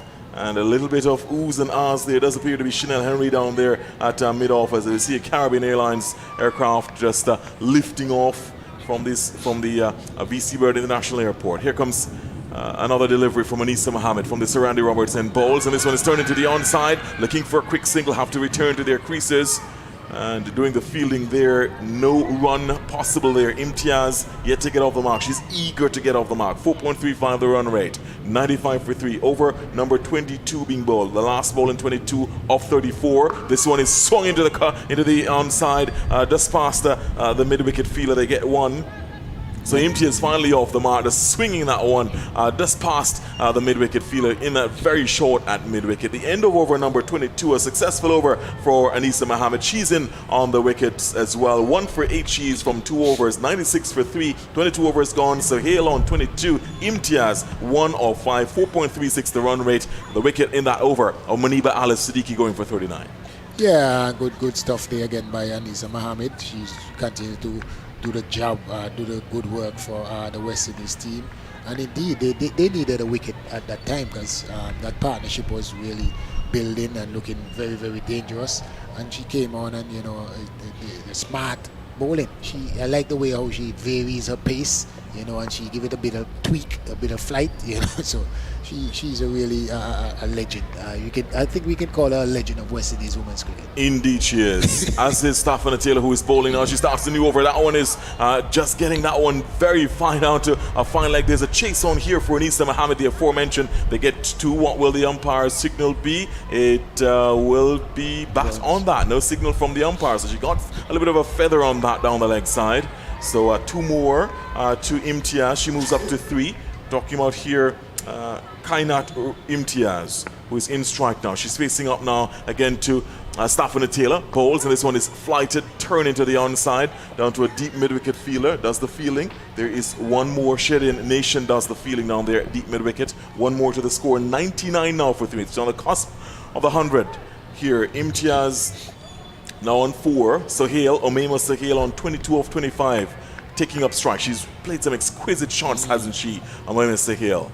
And for her, the long off goes out. So the long off and the long on. This one is hit in the air. She gets it through the covers. She won't get a boundary though. They come back for the second run as Brittany Cooper whips the return back in, but 2 runs quite comfortably for Omema Sohail.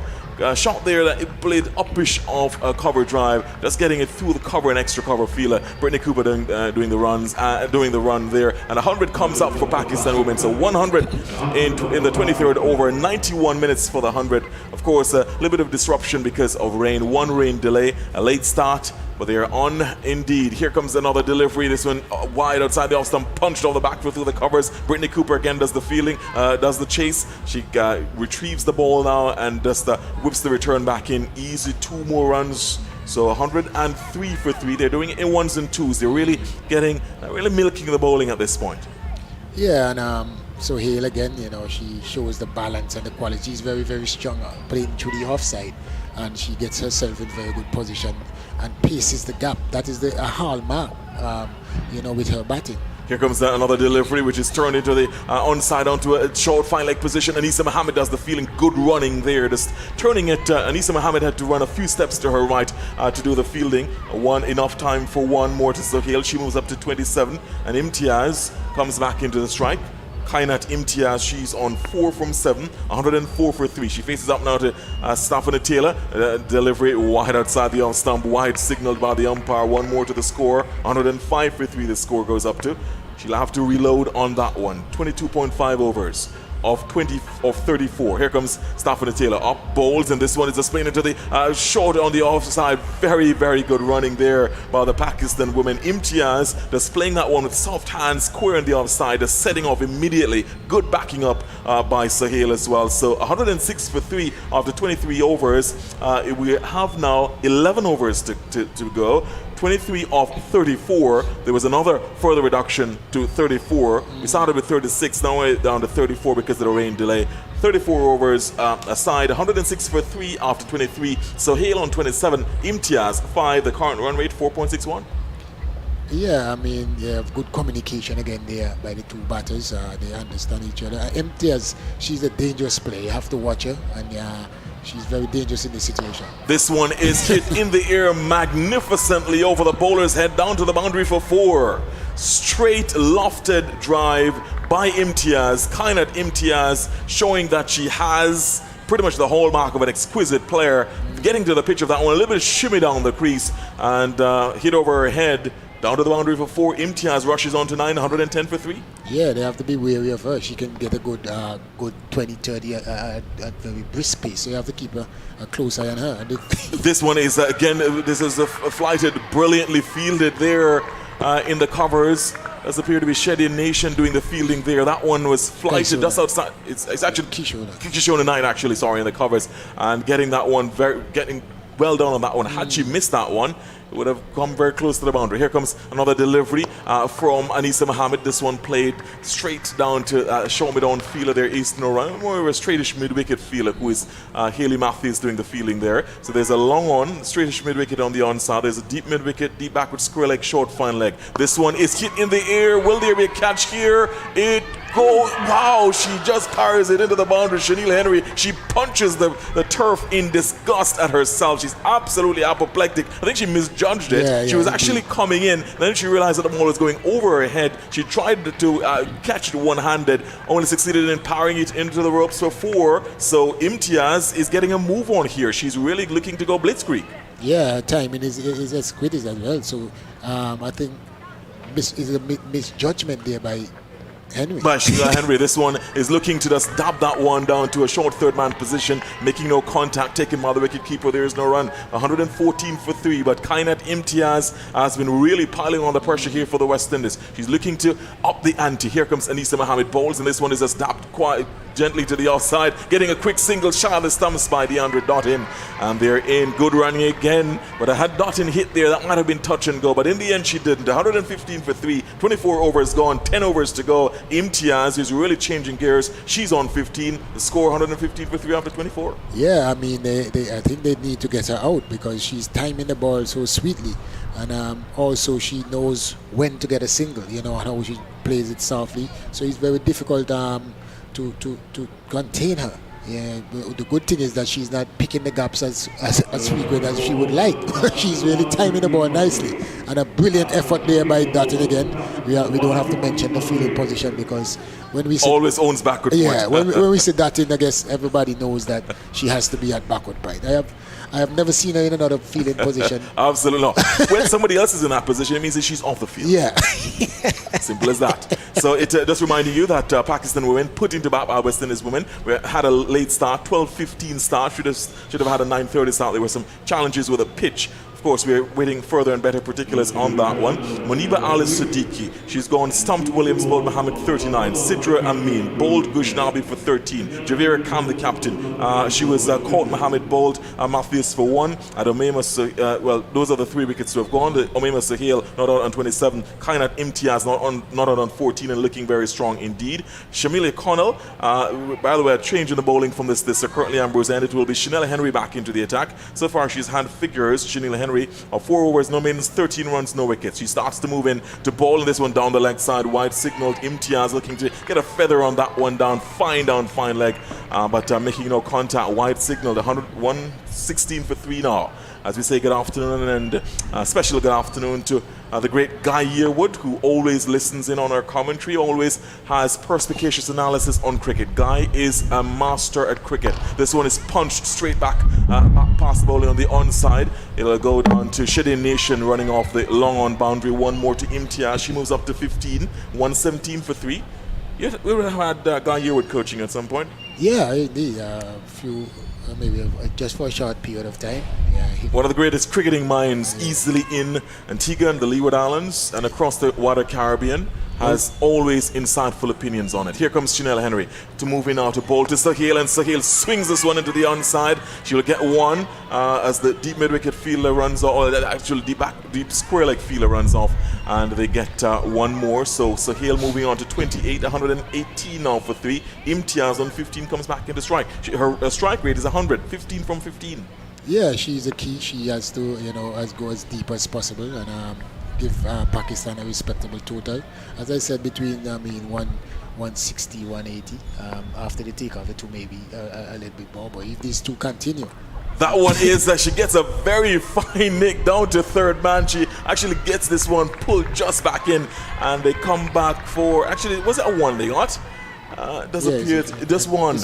Yes, indeed. So getting that one past the keeper diving a despairing dive to her right, wasn't able to haul that one in. Third man fielder had to run around, and they got 119 for 3 now. Imtiaz up to 16. Her strike rate still 116 from 16. Sahil faces up now. This one is a slow delivery. She gets this one square over the offside field. They get 1. They'll have to settle for that. We're looking for the second one. Sahil, she has to settle for the 1. So she moves up to 29. Her strike rate is just under 129 off 30. 120 for 3 now. Over number 25 being bowled. 25 off 34. Yeah, with 9 overs, 54 balls, say 56 with 2 innings over, another Full toss, and this one is pulled into the onside. A chase on here. They'll get just one. They ran the first one hard, looking to put pressure on the fielder, but she was equal to the task. Anywhere in the backward square leg position. So one more to the score. So Hale moves up to 30. 30 she is, and actually it was Imtiaz actually. Imtiaz, she moves up to 17 from 17. So Hale on 29 of 30 comes back into strike. 121 for 3. Also say good afternoon to Wayne Lewis, my good friend. Good afternoon to you, Wayne. This delivery is slower, and this one is, she gets this one down to third man. She's maybe have gotten a very thick top edge of that one that's squirting down to third man. So one more to the score. The end of over number 25, 122 for 3. So Hale on 31. 30 she is. So Hale on 30. 17 is Imtiaz. 122 for 3 at the end of over number 25. 9 overs to come. 4.88 the run rate. It's inching up, Sylvester. Yeah, you can see the intent there by the both batters for the Pakistani team, Imtiaz and Sohail, but also you can see the effort in the field by the West Indies players. They are getting to the ball, very quickly and denying these batters from any second one, so it's good cricket from both teams. The Pakistanis trying to set a competitive total, and the West Indies players realizes that the situation is kind of tight, so we have to try and save as much runs as possible. Indeed. So Shamila Connell back into the attack. So far, none for 20 from her 4 overs. So 5 economy is her economy rate. Let's see what the field will be for her. A few adjustments being made into the field for her. She prepares the ball to Omaima Sohail. So there is a short fine leg. There's a deep mid wicket. There's a short straightish mid wicket, and there's a mid on. This one way down the leg side. That was almost 2 wides, if ever there was something like that. It was way down the leg side. So a loosener there from Shamila Connell, and so a wide signal. 123 for 3. 25 over number 26 being bowled. She'll have to reload on that one. 123 for 3. Current run rate 4.92. She starts to move in again. She'll have to get her radar right from the Sir Randy Roberts end. Shamila Connell bowls, and this one is hit in the air uppishly. The deep mid-wicket fielder just comes in to do the fielding. Brittany Cooper does the fielding. One easily to Sohail. She moves up to 31. Imtiaz comes back into the strike. She's on 17 from 17. 124 for 3. Here comes so for Imtiaz facing up. There is a short fine leg, deep mid wicket fielder, short straightish mid wicket, mid on, and on the offside there is a third man, very wide third man. There's backward point, extra cover, long off, and a deep cover. Here comes Shamila Connell bowling, and this one is just teared down to backward point fielder, taking a shot at the stumps. Was Deandra Dottin missing? I think that she might have been in, actually. She scurried back. When she saw Deandra Dottin pouncing on the ball, she scurried back. Indeed. Indeed. And that's the presence that Deandra Dottin has.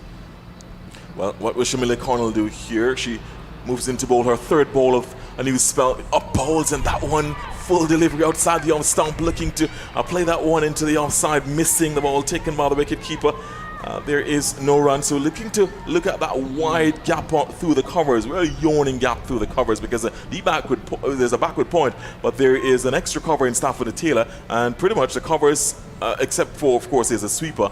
But if she gets that past Stafford Taylor, it will be a long run for the fielder. This one is swung into the onside. It will not go into the boundary because Brittany Cooper does a fancy footwork down there. She could be a footballer, Yeah. And that one is just the return comes in, and so 2 more to the score.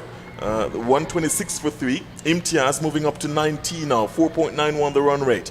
Connell none for 24 in her 5th over. Brittany Cooper has done quite well. I think the feeling generally has been tidy today from the West Indies women.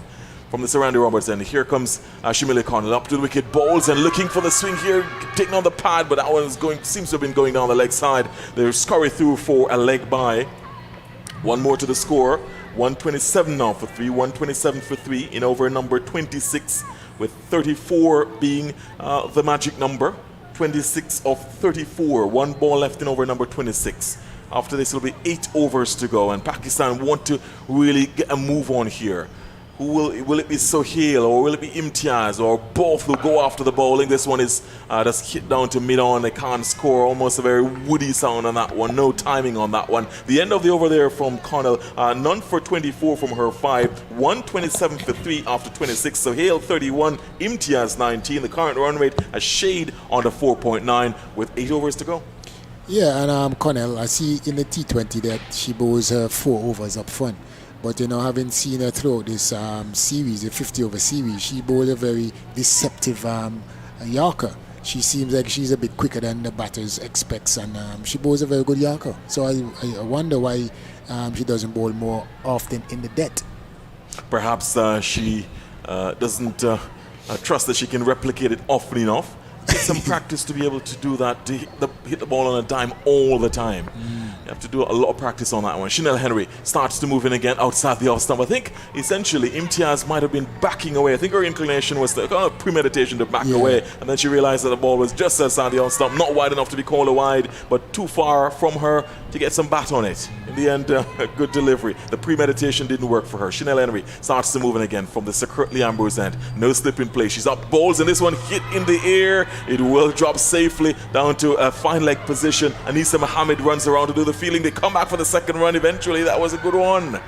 So 2 more runs to the score. They're really putting a move on in terms of the running here. The urgency has picked up in the running, and they're going for their shots. And when they get miscues like what she did a while ago, Imtiaz, they're really running and putting pressure on the fielders. So 2 more to Imtiaz. 129 for 3. She's on 21. She faces up now, and this one is a slow delivery, and he's caught. Playing it straight to Brittany Cooper at square cover, and that's the end of Imtiaz going for the shot. There seems to be a little slower delivery there, taking some of the pace off that one, and just playing it straight into the lap of Brittany Cooper. The 4th wicket goes down. Imtiaz going, caught by Cooper of the bowling of Henry for 21. The 4th wicket, and the West Indies women managing to make a breakthrough at a crucial point. Yeah, well, they bowled there by Henry. I mean, in the previous over, she bowled a few of those deliveries that went just agonizingly over, those feeler in Brittany Cooper and Dutton in the previous over. But this time, that one it was hit with a fair amount of power, but it went straight to a brilliant feeler in Cooper. And Cooper is not going to drop that easy one. Absolutely not. Especially now you see the attitude and the energy of the West Indies fielding team. They, as we were saying earlier with Vernon, that they look like they come out to play today. Yeah, they did.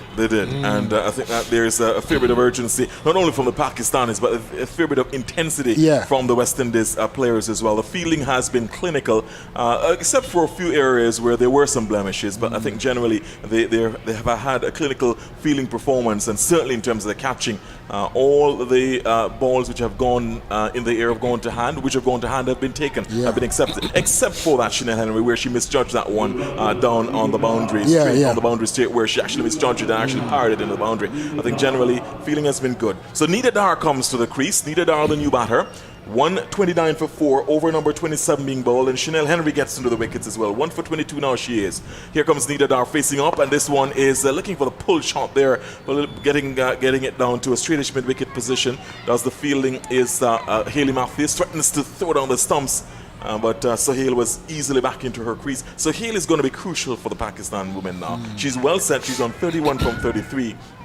If Nida Dar can really stay there to the end, I think this pair will be absolutely crucial if they are to get anywhere near what they're looking for, possibly 170, 180. Here comes another delivery pulled into the onside. They will get this down to the boundary for 4 down a deep backward square leg. And off the mark is Nida Dar with a boundary. A short delivery down the leg side and just helping it down to deep backward square leg for 4. And very welcome boundary, 133 for 4. Yeah, that time it looked like she was batting since last night there. That ball flew across the outfield with so much pace. Like she knew that Henry would bowl that short ball to her. That ball hit with immense power and timing and placement. Here comes Nida Dar facing up again. This delivery is punched into the covers. Brittany Cooper does the fielding, shies at the stumps. They'll get overthrows here. A chase on here for Shady Nation. They get one. They'll come back for the second one at least. and 2 overthrows. So perhaps victims of their own intensity in the field there a while ago. Brittany Cooper throws around in desperation and absolute exasperation because she expected that one would have been backed up. But I think in a way Hayley Matthews might have been just off put a while ago. She went to back that one up, but I think she was actually wrong-footed, and so the ball went behind her. I was wondering, I was looking to see if the ball hit the stumps, but the bails are not the same color as the stumps, so I can't really pick up. From here, it's difficult to see, it's difficult to see the bails. The Yes. stumps are blue, but the bails. It seems like the ball get a little deviation and go the other way. Because she was, like she was in line to back up the ball, and the ball went the other way. Indeed, and that's why she was wrong-footed. Yeah. So a good effort. I mean, good. And the throw was. I don't think it was a bad throw, really. Indeed. Here comes Shamila Connell to start a new over, and this one is punched. The square leg umpire to just get onto that one very quickly. Brittany Cooper does the fielding at that deep square leg position. 136 now for 4, 136 for 4, and with that single, Sahil moves up to 32 from 34. Dar comes back into strike. She's on 6. Dar on 6, and with that she had a boundary in the previous over. So for Dar facing up to Shamila Connell. On the leg side, there's a short fine leg. There's a deep square leg. There's a straightish mid wicket, short. There's a mid-on fielder. There's a long off. Extra cover, backward point, and a deep cover and a third man. Here comes Shamila Connell up to the wicket, bowls, and this one, Dar looking to swing it into the onside. She gets it down to Brittany Cooper, feeling on that deep boundary on the onside. So one more to Dar. She moves up to 7. On 32 is Sahil. 32 of 34. The run rate now just a tad over 5, and it's inching up. It's exactly what they would have wanted at this point. We say good afternoon to Carol Beckford, listening to the broadcast. Good afternoon to you, Carol. This one looking for the improvised shot, looking for the typical white ball shot of the modern game, making no contact with Sahil. Going outside the on-stump, looking to scoop it, possibly past the short fine leg feeling Anisa Mohammed, making no contact. The ball was passing just outside the on-stump to be taken behind by the keeper. 137 for 4. 137 for 4. Very intense period of play here. Very crucial to see whether or not Shamila Connell will be able to pick things to hold them back. This one outside the on-stump, wide, signaled a little bit too wide for Shamila Connell. You see what she was trying to do there, because perhaps she sees that the batters are just moving to side in their crease, and possibly she was trying to perhaps expect that Sahil would have been moving to the leg side, put it outside the on-stump, but too wide outside the on-stump, wide signal, 138 for 4. Yeah, I think Connell and she was thrown off by the movements of Sahil. Here comes that Sahil, and this one is swung in the air. That will go. Well, one part actually thought that one went further. They come back for 2 runs, as running around from deep square leg was Brittany Cooper. Enough time for them to run 2 runs. So that was swung into the deep mid-wicket area, and getting 2 more runs was Sahil. She moves up to 34, 140 for 4, 140 for 4. The run rate 5.06. But obviously, you can see the intention here is to up the ante, and obviously they have to do that. The over is running out very quickly. This is the 28th over, 28th of 34. What will happen here is Shamila Connell, her figure is down for 29. This is her 6th over. She'll have to be wary of the fact that the Pakistan women want to up the ante. Here comes Shamila Connell. Up to wicket, bowls and edge and caught. Caught behind. Shamila Connell gets into the wickets as well. Sahil goes, the well-set batter, a big setback for the Pakistan women. She's absolutely exasperated with herself with Sahil. 140 for 5 now. Sahil going caught behind of the bowling of Shamila Connell for 34. Yeah, brilliant catch there by wicketkeeper Williams. That one flew off the edge, and she dived and took a wonderful catch. And well, the bowl there by Connell again, bowling to a field, bowling just outside the off stump.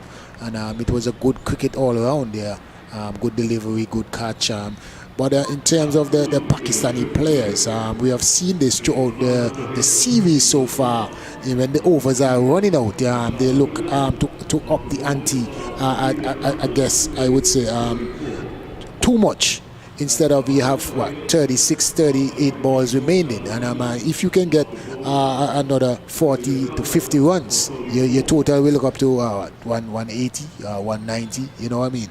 So it seems to me like they are pushing, going too hard at every delivery. and sometimes they miss the delivery, or you get out, and sometimes they don't even time the delivery. In terms of when they are taking their time and looking to stroke the ball, you see a more fluent shot and good timing. But when they're trying to hit the ball too hard, you're not getting the power, and you're wasting a lot of deliveries. So I think, this is the key area that these ladies have to start to be more conscious of. That when the overs are coming on, let me focus on the balls.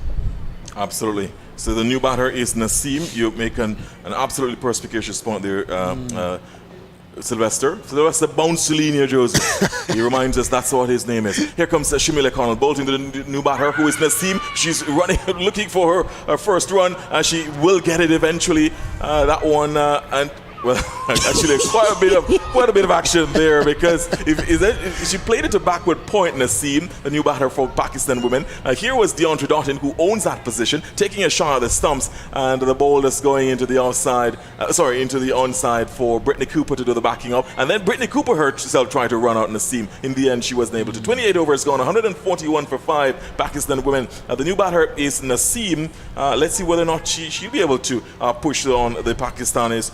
The run rate now 5.04. Shamila Connell, a successful over, 1 for 30 from her 6. Yeah, well, she's a very aggressive player. She hits the ball, with good power.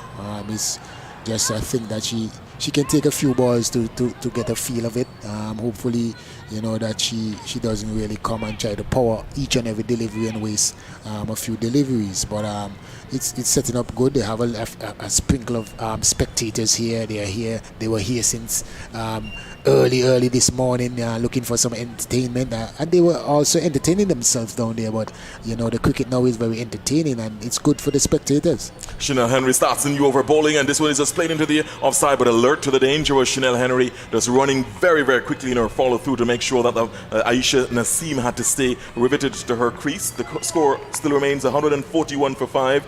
Over number 29 being bowled. It will be 5 overs left after this one, because it's down to a 34 over game. We started late at 12:15 Eastern Caribbean time. Should have been a 9:30 start, and then after we started, there was a delay for rain. A few cumulus clouds passed over, and it's dumped a very moderate drizzle. This one is played the first 6 of the innings. What a shot from Naseem. She picked that one up as if she was seeing the ball as big as a breadfruit. Remind you, she just came in 6 runs, maximum, the first one of the innings. 147 for 5 now. You see the youthful exuberance and power. She's 16 years old. I think next month is going to make her 17, but she's a little pocket rocket in every She's a sense dynamo. of the word. She's an absolute dynamo.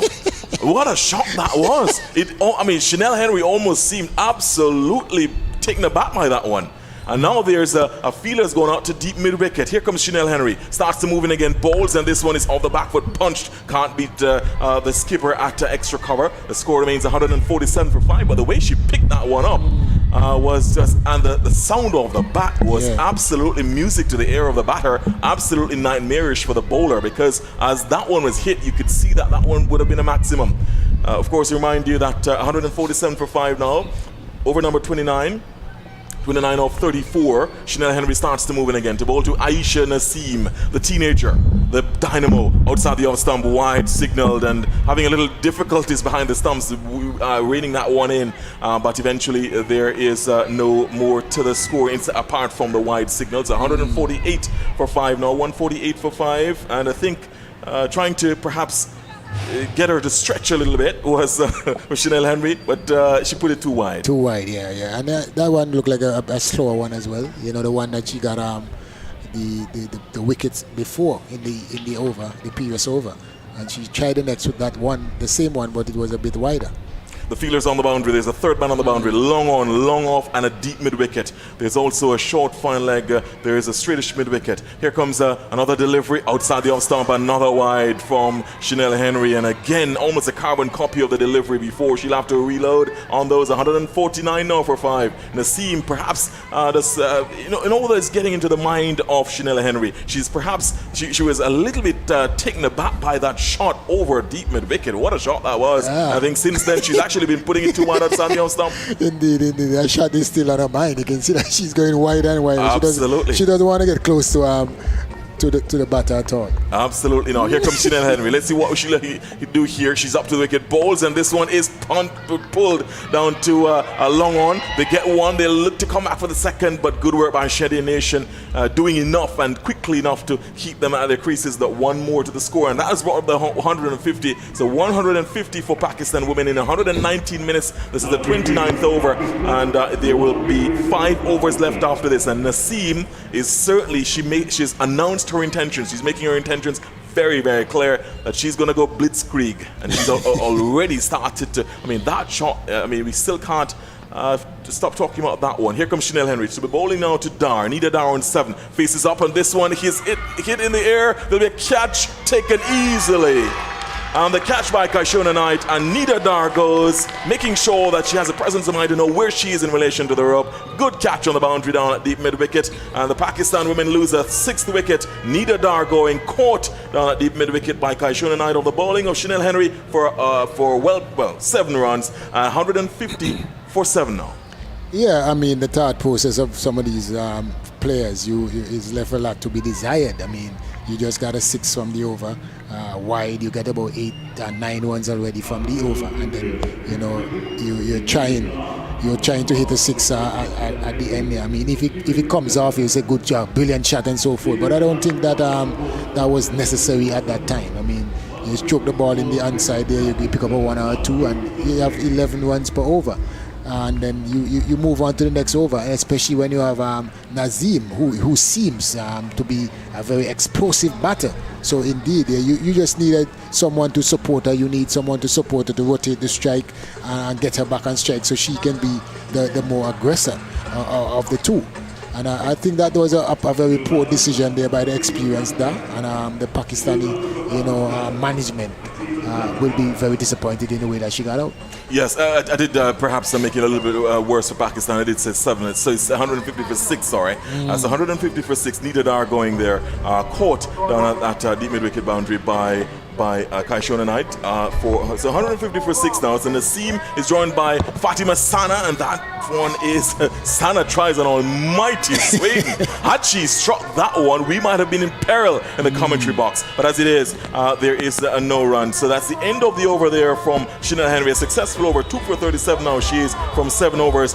West Indies women winning the toss and choosing to field first. Pakistan women 150 for 6. Naseem on 8. Fatima Sana yet to get off the mark. The current run rate 5.17. Did tell you Jack Matthew, but I'll just go to Vernon Springer to wrap up the innings. More comments from you, Sylvester. Bound Selena Joseph, and then it'll be time to wrap up the innings. Vernon Springer. Jack Matthew will join us a bit later on. Yeah, and good partnership going there by Naseem.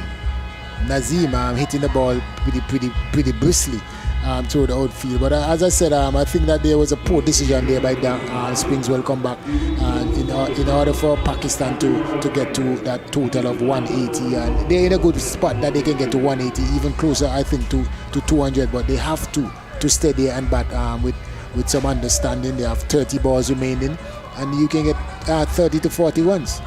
16-year-old Naseem is really ruffling the West Indies women's team here. We'll talk a little bit about that. Sana has come in, and she too is looking to get exciting. She's on driving down the ground, picking up an easy single. Outside of us, if you're hearing some noise in our outside broadcast microphone, there's a little mini motorcade taking place. Can't get to see what the real thing is, Sylvester. What it looks like. I see lots of yellow. I don't know if it's a wedding or something. It's got to be a celebration of something, but some activities taking place out over there. They have music, lots of music too, and they have a police escort, so it must be pretty interesting. 151 for 6. I see a lot of pink. I don't know if they're having a breast cancer march. It certainly might be. Naseem is punching this out onto the offside, and as Sylvester said, Naseem is 16 years old. Her high score, Sylvester, is 45 in the T20 game. But for some strange reason, the West Indies seem to have got ruffled here. She's had a CG maximum here. And I thought that Henry didn't bowl her well at all. She just used her craft a little bit and maybe even bowled a slow ball, which would have been able to make a difference. But I thought, as you said, that would have given away hand here. Here is Sana hitting this one out to Cooper. They're going to think about 2. Cooper's arms is strong and they get 2 runs quite easily. Not a bad effort to foul by Rashada Williams. Sylvester in this game. She has had a nice stumping and a good low catch. So everything has been happening for her. This is her second match for the West Indies at the ODI level. Anisa Mohammed is not really spinning the ball today. She's got to really also understand the context of the game based on what's happening. The Pakistani trying to put a little pressure on her. She's coming around the wicket now to bowl to Sana. In now to bowl to Sana, and that's a better link delivery. Good comeback here by Anisa Mohammed. Neither does Sylvester. 29, 24, 28, 55 and 17 on this tour. By her standards, pretty disappointing tour based on the amount of games that she would have played for Pakistan, well over 81 games and counting. Here is Anisa Mohammed trying to get a leg before to Sana, but I think that one would have been pitched outside the leg stump. She's gone down on her knees, appealing to the umpire. I should have got that decision. She didn't get that one. And leg by signal. I think that maybe might have been pitched outside the line of the leg stump. Score goes up to 154 for 6. Somebody could tell me what Kadeem Phillip is doing in our boot. I was asking him if he want to have a say, but He doesn't. I don't. I thought he'd be at his fete. You know, he's got a massive fete today. Is that so? Yeah, man. I don't know. You have to tell me about it. Trust me, man. Let Kadeem tell you about it. Danger, danger. Oh, sure, not good there at all. Oh yes, I know about that fit because come on, Sylvester. Springs. You know, I live right next to the. That's what I'm saying. So I'm wondering how am I going to sleep tonight with Kadeem doing that. It's only 2 to 8. Oh, okay. I'm good. Only 2 to 8. 30 overs completed. 157 for 6. Naseem has slowed down a little bit. 9 from 7. Henry Taylor, in fact, Matthews is coming into the contest, so this is going to be a good one. Sana is 4. And I find that Naseem and Sana, they seem to want to take on Haley Matthews. They always want to target her. Well, you know how the competition goes. Haley Matthews, you know, Dad got her out in one of the games, and you can see the competitive. Sana too. Yeah, so she doesn't want. She want to get them back out. So, and they don't want to get her, and they don't want her to get them out. So, you know it is, and she's coming in at a very crucial stage at the moment because Pakistan is getting a move on. That's what I'm saying. But this motorcade is massive, Sylvester. Yeah. And counting, we've already seen over 100 cars pass here. I'm wondering if they're going to the Fete. Is it? They get escort to go to the Fed? Boy, maybe you just never know. As they were saying in Antigua, we are out. The first official party in Antigua is taking place at the Coolidge Ground. All inclusive, 300 vax. In fact, tickets were sold out, Sylvester. Wow. Sold out. $250, you know. Wow. Drinks inclusive. Well, it's been a while since the fetters have been waiting. Sana is getting a full toss and hitting this one down to long. In fact, just over in the middle area. Somebody could be in trouble here. Nation is finally hit. Somebody's finally hit the stump for the West Indies. Nation has done that. But let's hope that when the time comes that she can really hit the stump. That is the critical part. You know, you want to make sure you don't want it to hit when nothing is taking place. 158 for 7. I think this is going to be a good contest between Naseem and Haley Matthews. 158 for 6. 16 years of age, will turn 17 in August. And she is a no-nonsense player. Likes to go for the maximum. Flight to delivery. And trouble here. Danger, danger, danger. Oh! Just for a moment. The communication between Sana and Naseem. Naseem is saying, where you going? Look where the ball is gone. Just wait. I want to have a go at her. Haley Matthews just has to keep her composure. She doesn't need to try anything, Sylvester. She doesn't need to get ruffled. I reckon if Naseem get hold of one of these deliveries, it's gone. It go on the roof of this side over here. It's gone, Sylvester. You reckon? But I think she's going to get outsmart here by Haley Matthews. Matthews in now to both to Naseem. Naseem is driving beautifully down the ground, picking up a single. Haley Matthews just looking around and just saying to her, not today. You won't be able to hit me out of this ground here. This is a big ground, and I'm going to really put some overspin on these deliveries today. I think, Sylvester, you might be right. I think this might be a pink motorcade. Here is Sana splitting the mid-wicket and the wide long on down to the boundary for 4. So Sana has brought out her long handle also. Wow. Score goes up to 163 for 6. Well, you're looking at Nasim, but we have to look at Sana. They're both going. They're going. They're both going. Both going. Let's see how this contest will end, Sylvester. Because I think that this is going to be a good one. Let's see how Hayley Matthews will rebound. 1 for 26 from her 6 so far. Hayley Matthews from the circle Ambrose and in now to bow to Sana. That's a good delivery. Danger, danger. Cooper hesitated for a little while. And I think she looked up rather than keeping her eyes on the ball and then on the target. And she's disgusted with herself because really Nasim should have been run out there by Cooper. But all is good for Pakistan. 164 for 6. The West Indies getting a workout here, a serious workout here by the Pakistan lower order, who's brought in Nasim on 10 and Sana on 10. And let's see what's going to be happening. She just has to be able to just pull her length back, Sylvester. She can't go right into her arc. If she does, Nasim is going. Matthews into bowl to a full toss. That's gone. Gone. 1 bounce for 4. So Nasim is really just thinking about it. Not only thinking about it, as long as it leaves Hayley Matthews' hand, she's gone for it. She's gone to 14. Sana is 10, and the score speeds up to 168 for 6. And she didn't really get a full hold of that one. No, but it was enough to go across 1 bounce for 4. That's all she wants. She doesn't need anything else. Your good friend, Mr. Richards, is back. No, I think he's getting ready to. You might have to. He wants to go to the party pretty early. Oh, me? Why 168. are you saying that, Springs? Why are you saying that? 168 for 6. Just put in your leg, Mali. I know you're not ready for party yet. Early days for you. Yeah, I mean, I'm still going to watch and see how things go before you start going out. Yeah, very, very important. But we have a game on our hand here, Mali. Nasim is 14. Sana is 10. And we look like we get some fireworks and some action going here. Well, Nasim, I was saying earlier, just her genuine 6-hitting ability.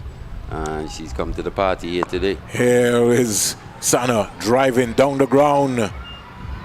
Gone for 4. The West Indies losing their way here. Is that Gajnabi? Yes, Gajnabi getting a little tested there. Really should have done a lot better with that. Got across there. Got to be able to stay on your feet and save the ball. Don't like this lot of diving business, Mali. I want to see players stay on their feet. I mean, you want to see them stay on their feet as long as they possibly can, but I think on that occasion she had to get down. Here comes Anisa Mohammed. She comes in now to bowl to Sana. Sana gets a full toss and spanks that. Who's coming around there? Cooper. Big effort there by Cooper, and they get 2 runs quite easily. Want to say good afternoon to the folks in Montserrat, Mali. Former Montserrat captain, editor, former first-class umpire Bennett Roach. He lost his daughter in the United States of America. Condolences from our team and from the Leeward Islands Cricket Board to Mr. Bennett Roach. And that's a delivery we don't see Anisa Mohammed bowl too often. Pressure. Yeah. And, pressure. I mean, it's taken Pakistan almost 5 games to really get on top of these West Indian spinners, but better late than never. 175 for 6. Nasim is on 14. She comes in to strike. Sana has gone past Nasim. She's 17. Anisa Mohammed. Let's see what's going to be happening. She's in now to bowl to Nasim. Nasim is going. No, I don't think she has enough onto this one here. Chanel Henry looks like she will take the catch. She drops it. She can't believe it. Her second drop catch of the day. Chanel Henry. And that should have been taken. Yeah, it was in the air long enough. She had time to settle under that one, but she possibly just overran it and couldn't pouch it on the way down. Windies just shooting themselves in the foot here towards the end. Nasim goes to 16. Anisa Mohammed into bowl to Nasim. Oh, that's a good delivery. It's just above her eye line. And it really was in the arc for her to go for it, but in the end she respected it. This is the first time I've seen her respect the delivery. Yeah, she's still not afraid to toss them up, Anisa Mohammed, in the death here. And Still tossing the balls up, but still having that guile to do batters through the air. Especially the overspin. Here is Anisa Mohammed going again, this time a little wider to Naseem. So she really cramped her for room. 32 overs bowled. Pakistan, after inserted by the West Indies, 177 for 6. Sana is 17. Naseem is 16. And we're looking back at the replay there. Shillan Henry should have taken that one quite easily. It was in the air for eternity. And when it came down, Henry just couldn't cop it. Yeah, just a slight misjudgment there again by Henry on that catch. Just couldn't poach it. I mean, she went reverse hands. It was a bit over behind her a bit. Her technique just let her down on that occasion, I'd say, Brian. Well, we got 2 overs to go, and this is a big ask. Ghaznavi is brought back into the attack, but I guess this is experience, and so this is what you want in order to help the young players, because the Ghaznavis and the Hectors and the Henrys, those are the folks who are going to be going forward in the future, and so you have to put them in the fiery line and see how to deal with the pressure. And Ghaznavi didn't bowl bad at all. Yeah, her changes of pace.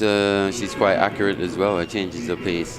If she doesn't overpitch, will be quite hard to time on a wicket such as this as well. So not a bad choice by Captain Stefani Taylor. But like you were saying, young, inexperienced player playing her 6th match at this level.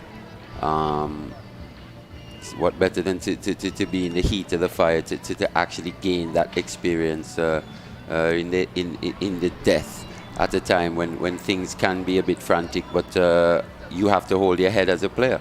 Perfect opportunity for her to see whether she, and for us as cricket fans, whether she comes through positively or not. So good afternoon again to the folks in Montserrat. Mr. Benny with his restaurant, Basil Chambers and company, including to the television. Good delivery there by Ghaznavi, and making Sana have to think. And she tends to skip it on a little bit. Yeah, she's not an upright bowler where you can be able to stand up and really go after her.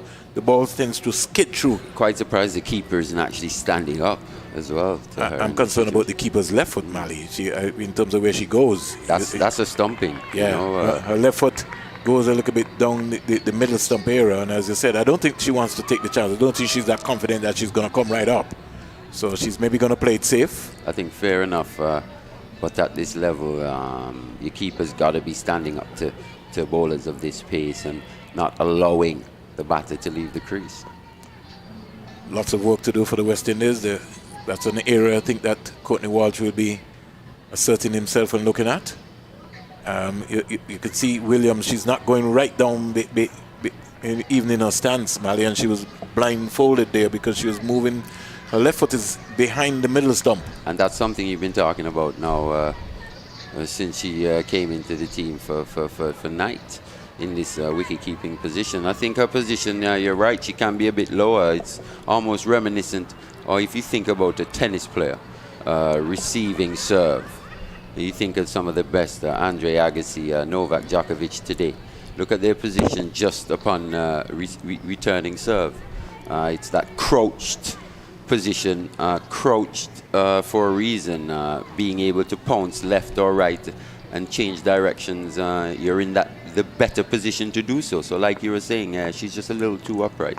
Naseem is 16, waits for Ghaznavi, and this one is cramping her, just as what Malia said. Yep. Easy catch, finally Naseem goes back to the pavilion, easy catch to Cooper, and Ghaznavi comes into the wicket-taking column and picks up another wicket, and a little brief stay from Naseem, 16 or 14 comes to an end. Yeah, Ghaznavi there with her cutters. We were saying we were anticipating it being quite difficult to time those deliveries if she could pitch them in the right areas, and she has.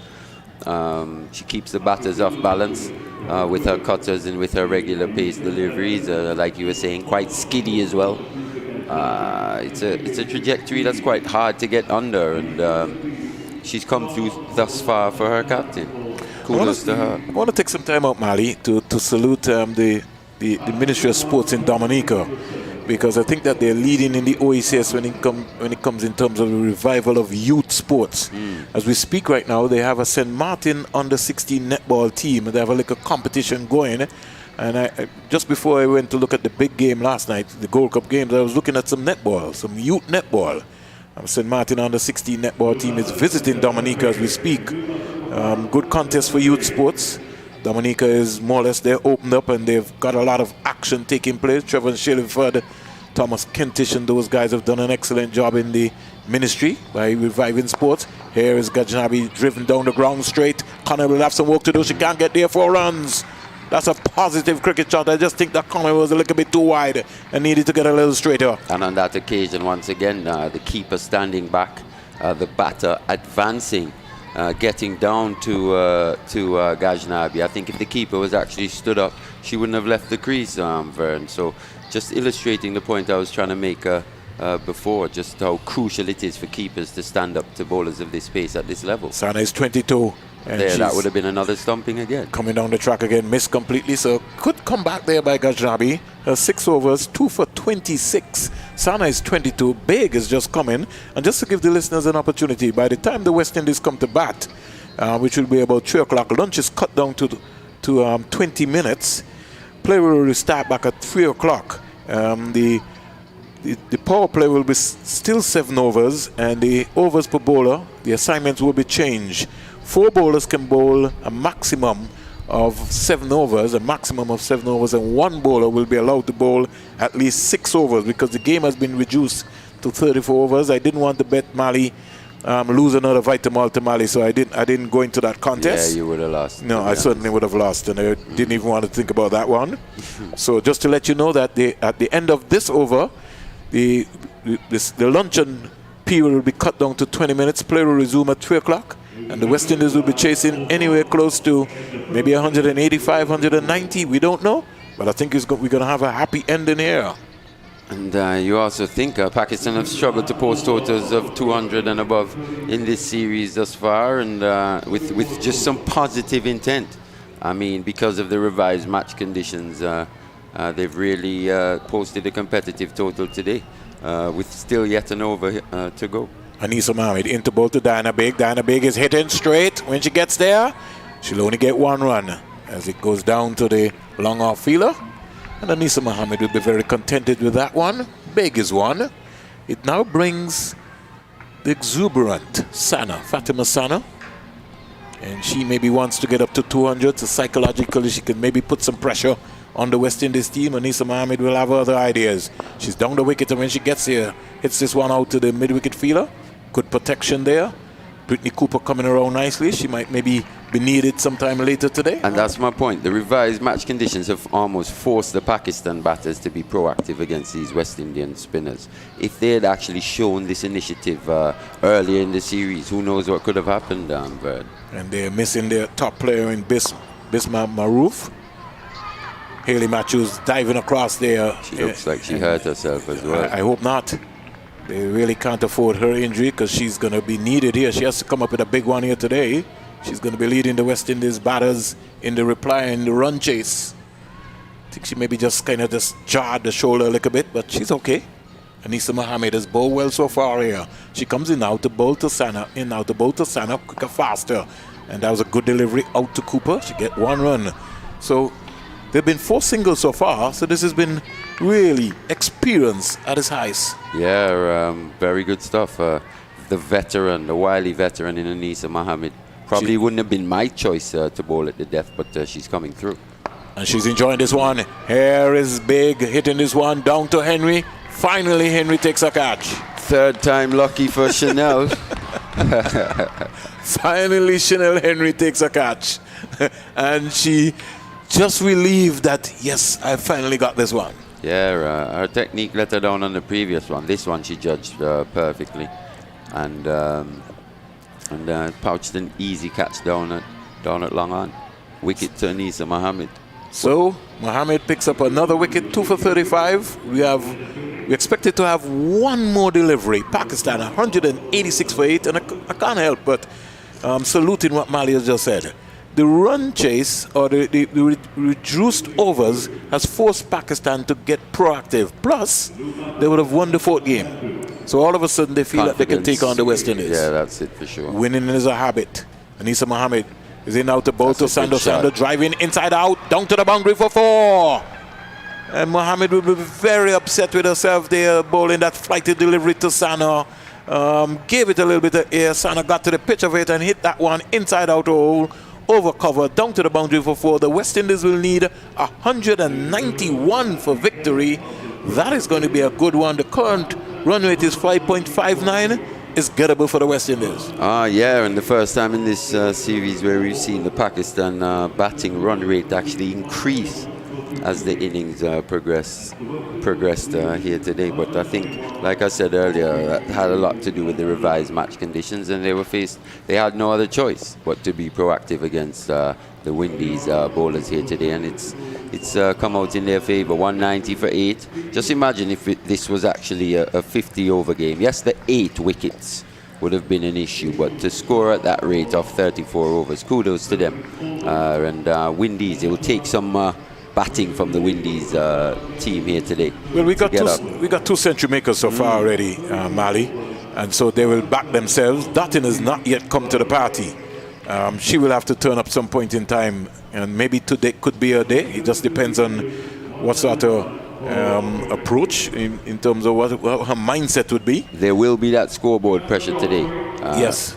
That's been different throughout the series as well. Pakistan haven't really been able to with those low totals, really apply any pressure on the Windies batters. But today, from ball 1, there will be that pressure, that scoreboard pressure out there.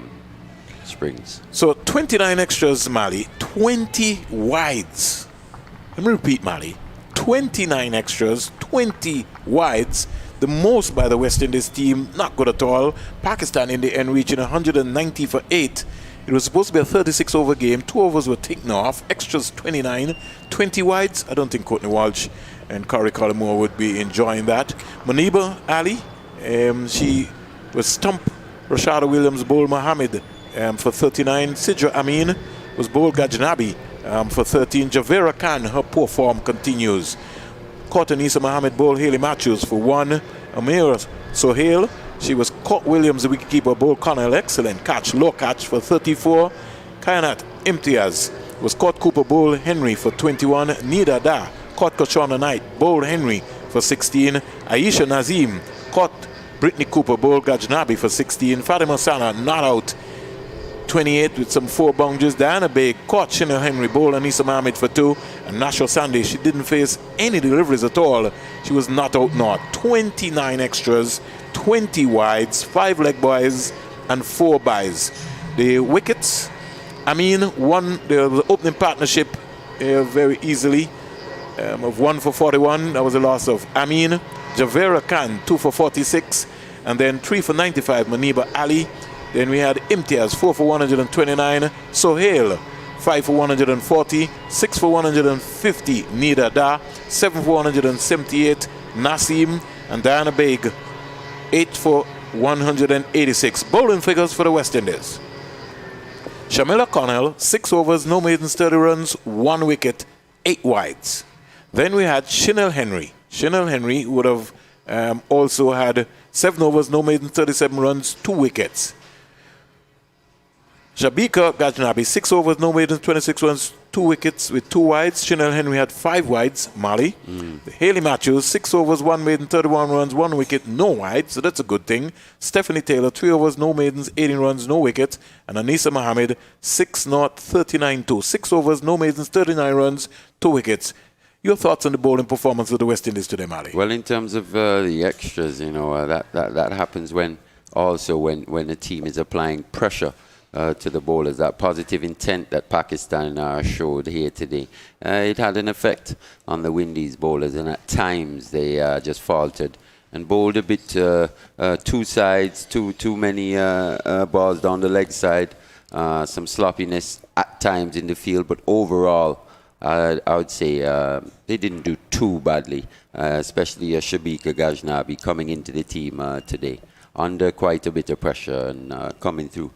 So that bodes well for the future. We also have to give credit to Pakistan. I think they batted well, Vern, and you know, we've been calling as cricket fans for these batters to capitalize on the situations, on the dominant situations that they get themselves into at times. And today, even though it's the last game of the series, we saw what happened in match 4, but today they came out and followed it up again and batted really well here in the first innings, and it's going to take some getting for this West Indies team. 111 dot balls in the Pakistan innings. Yeah, like I was saying, you know, it's something that both teams can definitely work on, that batsmanship, just playing with softer hands. It's an issue that plagues both sides, actually. Well, last game of the series. Let's see how the Windies do in this chase. But you were talking about the dot balls, and we've been talking about them all series, to be honest. But last game of the series, like I said previously, Windies need to go out and be positive, look to hit gaps, and play with soft hands at times, bring the fielders in, and then hit the balls over the fielders when they get a bit too close. It just has to be judicious stuff all around. Well, Mali, I just want to take some time out to, thank Garfield Burford, Sylvester Bungs and Joseph, and yourself. We'll have Jack Matthew joining us in the second spell of the innings here on the last game here. And I just want to be able to practice the pause word. I mean, pause before judging, pause before assuming, pause before accusing, pause whenever you are about to react harshly, and you'll avoid doing and saying anything that will later. It's been a tough day here for one and all, but we've got cricket. And so we want to see how this game will end up. West Indies have won the series. They're 3-1. Pakistan have won the 4th game, and they'll want to maybe end the series by winning 3-2. The men lost today to England. Let's see what's going to be happening. It's a run chase on. West Indies will need 191 singles. And it's game on here at the Sir Vivian Richards Stadium. We'll be back in a couple of minutes, and when we come back, it will be the start of Jack Matthew, starting with Sylvester bouncing Joseph.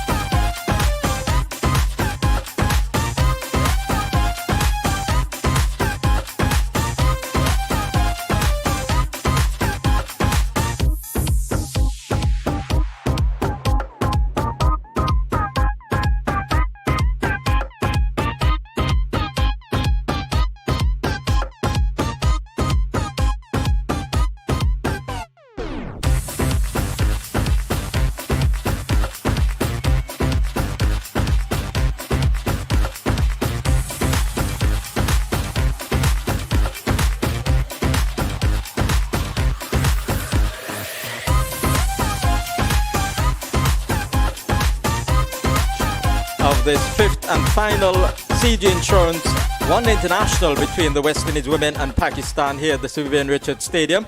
Pakistan having made 190 for 8 of their reduced number of 34 overs. The West Indies will need 191 to win and to complete a 4-1 series triumph.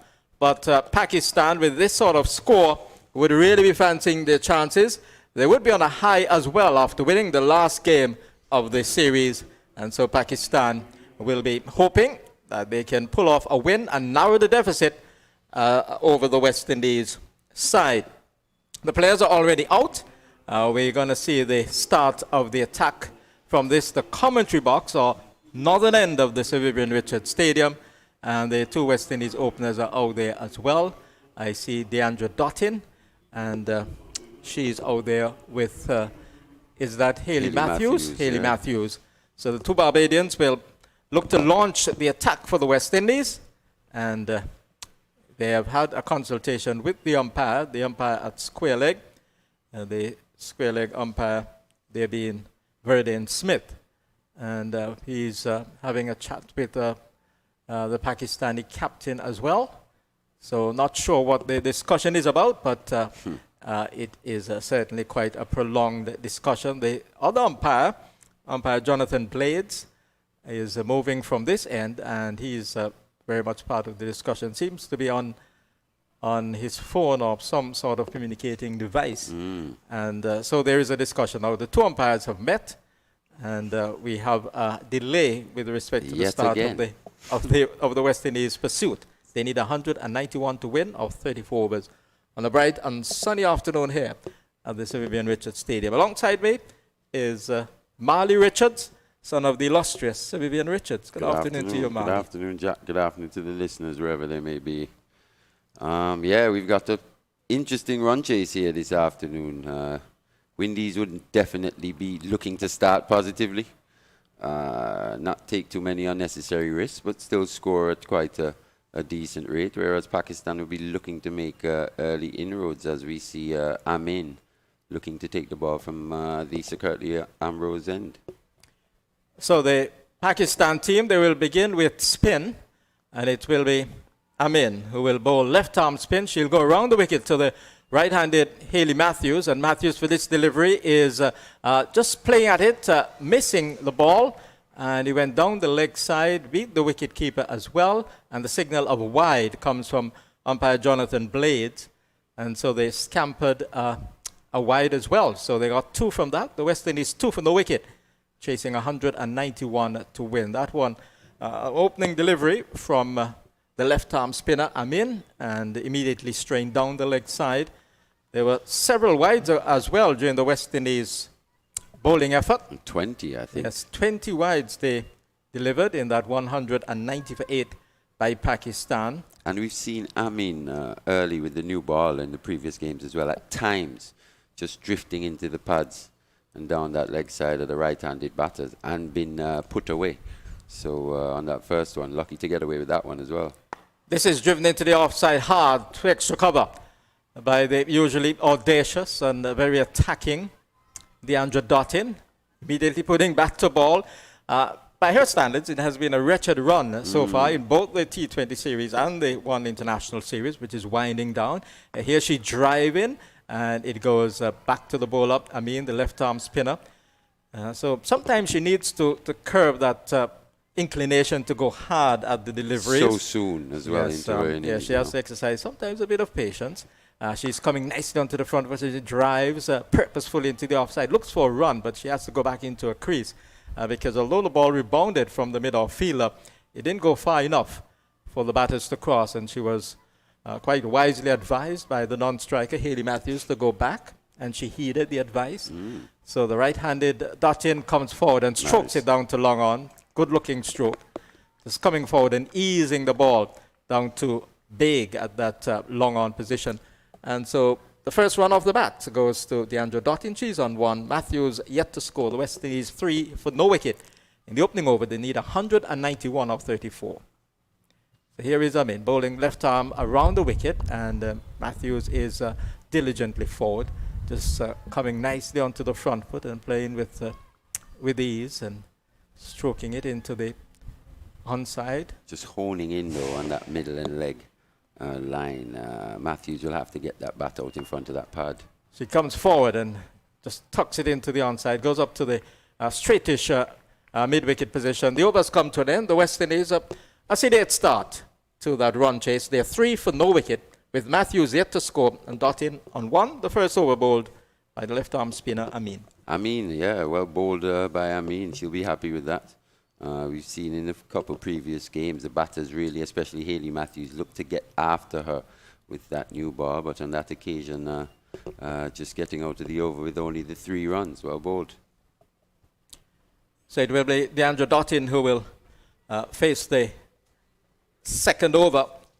Will be bowled from the far end, the Sir Andy Roberts end. Sir Andy Roberts, the first Antiguan to represent the West Indies. Did so in 1974, long before Marley was born. He did so at Kensington Oval in Barbados, a test match in which Lawrence Rowe made a triple century against England. He made 302 in that test match at Kensington. And the West Indies were really fired up for that particular series. And Andy Roberts has gone on in leaps and bounds, as they would say. Finished with 202 test wickets. Here is the second over. It's bowled by Baig from the far end. And the first delivery is tucked away towards mid-wicket, goes straight to the fielder, and Dottin cannot score. And the special thing about that record of Andy Roberts is those over 200 wickets came in just about 40-odd test matches. I think 47 test matches. 47 test matches, yeah. Fantastic record. Just imagine if he could have played 100 or even 80, 90 tests, just how many wickets possibly he would have gotten. Yeah. And he was the first West Indian fast bowler to 200 test wickets. Yeah. He clips that of Wes Hall, who I think finished with 192. So they're watching as Baig runs in, right arm over the wicket, into bowl to Dottin, and Dottin is back and clips it towards the forward square leg area. The mid-wicket gives chase. They'll come back for the second quite comfortably. The left-handed return comes underbounds to Baig, right over the stumps. So Dottin adds to her score. She's on 3, and the West Indies are 5 for no wicket. 2 balls gone in the second over. A little surprised that Fatima Sana Khan hasn't taken the new ball here, Jack, considering in the previous game, player of the match, got 4 wickets as well.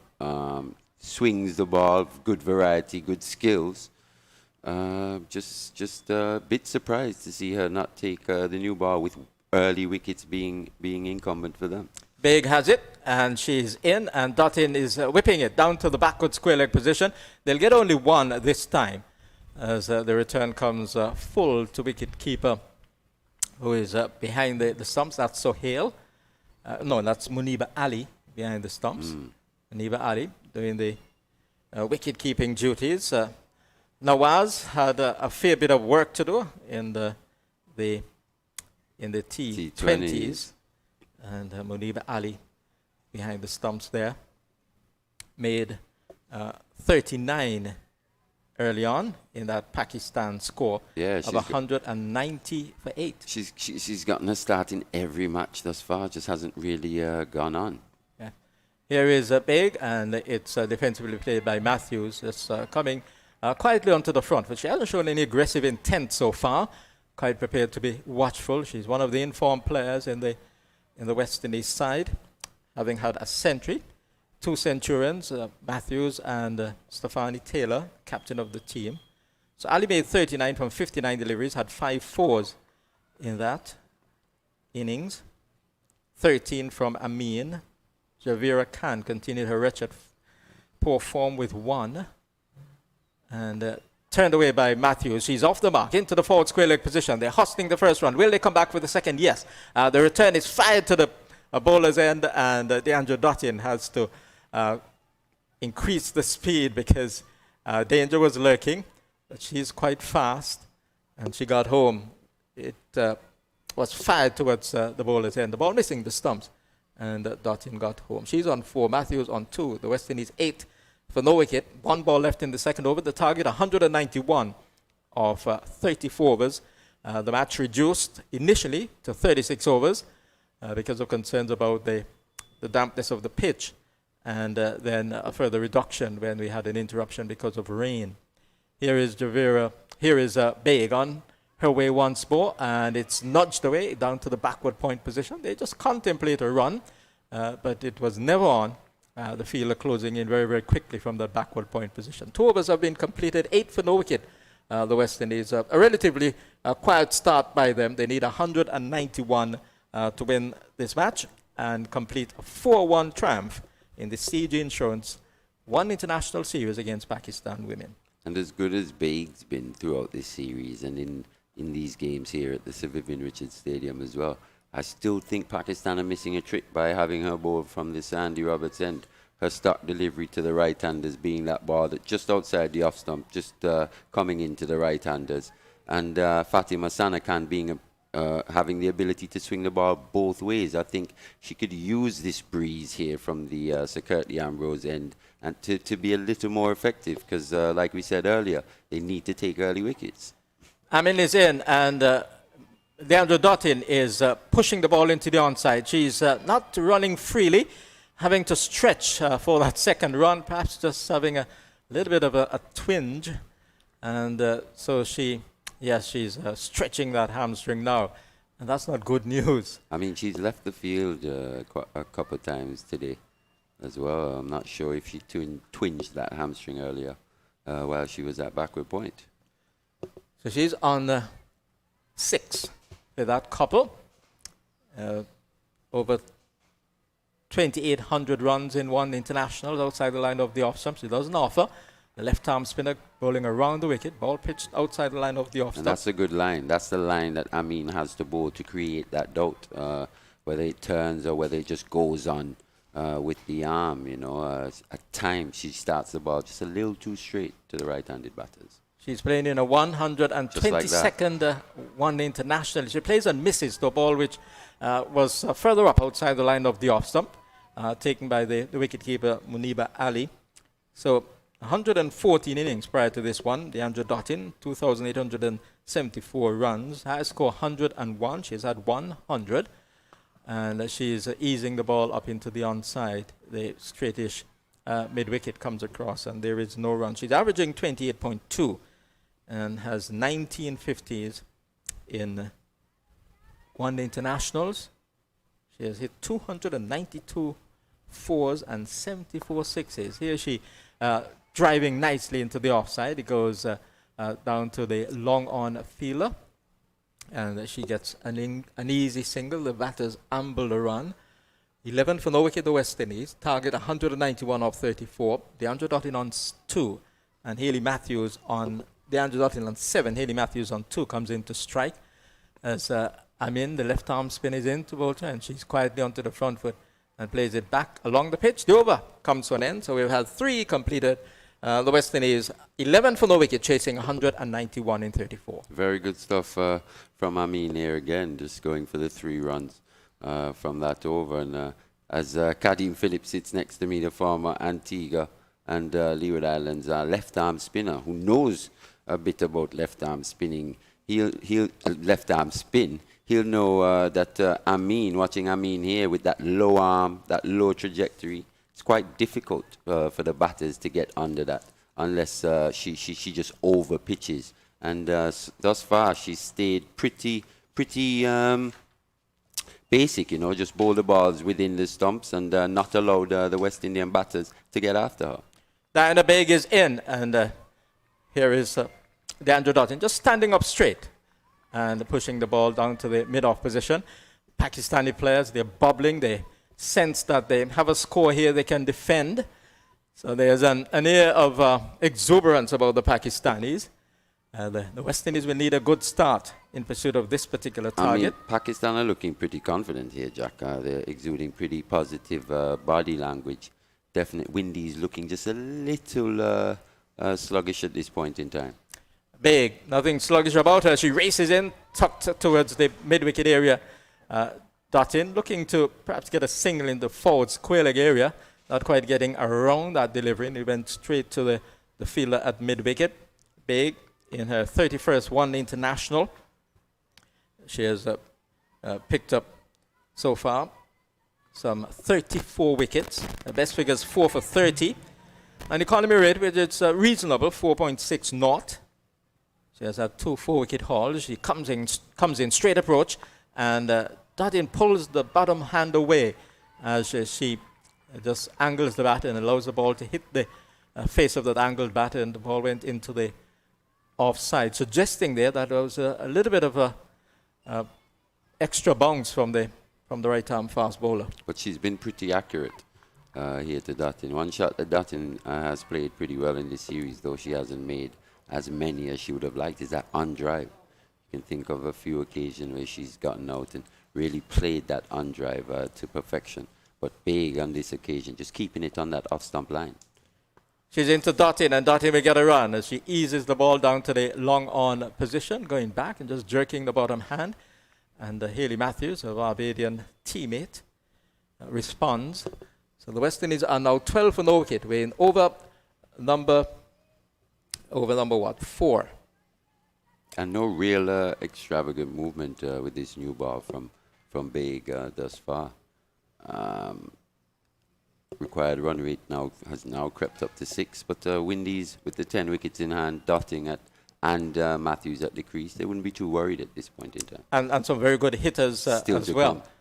Still to come and out there. This ball is defensively played out towards the mid-off area. The extra cover comes around to do the fielding. But Deandra Dottin would not be satisfied with her run so far.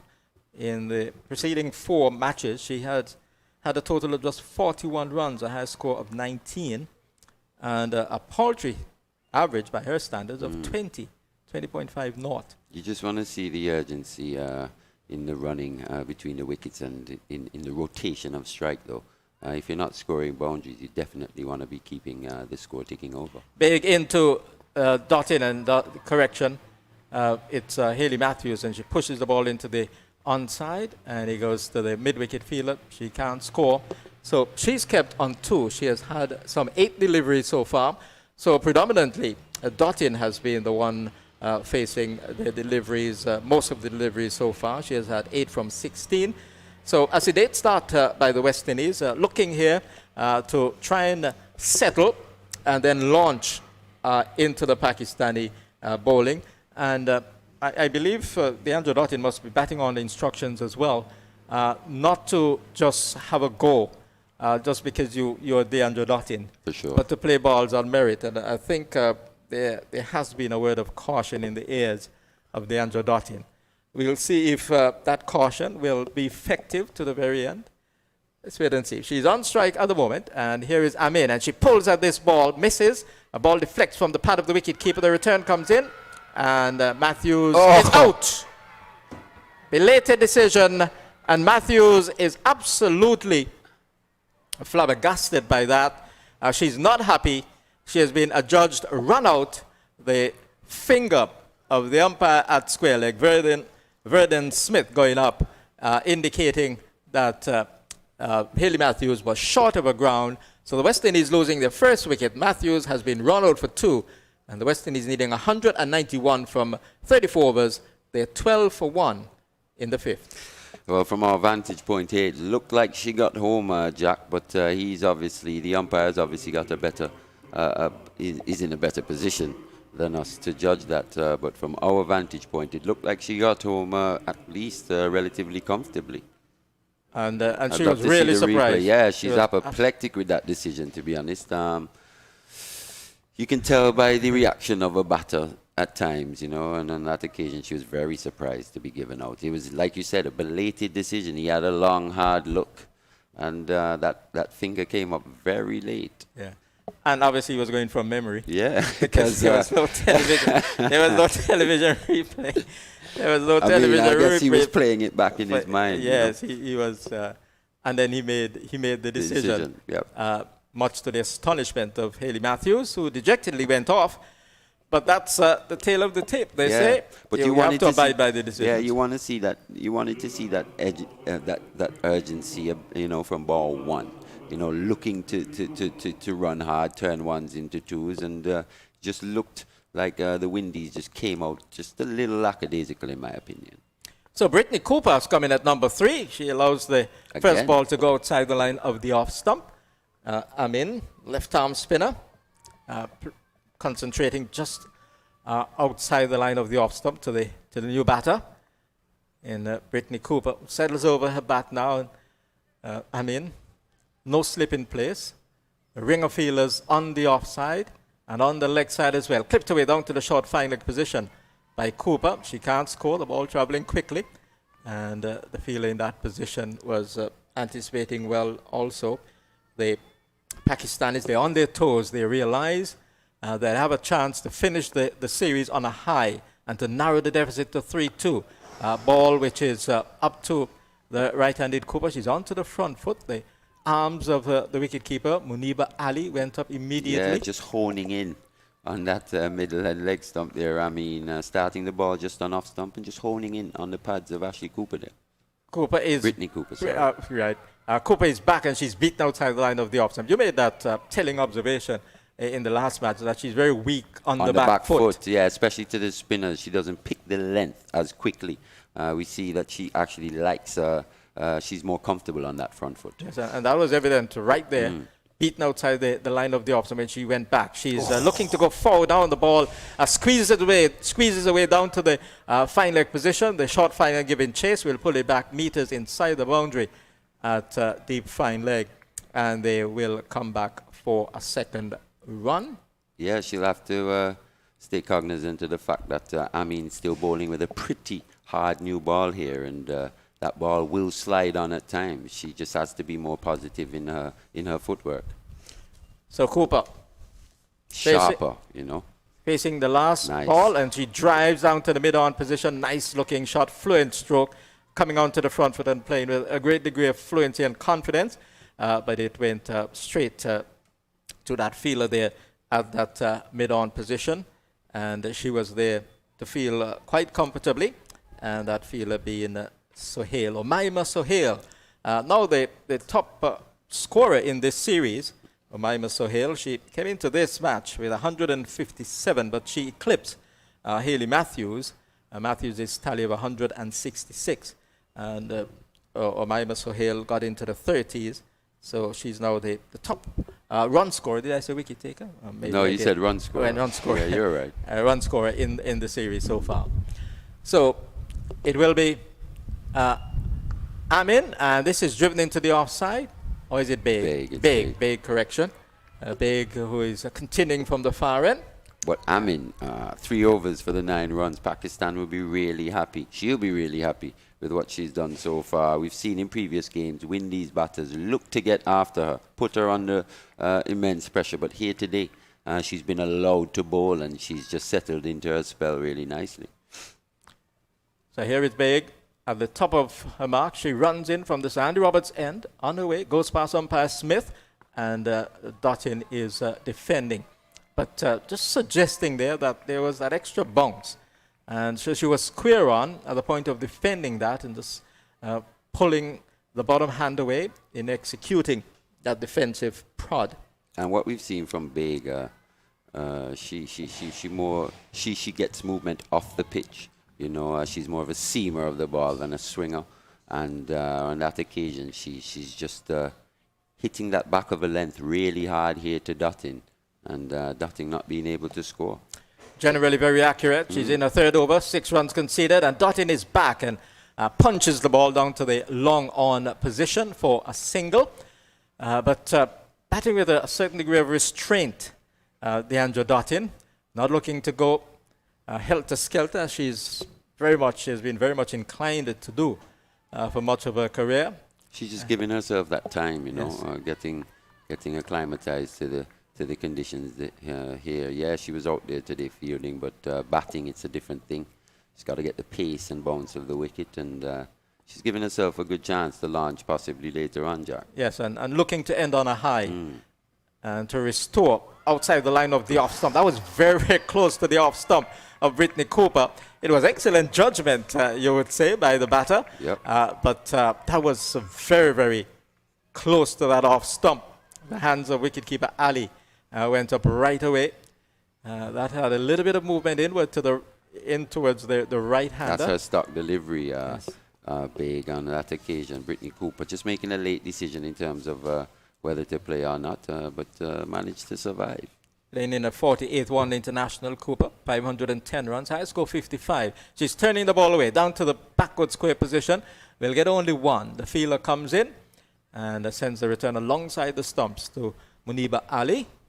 And one more to the West Indies cause. The West Indies women are now 17 for 1. One ball left in over number 6. The target 191.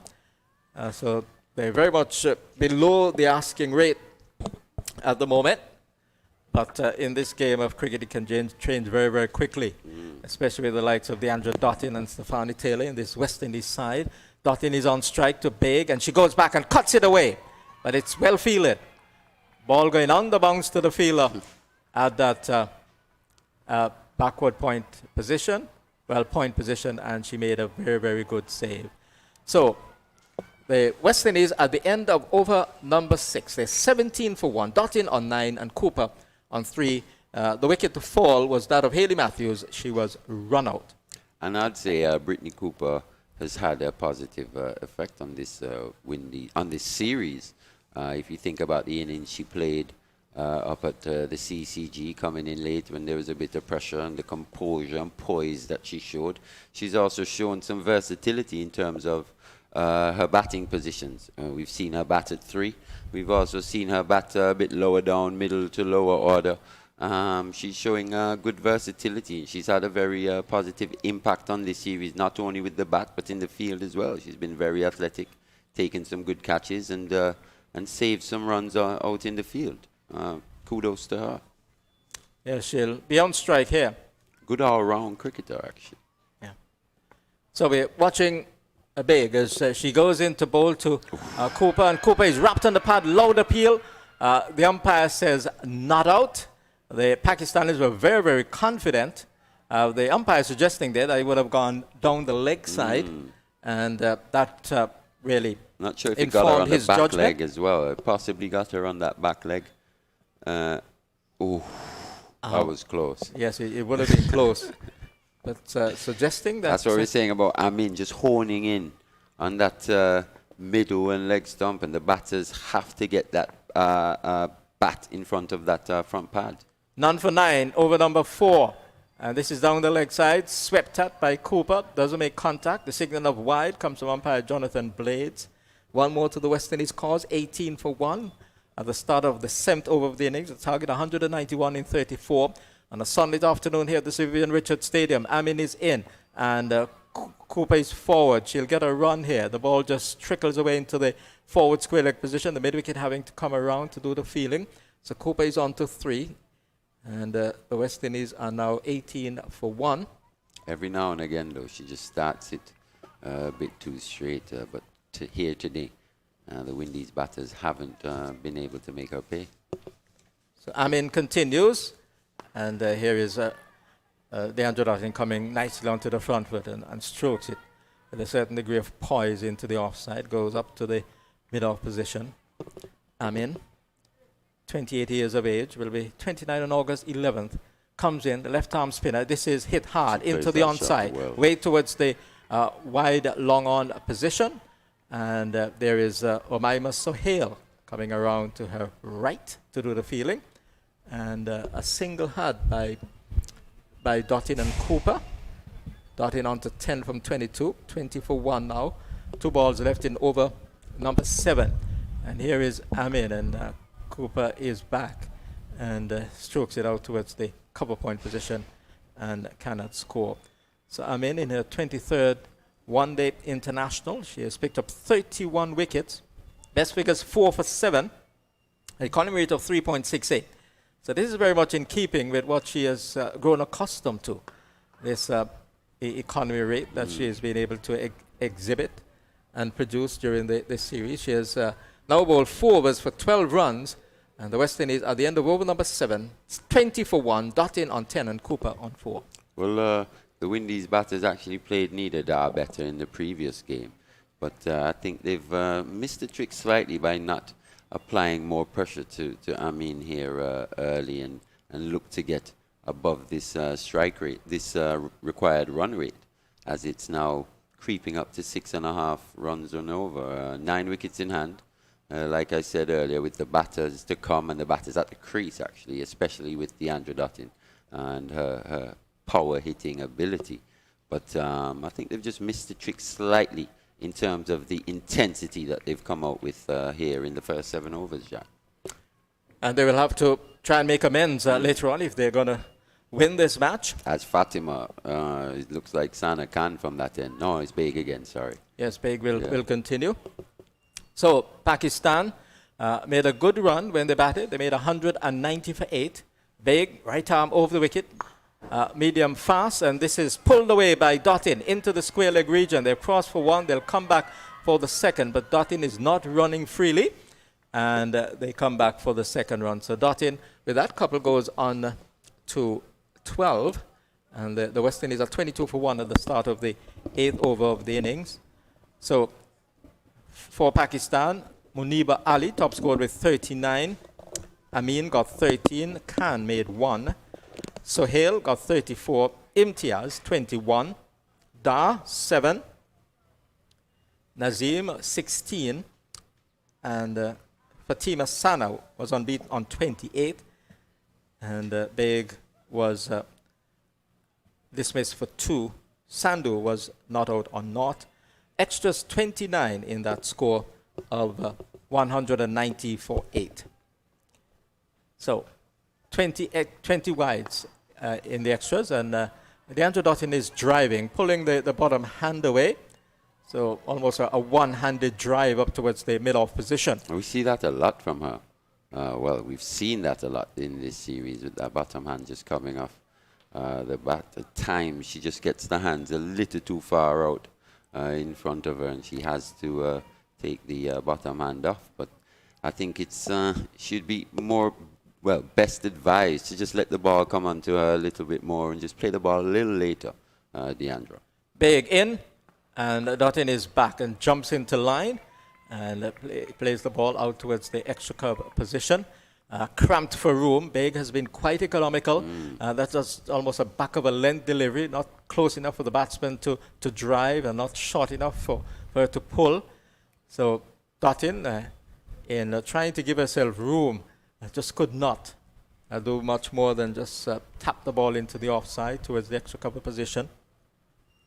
As Baig runs from this Andy Robertson, as the sun comes back into bowl to the right-hander, and Dottin is getting this off the thick outside edge, runs down to the short third-man position, and that looks to be Amin in that position. She was there to remind Dottin that she would have been in a lot of danger had she attempted that run. 22 for 1, 2 balls left in over number 8. Just a little cutter there from Baig. It looked like she just run her fingers around down the side of that last delivery to Dottin.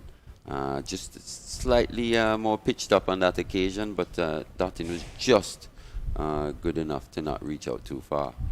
Baig is in, and Dottin is driving hard, goes straight to extra cover, and she shows frustration because she felt she had a chance there to really beat the fielder, but the Pakistanis have been quite good in the field so far, and that was an expert stop by the fielder at extra cover. And we spoke about how the rotation of strike hasn't been very good from both teams in this series. But Pakistan, what's let them down is that they've bowled quite a few bad deliveries. But the difference here today is they haven't given the Windies batters many bad deliveries. Windies not showing the batsmanship to rotate the strike as necessary. Baig with a final delivery. This is square driven by Deandra Dottin. She's looking to cut back for the second. The return comes to the keeper's end, and Dottin will beat it quite easily. But she's hobbling at the moment. She's putting pressure on that leg by rushing back for that second run. And from a West Indies perspective, let's hope that she'll be able to survive. And maybe that's why we didn't see that urgency with the running. Maybe Dottin's been carrying an injury, and Matthews knew that previously as well. That's why we saw the sedate nature with which this innings got underway. It has been pedestrian going by the West Indies because they're scoring a 3 per over right now. They're 24 from 8. So they will need to up the ante if they're going to threaten this 191 target. Need that of 34 overs. Dottin on 14, Cooper on 4. So the bowling for the West Indies early on, Shamila Connell had 6 overs, 1 for 30. Chanel Henry, 7 overs, 2 for 37. Gajnabi, 6 overs, 2 for 26. 2 for 26, Gajnabi. And so Amin will continue. And this is driven on the bounce by Cooper. Back to the bowler. Haley Matthews, 6 overs, 1 maiden, 1 for 31. Stefani Taylor, 3 overs for 18 runs. And Anisa Mohammed, 6 overs, no maidens, 2 for 39. Amin just bowling off a few paces. She's bowling around the wicket. She comes in to bowl to Cooper, and Cooper is sweeping, but can't beat big at that short fine leg position. Has to go back into a crease very, very quickly. So Pakistan on their toes. They are confident and they realize they have an opportunity here to produce consecutive victories against the West Indies. And yeah, it's a pretty well set field here to Amin. Possibly with that short fine leg 45 in that position, you probably would want to see the sweeper go a bit further round and that short fielder come further in front. But apart from that, it's a pretty well set field. She just doesn't, if she strays too much down the leg side, that's where the problems come in. And the 31-year-old Cooper is forward to this delivery, and the ball rolls back along the pitch, and there is no run. So I think something will give in a while. Yeah, at some point something has to give, you know. Yeah, I think run rate approaching 7 here for the Windies. yes, both batters are going to have a go at some point. Here is a sweep to a ball which maybe on about off stump or just outside. Dottin is looking for a single, and she's not the most fleet-footed at the moment because she's carrying a foot injury. That's good cricket. And she had to hobble back into a crease Good because cricket from the Big. return, from Big was directed at the non-striker's end. Making her work to get back, you know. So here is Amin, and Cooper is driving into the offside, not getting the timing into the stroke. It goes bouncing out to the fielder in that position. Slightly missed out there, Cooper. Over pitch from Amin on that occasion outside the off stump. Didn't transfer her weight as well as she would have liked onto that front foot to find that gap to extra cover. Amin is in, and she's pushing back to the bowler. And Amin fields. Top stuff again from Yes. Amin. 5 overs for 12 runs. Very, very, very, very good work by Amin at the moment. So the West Indies scoring is pedestrian. 9 overs, 24 runs. In fact, that was a maiden bowled by Amin. And so the West Indies are in a stranglehold at the moment. And will they be able to break free? Only time will tell. And what we've seen, especially from the Knight sisters and the middle to lower orders, you know, like we said before, just struggling to rotate the strike. And now, with the game set up the way it is, I think they'd have no other choice if they get the opportunity later on here today, but to come out and to be aggressive, really proactive from ball one, and really look to get this run rate going. Well, at the moment, the Andrew Dottin is getting some assistance. We knew that would have been coming because increasingly she was showing evidence of that inhibition out in the middle, not being able to move with the alacrity that we know that the Andrew Dottin can move with. So she has been impeded by that foot injury. The physiotherapist has come out to provide us as much support as he can. And so he has finished his work. She's back on her feet and looking to resume the fight for the West Indies here in this final CG Insurance One International at this Vivian Richards Stadium. We have a breeze with us, just stretching out the flags on the eastern side of the venue. The Antigua and Barbuda flag is there, the Pakistani flag and the West Indies Cricket Board flag, all fluttering in the afternoon breeze. And the conditions here very, very good for cricket. And the Pakistanis are absorbing the situation. Yeah, and her lack of mobility will have an effect on Brittany Cooper as well. Make no mistake about that. She's a player that likes to knock the ball around, plays her little sweeps, her little ramps, looks to turn ones into twos. She's going to have to possibly be a bit more aggressive with Dottin as well, struggling to run. Well, Dar has been introduced, replacing the bowler in Big, Diana Big from that far end. So the off-spinner is into the attack, 24 for 1. What do you make of not using runners for injured players in cricket these days. We'll comment after this ball from Dar, her first delivery to Dottin, and Dottin is forward, and it pops from a fairly good length, and Dottin was there surprised by that extra bounce. And no run resulted, the ball falling into the offside. No runners for injured players. Yeah, make no mistake, players are very clever as well, Jack. Dar is in, and Dottin is back and cracks it down to the extra cover position, goes straight to the fielder, not been able to find the gap. So far, she hasn't been able to find the placement to execute in that fashion. So she has shown frustration as well. She's on the defensive on this occasion as she just taps the ball on the onside of the pitch. I think perhaps she was lining herself up to hit it through the forward square leg area. Maybe looking to hit it hard, but not been able. So we have had no run from the last 9 deliveries. This ball is outside line of the offside. It gets through the offside this time, and that's 4 runs to Deandra Dottin. The placement was there. She went back, and she gave herself room, and she hit it hard between extra cover and cover, and the ball sped away for 4 runs. So the deadlock has been broken. 28 for 1. 9.4 was gone. Dottin on 18 from 32. Cooper 4 from 18. Yeah, finally finding a gap there, Deandra Dottin. We're talking about her lack of mobility. On that occasion, just finding the power and the placement, and picking up 4 good-looking runs through that extra cover region. Disparity here. Current run rate 2.9 naught. The required rate 6.82. So the West Indies have a lot to do in terms of catching up. Dottin is driving. She'll get a run here because the long off fielder has to scamper in, and so they amble the run. So Dottin goes on to 19. And the West Indies 29 for 1. 1 ball left in over number 10. The target 191 of 34. So we could have a good finish, or Pakistan could continue to really have a neck hole on the West Indies batting and win comfortably. Who knows? Here is Dar, and Cooper is turning the ball into the onside. Goes towards the mid-wicket position, and there is no run. So Dar's opening over conceded just 5 runs. And the West Indies chasing 191 to win in this final CG Insurance 1 International against Pakistan here at the Vivian Richards Stadium. They are 29 for 1 from 10. Dottin 19, Cooper 4. More from the former Leeward Islands batsman, Ali Richards. And then it will be Vernon Springer. Yeah, it's the 5th and final game of this ODI CG Insurance ODI series between Windies and Pakistan women.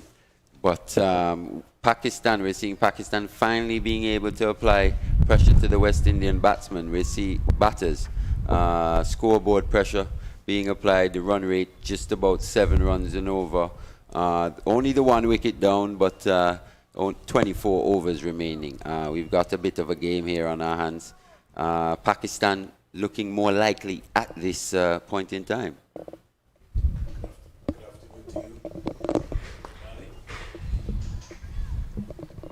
Good afternoon to you, Mali. Thanks very much. 10 overs bowled, 29 for 1 as I welcome Sylvester Joseph into the hot seat. Sylvester, the Pakistan power play off their 7 overs, 33 without loss, and as we speak, West Indies at the end of over number 10, they're 30 for 1. Yeah, good afternoon again, Springs, and to the viewers all over. The disparity is not too far apart there, Springs, in terms of the runs rate. Keeping some pressure on the West Indies women's team. I think Dottin would have to bat the entire 34 overs, with the revised target being 193. West Indies would need 194 to win, and this is under the Duckworth-Lewis method. 31 for 1. Dottin is 20 from 34, but she can explode. She looks a little hampered with a little slight injury that she has. She's driving down the ground and picking up an easy single. She's looking for 2 there, but certainly not on. Cooper will have to get onto her bike very quickly. More or less, Sylvester bowling in a little round lateral action. So it's pretty hard in terms of her to be able to get under her. You got to be so crafty because it's really not above your eye line. Good positive off drive up to the ground there by Cooper. Cooper just getting a little frustrated. For that one, Sylvester, I've been looking to maybe just check it and maybe just look to get a single to rotate the strike to get the rhythm going. Because if you're going to get there and just stroke it down the middle off, then you'd better if you... Here's again, Cooper just lost her shape there, looking to go for a big drive, tugged it more or less down to long on, getting a single in the end. Score goes up to 33 for 1. Cooper is 6. He now brings DeAndre Dottin, who's on 21 of 35 deliveries. I don't know for a long time that I've seen Dottin struggle like this. Her scores so far have been 19, 13 not out, 9 and 14. And by her standards, she'll be very disappointed because she set high standards in the field, bowling and batting. And she'd really want to be able to get a good score here for her team, see her team across the line. Cousin to Otis Gibson, and here Dottin goes. One bounce into the deep backward square leg boundary for 4. Offline delivery by Amin, pulling that one down. And Dottin picking up the length and the line very quickly, dispatch that for a boundary for the West Indies. 11 overs bowled, West Indies are 37 for 1. Yeah, brilliant shot there by Dottin. We all know that if Dottin, I heard you said about if she has to bat all 34 overs. Let me tell you, if Dottin batting is not going to reach so far.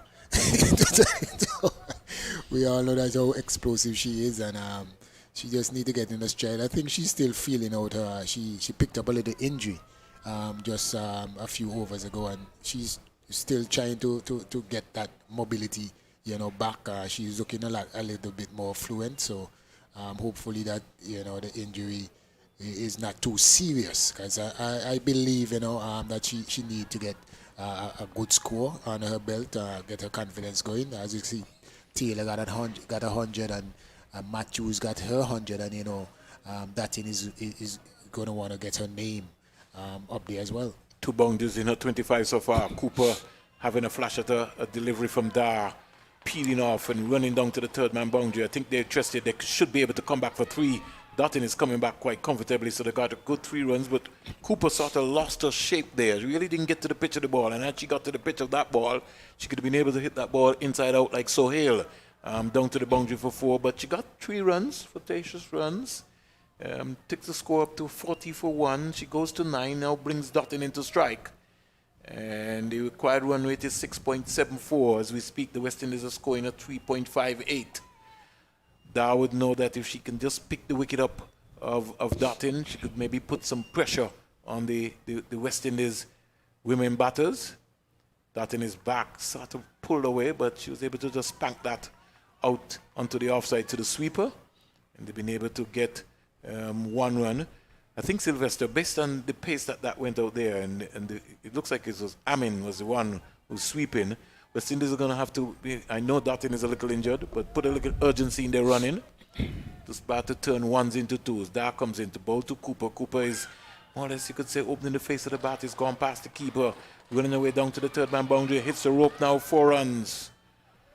When you run that hard, Sylvester, and you don't get to the ball, you feel so frustrated, and in there, chased all the way from the short fine leg area, but couldn't stop that along with Sohail. And West Indies getting a much required boundary, score going up to 45 for 1. A partnership needed, a big partnership too. Yes, indeed. I like to see Cooper even in this frame of mind. I believe she's a better batter, looking to be more attacking. Not reckless, but being attacking. When she's just there trying to block and block and block, she doesn't look like herself. She looks more into it for the past 2 deliveries. She looks like with a bit more intent, and I think she's a better batter when she does that. 45 for 1. Cooper is 13. She comes quietly. Just want to see her be more positive.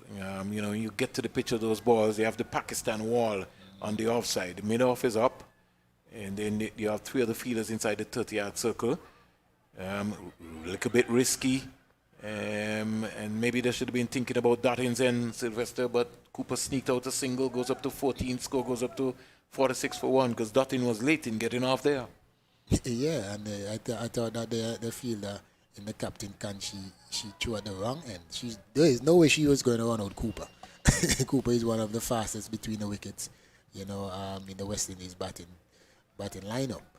And with some sort of ailment there to Cooper, to Dottin, I thought you would have thrown the ball to that end.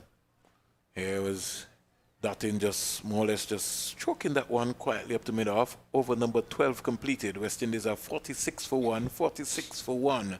Da's first 2 overs has cost her 14 runs. Dottin is 26 from 38. Cooper is 14 from 26. And West Indies need a partnership, and a big, big, big partnership if they're going to be able to get anywhere close to this total.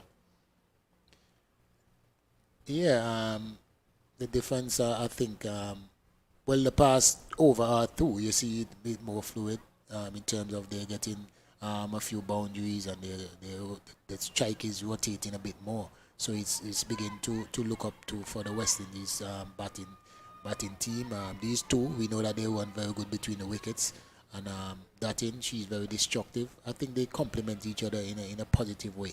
So if they can, continue in this way, and I know it will get better. 46 for 1. Start of over number 13. And just to let you know that in this segment, at least 4 Pakistan bowlers can bowl 7 overs, and 1 can be able to bowl 6. Amin comes in out to bowl to Cooper. Cooper is sweeping. We'll get a couple of runs here. No, she changes her mind, as she has to think about her teammate in Dottin.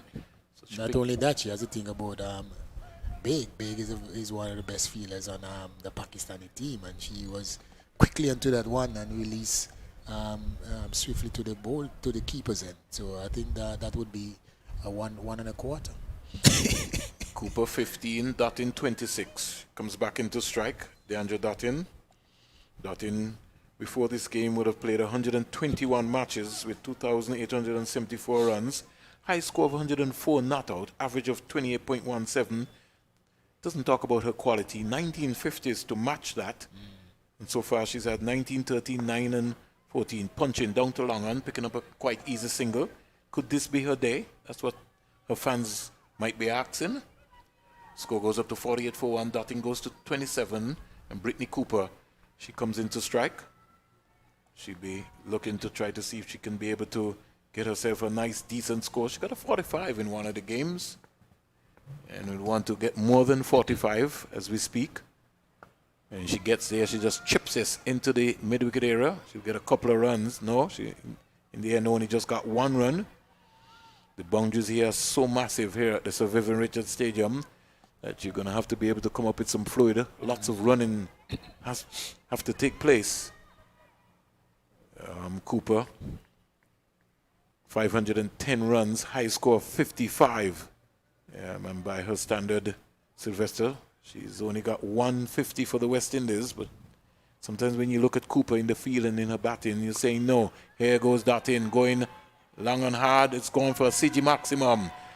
First of the West Indies innings, that's a huge hit. And the folks in the ambulance had to be scampering for a little bit. 50 up for the West Indies, or 50 minutes, and Dottin deciding to open up her arms and extend her arms, really got the long angle out there. And she's gone up to 33, and the score goes up to 55 for 1. Dottin deciding that she would have had enough of Amin. She's seen enough of Amin, and she decided to just pull that one out. 510 runs, Sylvester, for Brittany Cooper before this innings. High score 55, not out. Amin into bowl to Dottin. Dottin driving down the ground, picking up an easy single. To long off. Getting a quite comfortable single. So Dottin is on the march here. She goes up to 34. Brings Cooper on strike, who's on 16 from 28. Amins is into a 7th over, not for 30 so far. Cooper, the 31-year-old from Trinidad and Tobago, will turn 32 in August. Left arm spinner, a little lateral movement here from Amin. Good positive shot by Cooper. She marched into that. Could have got a little bit more out of that, Sylvester. Yeah, she was a little model of concentration there, but got to be thinking about getting runs right now. The required run rate is going up to 6.57. You don't want to get up to 7. West Indies are scoring a 4.31, so it's still in range, because once you have Dottin, it's still possible. You've got Kashana Knight, who's scored a maiden first-class half-century.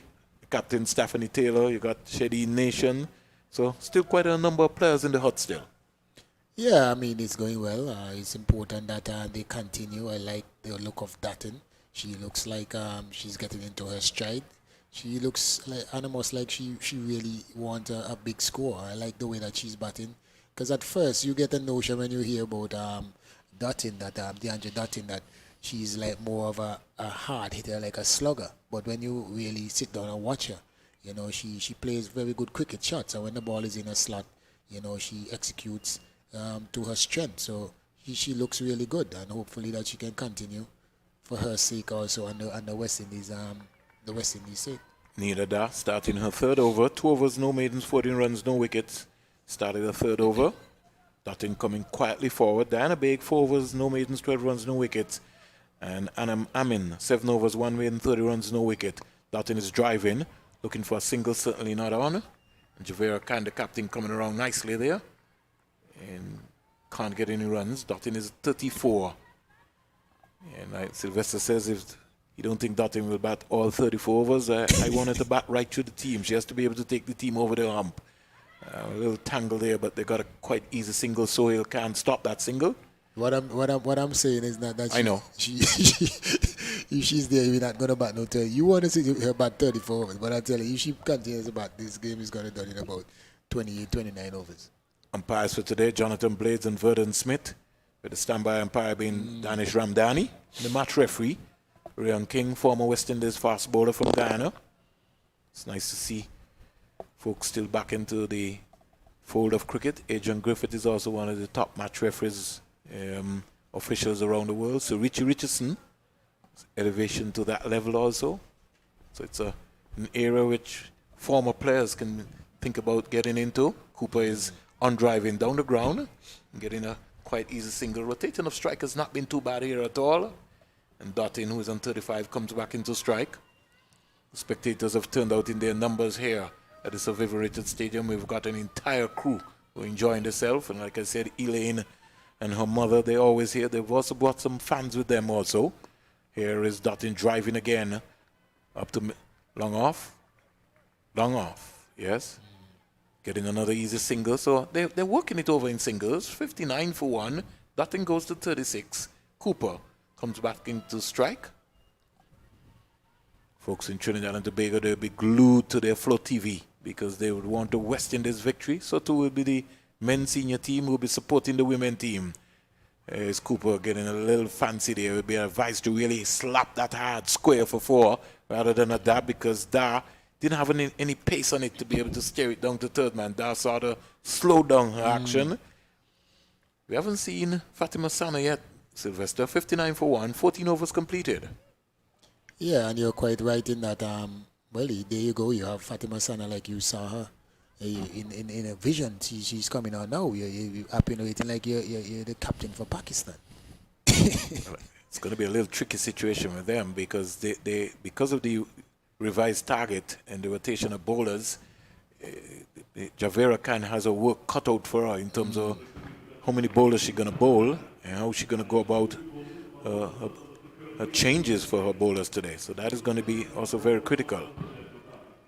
She's experienced. She knows what is required. I guess, having watched the game for the whole day and see the nature of the pitch, she can make the assessment, because I've even noticed now that they bowl more spinners so far. The last ball from the previous over, you were right in saying that Cooper, I think her shot selection was way off. She should have tried to, place the Pakistani wall in the offside, because there is no one, on the deep extra cover boundary. And if she beat, she got it 2, that would be a sure 4 instead of trying to dab. And the pace wasn't there really for that shot. Pakistan, over the years, they've just been like a fast bowling factory. Here comes Sana, is in now to bowl to Dutton, who's on driving down the ground for a lovely single. And good positive shot. Team spirit, I can't overemphasize, has been great between these two teams. Pakistan, and the West Indies, 2 powerhouses in world cricket. And you continue to see the Pakistan Cricket Board and the Pakistan government making a run to be able to bring back international cricket. Imran Khan, the Prime Minister, former Indian Pakistan captain, is leading the charge on that. Dot delivery there by Sana. Score remains on 60 for 1. 60 for 1. What you take on the previous game, the game before the last one, which was Monday, when Cooper, she batted at number 3 and got a good score. And then the next game now, she demoted her. Demoted her. And then in the last game, you have Kashana Knight. Yeah, Kashana. Yeah, here is Cooper just turning this beautifully down to the fine leg area, picking up a nice, comfortable single. So it's good cricket. Kishona Knight, she got 80 in the last game, batting at number 3. And then now you have a change again. Why you think of the thoughts going on to the management team? I still feel, and what your observation has been right, Sylvester, but they look like there's some niggles inside the team. Oh. And so that's maybe why you may be having the changes going around. They maybe just feel that Brittany Cooper would be a perfect foil for either Matthews or DeAndre Dottin, which is proved to be difficult. Here is Dottin playing around her, pitch up delivery. She's bowled all over the shop. She was neither forward nor back. She never got out there. It was almost like a bus there, and Fatima Sana got through there. And Dottin goes back bold, casually, not really stepping out to the ball for 37. And Sana strikes again, picking up the wicket of Dottin. Yeah, very well bowled delivery. Pitch on a good length. I think that she reached a little bit for that ball. We've seen that on the review now. She reach and try to play around. You see, play around that ball instead of hitting it straight. And well bowled again there by Fatima Sana. She continues her good work for the Pakistani team, putting the ball in the good areas, good line, good length, and just allow the batter to make the mistake. And unfortunately for West Indies team, Dottin goes back. A wicket they certainly needed not to lose, because this was the informed batter. It now brings the West Indies captain, who's been in very good nick so far this series. Got a 49 in the last game, and she'll be looking to improve on that 49. But she'll want to be able to register a victory against Pakistan here, and to keep her captaincy record looking good. She's a knot as she comes in, and in the first over, Fatima Sana strikes for Pakistan. Yeah, and it's important that Pakistan keep themselves in the game by picking up wickets, try to deny any big partnerships as much as possible. But the energy from the Pakistani team throughout the series so far, and I keep on saying, when you're on tour and you're not winning, it brings a bit of the morale is low. Yeah. But these Pakistani ladies, they keep on fighting. They won the last game, and you see a different energy. You have me looking back to say if they had won earlier in the series, probably it would be a better series. It might have been a closer series. Yeah. But so far, they certainly look good.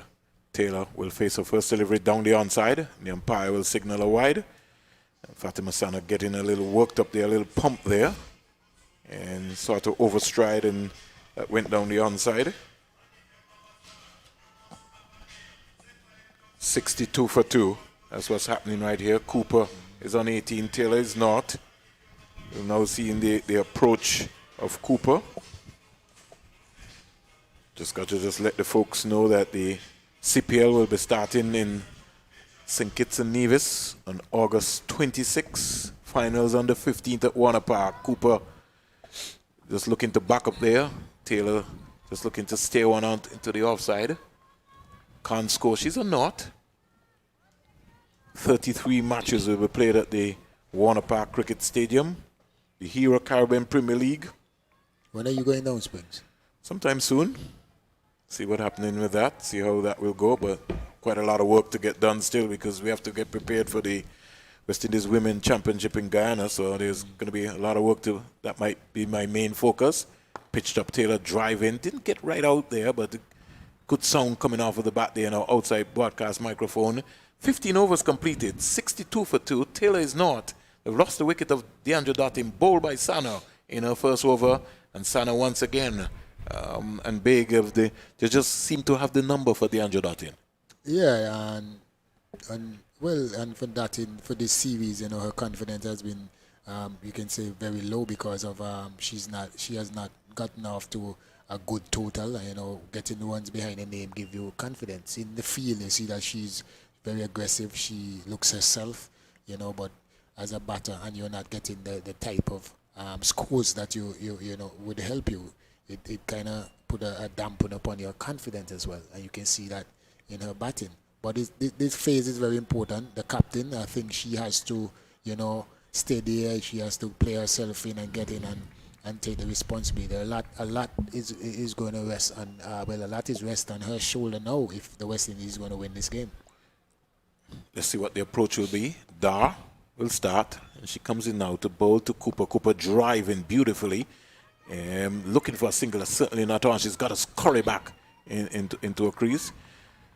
And Sylvester, if Cooper is going to get to those deliveries, she can be able to hit those. If she can't find the gap, she's got to be able to hit that inside out over cover. Once she gets past the 25-yard circle, if she gets to the pitch of the ball, I think she's confident enough that she could be able to get that boundary there. She's standing up straight and punching it.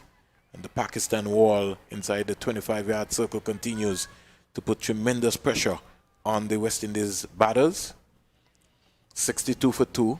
Cooper, she has to be patient and keep going. You can't afford to get out now and let two new batters, at the crease. Dar into bowl to Cooper when she gets there.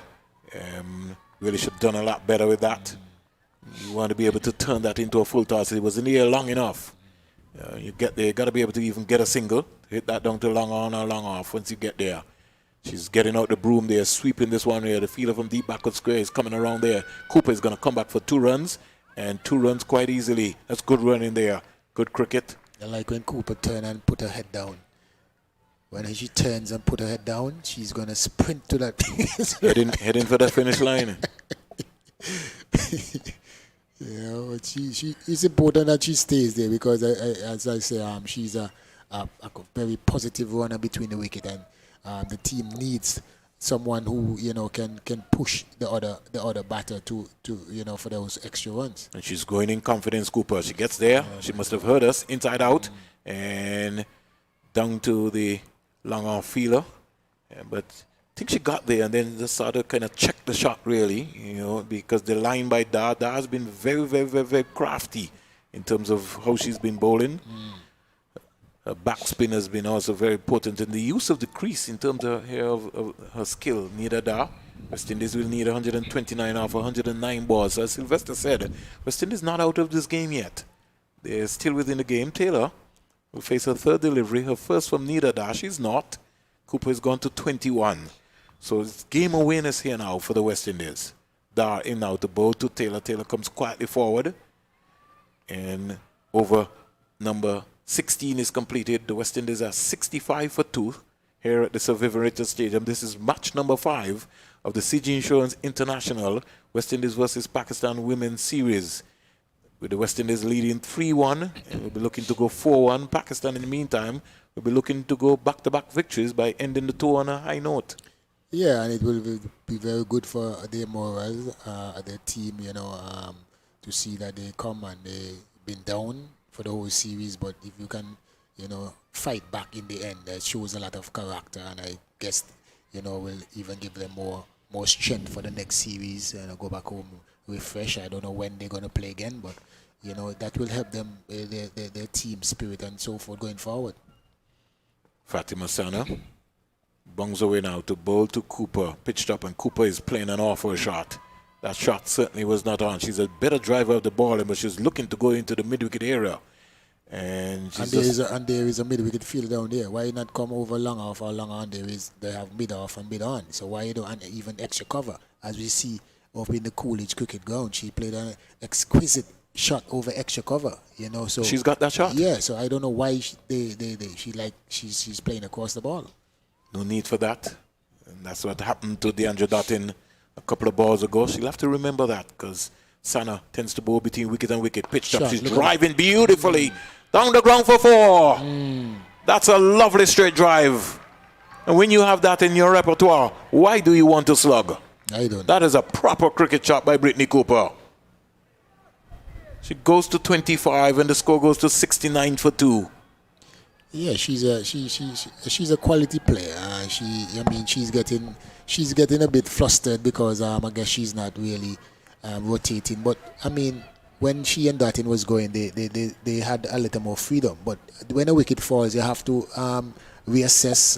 You have the captain who can shift gears when she gets in. So you just have to be there and be patient. Ken Cooper going across the line and deliver there, yes, but she'll tell you that she's been in for some time now, so she saw that. But it really did not bounce and could have got her on the edge onto a stump, down to the... That high risk. Yeah. That's a high risk shot for me, Springs. But you're a batsman, so I know you would know that. You don't have to tell me I'm a coach, so I would be very much concerned about that too. My mouth would have been screaming out there. We'd ask, what are you doing? Take your time. West Indies need 124 for 105 balls. They're in this game. They just have to bat. Use their smart. 70 for 2. Sana comes up to bowl to Taylor, and she just opens the face of the bat. Stares this down to third man, and she's off the mark very quickly. Fielder from backward point getting around quickly. So Taylor is off the mark. Sana is working up some pace here. Cooper is 26. She can't afford to get out. And a partnership is going to be very, very, very important if West Indies is going to chase down this target. And Cooper has to be part of this partnership. She's got a good start, 26 from 41. And would want to improve on the start that she has, turn this 26 into a 60, 65 not out. A little half-pace cutter there. She really didn't get out to the pitch of it, but that's okay. She's got to keep batting, as Sylvester said. West Indies need 123 of 103 balls. The next series for the West Indies men's team is the ODIs in Barbados. There'll be no spectators there at the Kensington Oval. Cooper has to keep talking to herself. Keep her composure. Her concentration is also going to be important. Sana comes up now to bowl to Cooper. Cooper driving a little loosely there. And hands going and the left foot not coming out to the pitch of the ball. Over number 17 completed. West Indies are 71 for 2. They need 123 of 102 balls. Cooper is 26. Taylor is 1. The first water break comes up, Sylvester. And West Indies will have to reassess. Yeah, I mean, when you look at the ones, 104 balls, 121, 23 ones, with 8 wickets in the shed, it's important that Cooper understand the situation. She's getting flustered every delivery. That's a dot ball. She gets flustered, and she's putting a lot of pressure on herself, which is not necessary. You're batting with the captain, who can change gear when she gets in.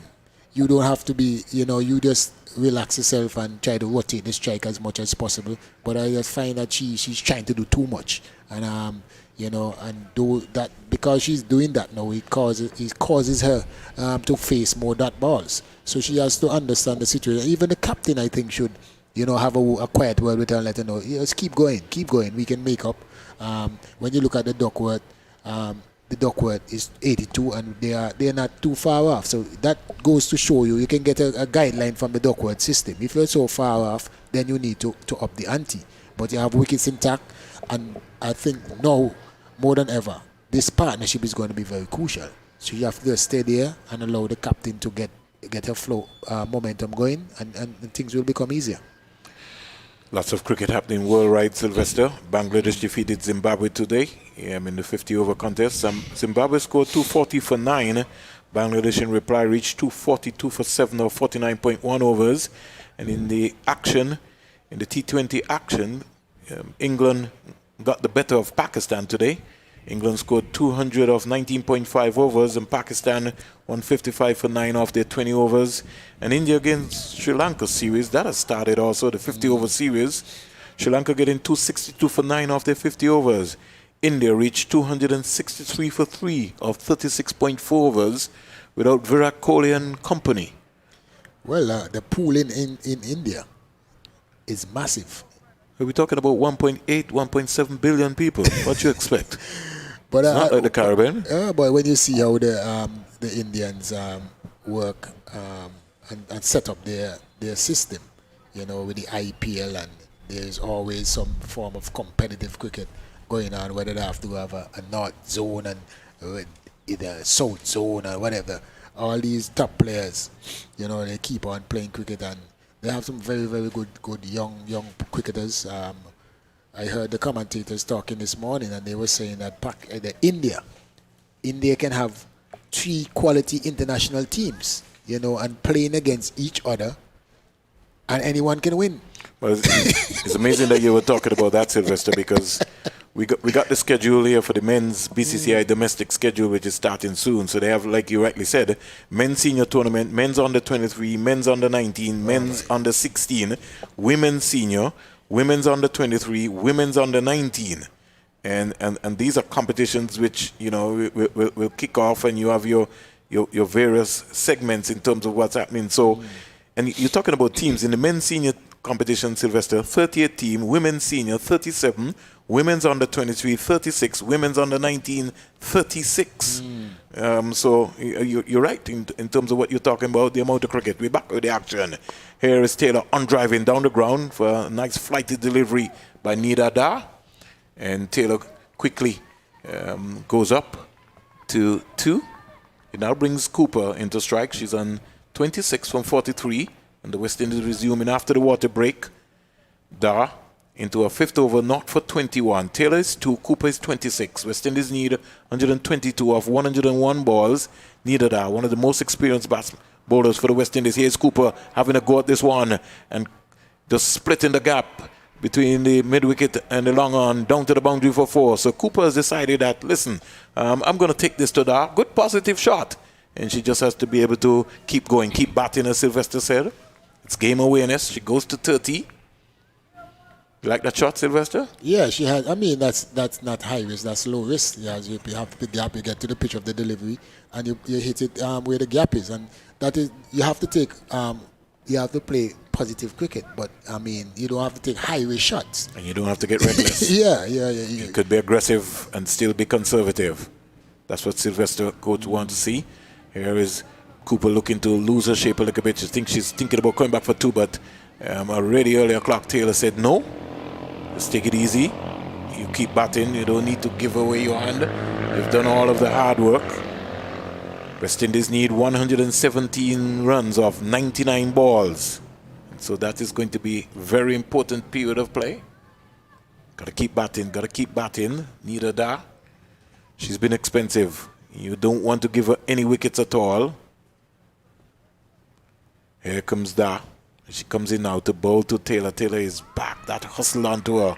And before she could think about it, it was true to the keeper. So that was a little quicker, faster delivery there from Dar. A little lateral spin on that one. And she used the crease nicely. She's a little cunning bowler. And she's thinking about it. She comes in now to bowl to Taylor. And Taylor is back and looking to go square. Can't bisect the backward point. She knows that. She was more or less pulling away rather than leaning into it. Had she maybe just got into it, she might have been able to just find the gap.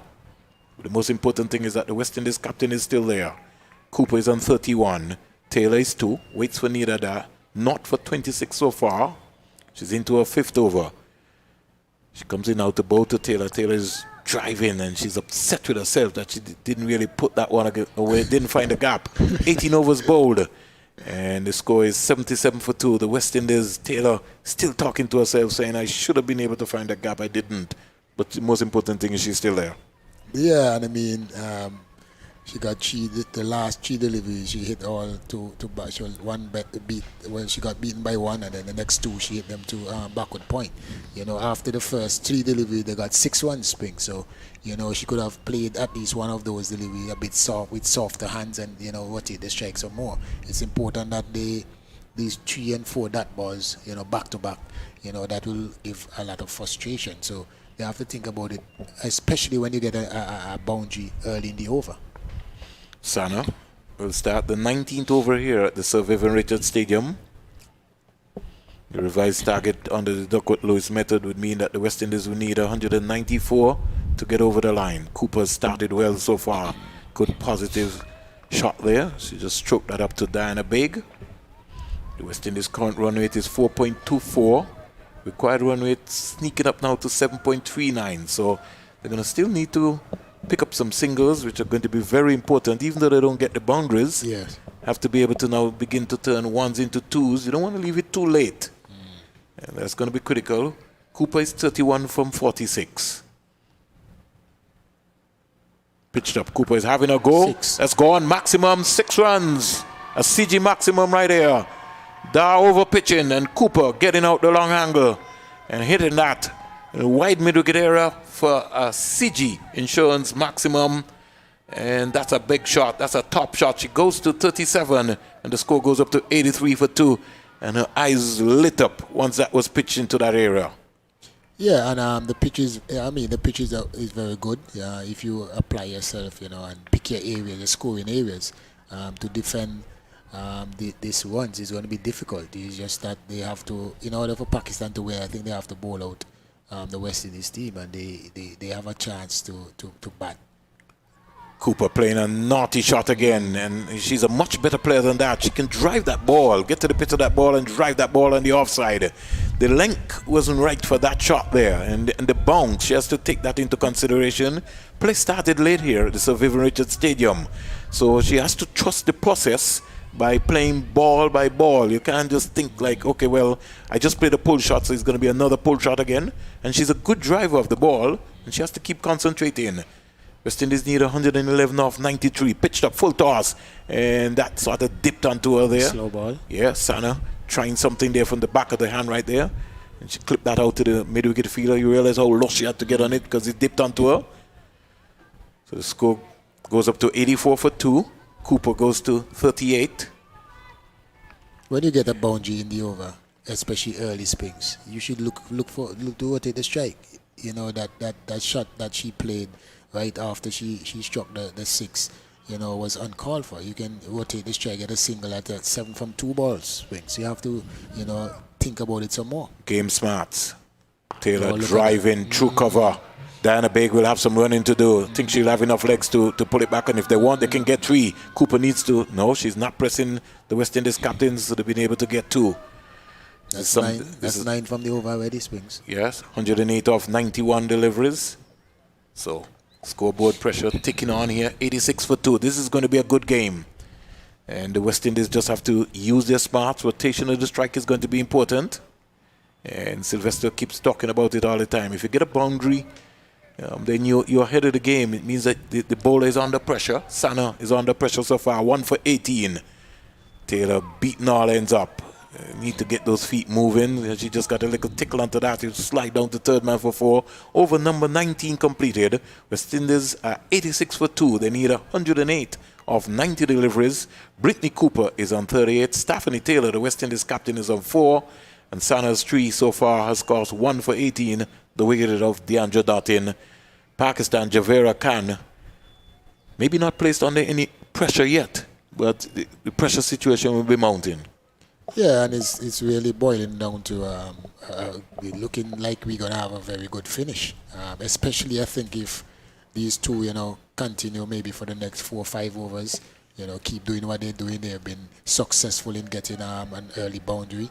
It's just for them now to keep rotating the strike and pushing the fielders a bit more. But they just have to stay focused, especially Cooper. Cooper is a key because she's one that can sweep at will and get some scores. So this partnership, they got to stay focused and understand that is look at ball situation instead of overs. I think that has been one of the fault throughout the whole series from both teams. You have the scoreboard. It's not like back then springs where you have to be calculating in your head when you have the manual scoreboard. Where now we have everything is on the scoreboard in front of you. Yeah. 38 from 49. Cooper 3 boundaries, 1-6. Her strike rate has certainly improved, Sylvester. 77.55. So if she can just stay within that range, she needs to. The West Indies need 108 runs. If she gets another 50 out of that, that's going to be quite commendable. But she has to see the West Indies over the line. Sando comes in out to bowl to Cooper. Cooper is down the track, and when she gets there, hits this down to long on, picking up the 39th run. At the end of this over will be the voice of Jack Matthew. And the Pakistan fielders, we're going to be under some pressure here. Very, very, very, very early pressure. So it's going to have to use their smarts. Got to be able to pull this one out. 39 from 50. West Indies need 107 of 89 balls. Sandu, another leg spinner, starting her little spell here. And she's going to come in now to try and bowl to Stephanie Taylor, the West Indies captain, who is 4. A little under edge there. Taylor's left foot didn't really come around to the line of that, to the pitch of that ball. Just needed to just get onto her heel. It's almost like a full toss, and just hit that one away onto the offside. Between the umpire and the stumps, Sandu, she comes in out to bowl to Taylor. Taylor is driving down the ground and picking up an easy single. Rotation of the strike is going to be very important. They don't want that to get too far. 106 off 87 balls. Cooper is 39. She has to keep batting. That's going to be very, very, very important. Brittany Cooper. Sandu is a little tricky bowler, so he's got to be able to be mindful. They've got protection on both sides, on the leg side and also on the off side. She comes in now to bowl to Cooper. Cooper is driving again down the ground, picking up a single.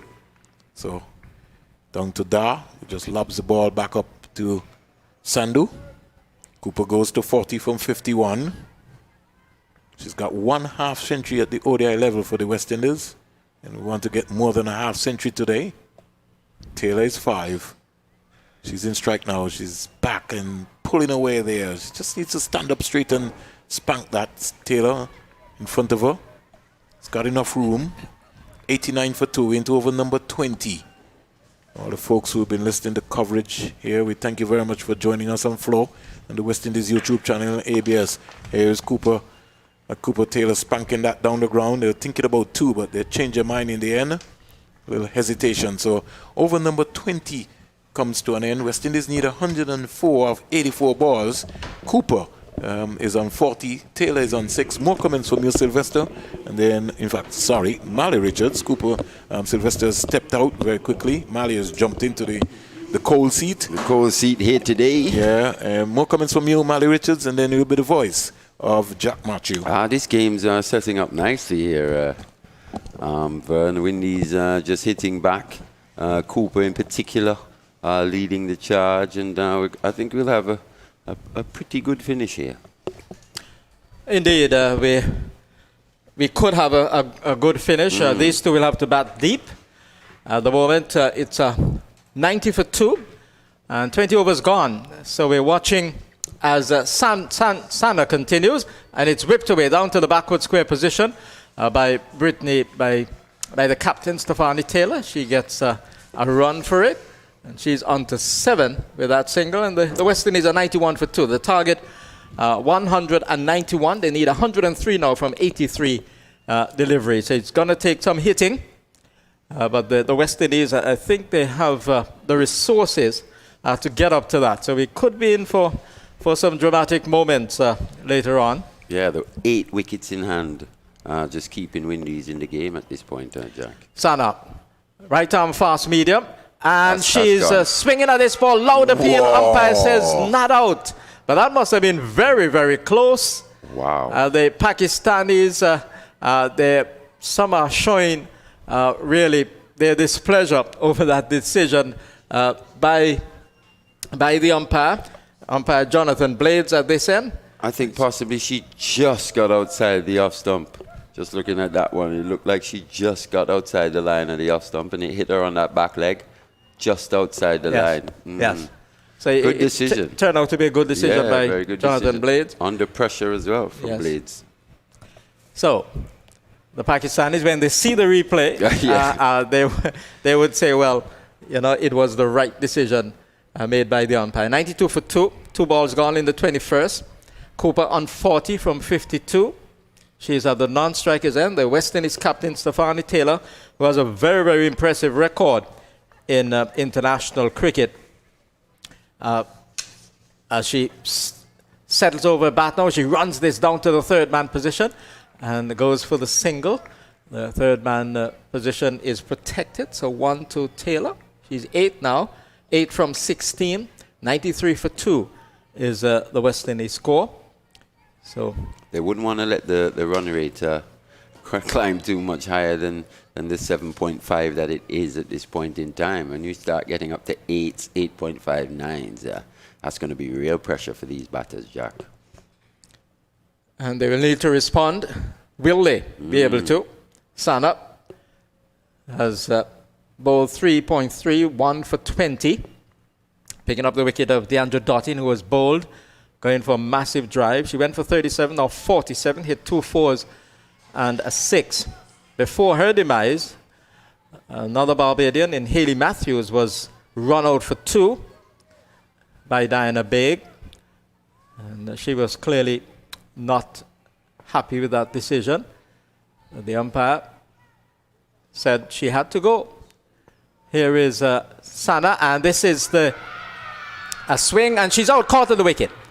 A swing attempted, a premeditated swing going across her stumps, trying to play the Tilakaratne Dilshan. Yeah, the Dil scoop. And she did not succeed in effecting that stroke, only succeeded in edging the ball to wicket-keeper. And the wicket-keeper, Muniba Ali, took the catch gleefully. The Pakistanis, they're happy because Cooper has been dismissed, caught by Ali off the bowling of Sana for 40, made of 53 deliveries. And the West Indies are 93 for 3. They need to get up to 191 to win the match. Yeah, and that's a shot that's become part and parcel of cricket today, Jack. I think what let her down, she that delivery from Fatima Khan, just drifting down the leg side. She had the right delivery in which to play that shot. I think her execution just let her down on that occasion, Jack. Especially with the fine leg being up in the circle. The spaces were there. She just didn't execute on that occasion. It's a big wicket for the Windies to lose because it's a set. Brittany Cooper, who was going along nicely, looked like she could take this game away from Pakistan. Yes, her 40 came from 52 deliveries, hit 3 fours and 1 6, and a respectable strike rate of 76. She was just building, though, looking to take it to the Pakistan batters. Yes, after a very, very quiet start. Yes. Pedestrian she was, but then she blossomed, and really she needed to bat a bit longer. Yep. But then she was drawn into what I consider to be an indiscretion because it was not necessary at the moment. It was always risky. And I don't know how many times she practiced that, but that's a stroke you really have to practice. A lot. And I would imagine that Dilshan did it repeatedly to be able to perfect that sort of stroke. Going across outside the line of the off stump and playing with almost a horizontal bat over fine leg. It's not an easy shot to execute. And the key to that shot, is just to keep your eyes on that delivery as long as possible. So Kishona Knight has come in, and she's looking to get off the mark right away, but doesn't because the ball pushed to the cover position, finds a fielder, and so she has to dart back into her crease. So the West Indies losing Hayley Matthews for 2, Deandra Dottin for 37, and the last batter dismissed was the very exciting looking, at least for a large part of the match, Brittany Cooper for 40. Went in this over. Ball is driven on the bounce, straight to the fielder at extra cover. Kishona Knight coming out. Playing that one, but not quite getting the timing nor the placement in that stroke. The over has come to an end. A successful one bowled by Sana. She has bowled 4 overs and has picked up 2 for 20. The West Indies, they need 191 to win. Their current run rate 4.43. The requirement now 7.77. And Sana Khan picking up that wicket that Pakistan so desperately required on that occasion. She's shown throughout this series as well. Even though she's not been as economical at times, she's still shown that ability to pick wickets up. And you've seen that competitive nature that she's shown earlier in the over, not getting that decision, that LBW decision, and coming back later on. And you could tell by her celebration just how competitive she is and just how much she wants to put in performances for her team. Fair play to Fatima Sana Khan. I've been very impressed with her throughout this series. Yes, 10th one international, picking up 9 wickets before this, so she is now taking 11. Driven into the offside and through the offside, the sweeper at cover comes in. Stefani Taylor playing the square drive, but only a single for her effort. And she's on to 9 from 17 deliveries. So hasn't really fired in the Stefani Taylor style. Has played and missed on a couple of occasions outside the line of that off stump. And 100 now needed from 77 deliveries, and Taylor will have to play a significant part if the West Indies are going to win this match this afternoon. 94 for 3. This is over number 22 in progress. Sandhu operating from the far end. And she will bowl to the left-handed Kishona Knight, who is coming forward and strokes it into the onside, just clipping the ball towards the wideish mid-on fielder. No chance for her to score. So Sandhu, 23 years of age, in her 38th one international, has picked up 49 wickets, so one shy of that 50 mark. Her best figure is 4 for 26. Corner rate of 4.26. She's a left-arm spinner, and she comes over the wicket to bowl to the left-handed Knight, and Knight cannot get back onto it, just tries to whip it away into the forward square leg position. Ball hits the front pad, and the wicket-keeper Muniba Ali was around to her right to retrieve. West Indies 94 for 3. 100 needed from 75 now.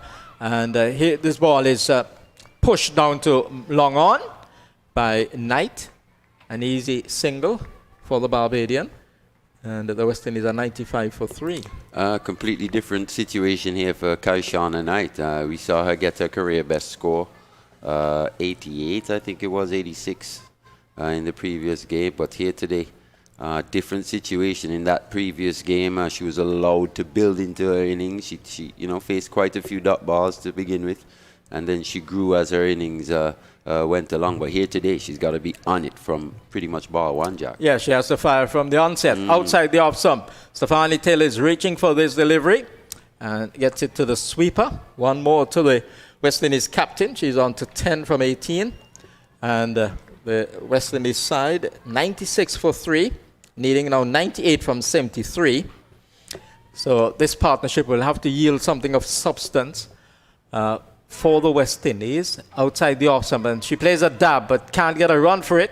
Ali has a shy at the stumps, having peeled the right glove off to retrieve that ball, which went just about a backward point area, short backward point, as the two batters contemplated a run, but they knew that it would have been very risky, and they decided to go back into their respective creases. So we've had 22 overs completed. The West Indies are 96 for 3. The overall target 191. At the moment, they'll have to go at a very, very quick rate. They have to score in excess of 7 per over to get up to that target. And at this time, it's going to be a very, very difficult situation for the West Indies. But we're talking about a good old game of cricket. And that's the beauty of cricket, actually. What's required varies from game to game. Conditions vary as well. And like I was saying, Kaishana Knight, same ODI format, completely different situation for her here today. So Fatima Sana rushes in, right arm over the wicket, and is steered away by Taylor. That's opening the face of the bat down to third man. She gets a run, and the West Indies now 97 for 3. Taylor is on to 11 from 19. So at one point she will have to be looking for the boundaries. The ones will certainly not do at the moment. The ones will help, but they will need boundaries virtually every over if they're going to give themselves a fighting chance, because the equation is widening at the moment. They need 97 from 71 as the left-handed Kishona Knight comes into strike. Fatima Sana has opted to go around the wicket, right arm, and it's steered away down to the backward point area. Knight makes some strides out of a crease, has to rush back because the fielder in that backward point position was energetically onto the ball and had the return into wicketkeeper Ali in a flash. So Pakistan playing with exuberance, playing with confidence, realizing they have an opportunity for back-to-back wins over the West Indies. And it would be a sense of consolation for them because they were 3-0 down already, lost the series. Down and out as but well. They've shown some resilience here in the last 2 games. Fatima Sana rushes past umpire Blades, and this is it, uppishly, but away from the bowler, away from the bowler's right hand, down to the wicket, down to Sohail at that long off position. And West Indies are now 98 for 3. Knight on 2, Taylor on 11, back on strike. And you would have thought, it's been a pretty long tour. A lot of stuff off the field as well can be quite draining for these players.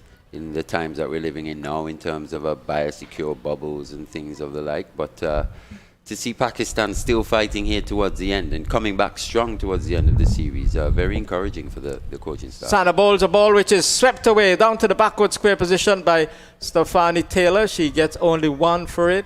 It was a full pitch delivery, and she went for a sweep shot to the medium pacer and got it away for only a single.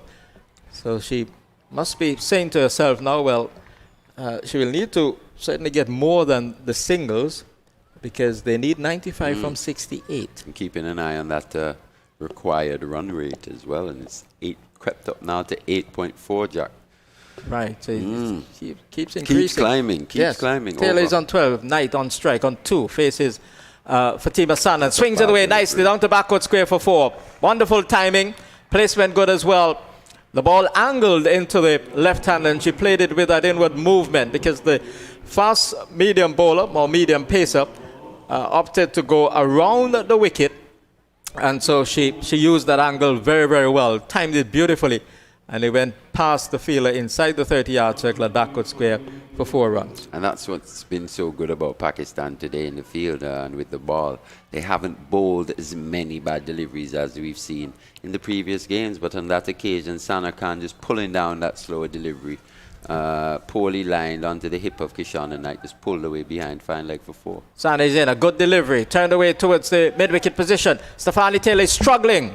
The return doesn't hit the stumps.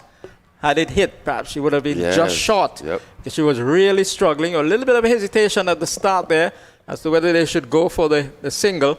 They eventually waited for it, and Stefani Taylor a little bit laborious in getting to the far end, but she got home successfully. The West Indies 104 for 3. Taylor on 7, Taylor on 12, Kishona Knight on 7, and they need 90 from 66 deliveries. Sana having completed a 5th over, 2 for 28.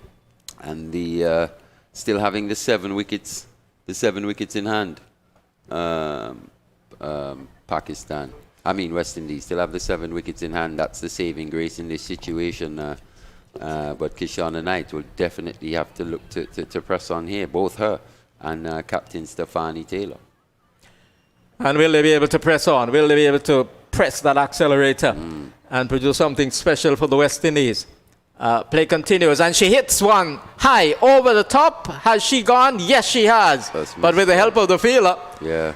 The fielder there at that deep mid-wicket position looked to have it judged, but then she had to pedal back and could not hold on to it. The ball clipped her hands and went over her head and over the rope as well. So it has gone away for 6 runs. 6 runs to Kishona Knight. She really pressed on the accelerator on that occasion with some degree of luck, because she could have been caught, but she ended up getting 6 runs for that. Yeah, misjudged by the youngster Nazim there, as she now comes into short fine leg or short backward square position.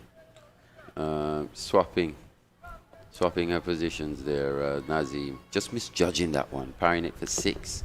Sandhu is in, and Knight is back and cuts it down to the backward point area. Can't beat the fielder. She remains on 13. That 6 pushed her past Taylor. Taylor, 12 from 20. Kishona Knight, 13 from 12. What a difference a 6 makes. Yes. So the left-handed Knight faces Sandhu, the left-arm spinner. She goes back and punches the ball off the back foot down to the long-on fielder. And they canter the run. The West Indies 111 for 3 now, 83 from 63 deliveries. Kishona on to 14. Stefani Taylor with this phenomenal record in international cricket, playing in 130 at one international, averaging 45. High score of 171. She has 600s and 36 half centuries. And she's driving into the offside, mistimes it. So it hasn't been the typical Stefani Taylor. It hasn't been the exquisitely timed strokes, exquisite timed strokes from Taylor. Exquisitely timed, I should say. Had to work to get that one out. This is cut away nicely. Now this is exquisite. This is beautiful. It will beat the fielder. Yes, it does. Oh, that was sheer class. Yes. By Stefani Taylor. That was exquisite. It was outside the line of the off stump, and she timed it to perfection. No power whatsoever. She brought the bat down in a delicate fashion.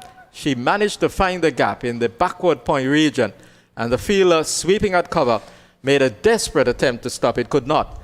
And 4 elegant runs to Taylor. 16 she is now, 115 for 3. Very strong wrists being shown by Taylor on that stroke there to maneuver the bat face into position, just to open it, just to find that gap behind square. Sando between the umpire and the stumps. Taylor gives her the charge. Doesn't quite get the timing into it. In fact, she mistimes it down to long off. And she will get a run. And she will retain the strike, because that was the last ball of the over from Sandu. Sandu 3 overs, none for 19. Taylor on 17, Knight on 14. The requirement now, 78 from 60 balls. It is getting closer, but there is life in the West Indies side, and where there is life, there is hope. Yeah, for sure. And as we see Diana Baig take up the attack from the Sir Curtly Ambrose end. We see Kaishana Knight scoring at a rate of 107.7 and Stefani Taylor just steadily climbing now to 73.9. But one of these batters is going to have to maintain a rate of over 100 if the West Indies are going to get up to win this game. I think possibly with the start that Kaishana has had here, she's going to have to maintain that rate for a little while in order for the Windies to bring the required run rate down into a more manageable to a more manageable rate. So the West Indies at the moment 116 for 3, losing the wickets of Hayley Matthews for 2, the 100 in for 37, and Brittany Cooper for 40. Ball taking the face, the leading edge of Stefani Taylor's bat and almost carrying to the fielder at that extra cover position. So maybe just trying to hit it through the onside, turning the face of the bat a little bit too early, and she got the leading edge. Yeah, Big. Looked like it's just a bit of a cutter on that occasion. Taylor just a little bit too far out in front, but just not enough contact to make it extra cover on that delivery. So Big, right arm over the wicket, on her way to bowl, and Taylor is getting a good delivery defense, and it rolls back along the pitch to the bowler. And I think she has been brought back ostensibly to try and check the run scoring and to further stifle the West Indies. There were a couple of hefty blows, certainly one by Kishona Knight with a 6. And so she has been brought back here to not only stifle the West Indies batting effort, but also take wickets as well. She's been very, very accurate. Goes in, and Taylor is forward and works the ball away towards the straightish mid-wicket position, and she can't score. And what has affected the West Indies' performance adversely as well is that it has been a typical Taylor performance. She has been able to time the ball as well as she normally does. She has 17 from 26, so it's a strike rate that she would not be proud of and should not be proud of. Still pretty manageable though from here. 78 runs, 57 balls, Jack. Big is in. She gives herself room and slashes it, and it goes away down to third man. It will go away for 4. Lucky. So bringing a bit of adventure to the situation. Stefani Taylor realizing that Big cannot be handled in the orthodox fashion. So she tried an unorthodox stroke. What would be considered to be unorthodox 20, 30, 40 years ago is very much part of today, very much part of the orthodox scene in terms of batting, especially in limited overs cricket. So she gave herself room, showed the bowler all her stumps, and played with a horizontal bat. He hit the outside edge of the bat and went wide of the wicketkeeper down to find third man for 4. 120 for 3. Taylor on to 21 from 27. 74 needed from 56. She's taken on the pad. Loud appeal. Umpire says out. And that looked to be adjacent from here. She went across her stumps and she tried to work the ball into the onside. She missed it. And that one looked to have gone and would have gone on to hit the stump. So Big strikes. Yes. I think that would have hit between middle and leg. So a big blow struck by a Big. She has had the wicket of the West Indies captain, Stefani Taylor. She has been LBW for 21 from 28. And the West Indies slipping to 120 for 4. They need 74 from 55. And that is a huge setback for the Caribbean side. Yeah, just what the doctor ordered for the Pakistan team here. Baig coming back on from this Kirtley Ambrose end, an end which I think suits her bowling and picks up the big wicket of Stefani Taylor. We know Stefani Taylor is the class act of this batting lineup at this point in time anyway. And to remove her in this situation, very big wicket for Pakistan. And they'll be looking for more here as we see Shadeen Nation coming to the crease. Windies still got 74 runs to win this game, and how many overs gone? Just the one ball left in this big over. Shadeen Nation, she can hit the ball a fair distance, and she will need to exhibit that level of hitting if the West Indies are going to have a chance here in partnership with Kishona Knight, and the others to come would have to contribute significantly as well, I would imagine, unless these two can do the job on their own. So Baig will have other ideas as she bowls to the new batter, and she has a chance of a run out. Umpire says not out. It would have been very, very tight. The ball was hit firmly up towards the mid-off position. Kishona Knight and the Shadeen Nation decided to have a go, have a quick single, and so off they went. A little bit of hesitation on the part of Kishona Knight at the start, but Shadeen Nation was very, very prepared to go for that run, and it would have been a very, very tight. Yes, she just managed to get in. At this the top end of the Sir Vivian Richards Stadium, the northern end of the ground. So the over has come to an end. 1 for 17 from 5, Baig. And the West Indies need 73 from 54 balls, 121 for 4. We've had 25 overs completed. Knight is on 14, and Nation is on 1. And Nation will be the one facing. But what we see when you allow the run rate to steadily climb, as opposed to getting ahead of the run rate and staying in control, it causes you see some pressure, some shots that are caused by the pressure being applied by the bowlers here, and we've got that scoreboard pressure.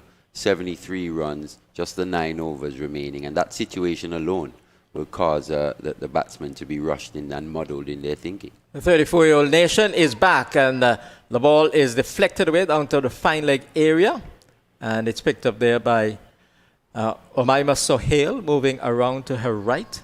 Signal of a leg by comes from umpire Verdin Smith at the far end.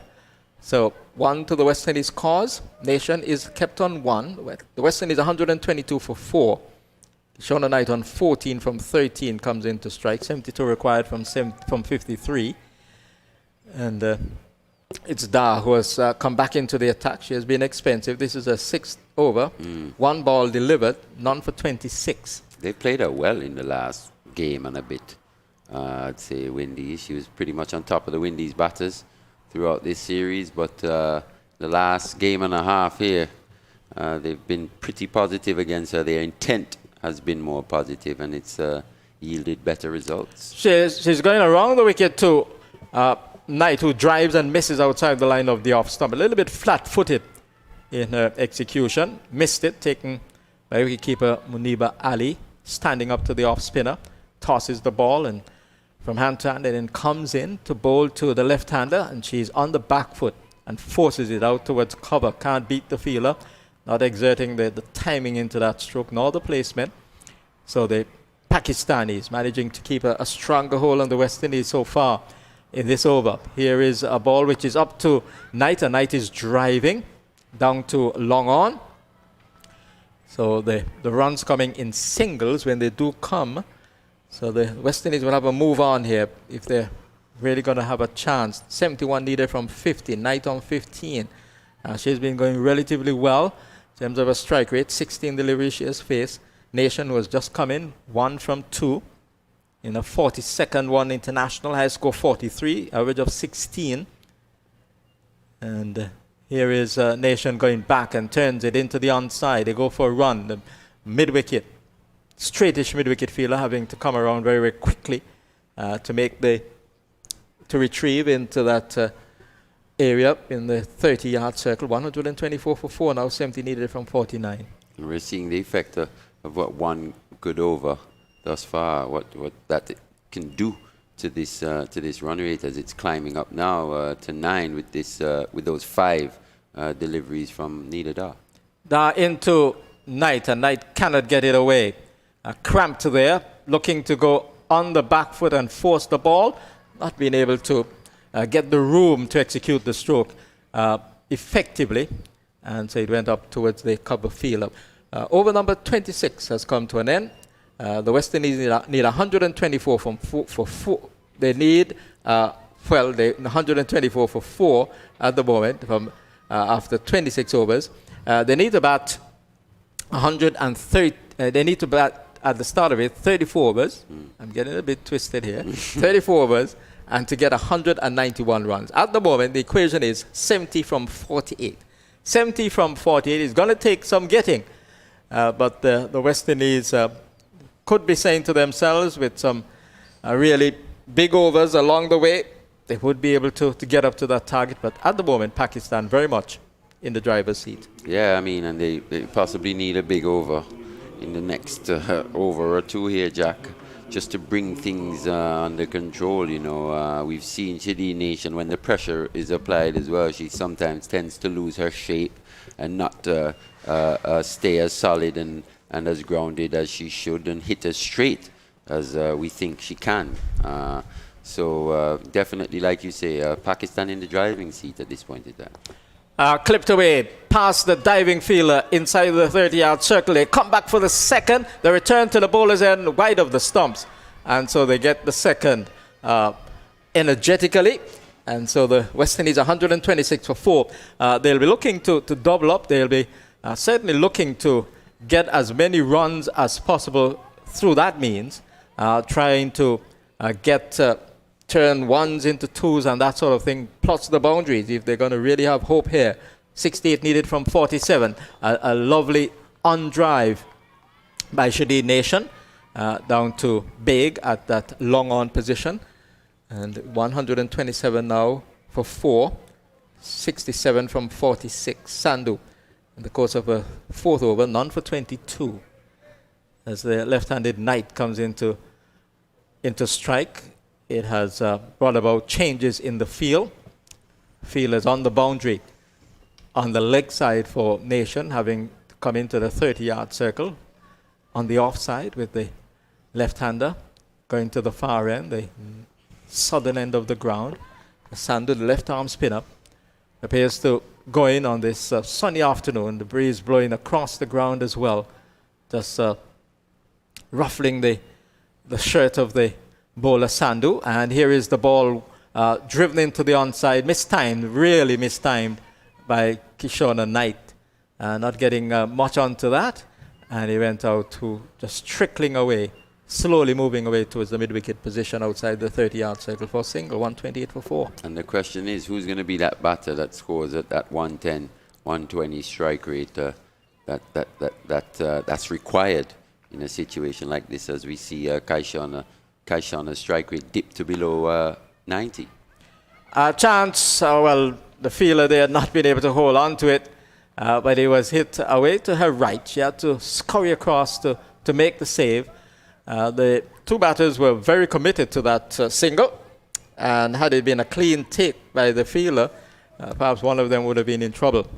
But the ball deflected away, and so they got home quite comfortably. 65 needed from 44. Sandhu continues her 4th over, and this is down the leg side, called wide by umpire Jonathan Blades. So she was looking there to get one fast into the left-hander, lost the line. She was trying to respond to Kaishana Knight, just looking to make a bit of room there, but in the end... She followed her. Yeah. And she gets a slow delivery, waits on it and steers it down to third man in anxiety. The third man fielder, short third man area, overruns the ball, but it doesn't cost Pakistan. So only a single solitary run resulting from that. 131 for 4, 63 from 43 now. Knight on 70, Nation on 6. Need to find a boundary here, Windies. Can't afford to let Sandhu get out of this over without finding a boundary. Will she go for it? She's back and slashing and missing outside the line of the off stump. So a dot ball there by Sandu. Instead of a boundary, Marley, a dot ball resulting. I think it was a quicker delivery as well. And she was looking to hit it off the back foot, hit it square. Missed it completely. Nation remains on 6 from 7. Knight 17 from 19. The equation for the West Indies in this run chase, 63 from 42. And you could tell just how important it was for the Pakistanis to get out of that over unscathed. You could tell with the celebration between the keeper and the bowler Sandhu, they were pretty happy with that result. Windies now, required run rate now, 9 runs per over. Definitely got to get a move on here. Kaishana Knight, she's faced the 19 deliveries. Definitely got to get a move on. Will we see it in this over? Knight on 17. 131 for 4. Sandhu will begin a 5th over. None for 26. And this is driven into correction. Sana is no, it's Da. Neither Da. Yeah, I'm getting these names mixed up all of a sudden. I was looking at Da. None for 28 from 6.1. None for 28. Sandhu having had none for 26. So the West Indies starting in pursuit of that 191 with Haley Matthews and Deandra Dottin. Matthews was run out for 2. Dottin went on to make 37. Was batting for a long period, impeded by a foot injury. Looked to have just strained the hamstring. And she eventually got 37 from 47. Ball just deflects away down to the backward square position. The wicketkeeper gives chase. And the 2 batters cross, so there was a little bit of bat onto that bat-pad combination, I would imagine. Yeah. 132 for 4, 62 from 40 now. And what you want to see from Knight in this situation is just a bit more match awareness, and also you want to see her develop her game under pressure in terms of her boundary. When she's trying to find a boundary, it seems that her shot is the slug sweep. Whenever she needs 4 runs or 4 or 6, she's got to increase that range of stroke, I think, under pressure moving forward as well. So she has the square on stance. Shadi Nation, the bowler Da just pulling out there at the last moment. And so she will come into bowl. Dottin, 37 from 47, 2 4s and 1 6. Cooper, 40 from 53, 3 4s and 1 maximum. Taylor, 21 from 28, 2 4s. She struggled. West Indies captain. This is an attempted drive. Missed it, and she's out. Stumped. She missed a big drive and would have lifted that back leg. And the wicketkeeper, Ali, had the bails off in a flash. And the umpire, Jonathan Blades, had the finger up, signaling the departure of Shadeen Nation. She has been brilliantly stumped by Ali of the bowling of Da. And the West Indies sliding into trouble here. They're 132 for 5. They need 62 from 39. And that's what pressure does. That's what pressure causes, Jack.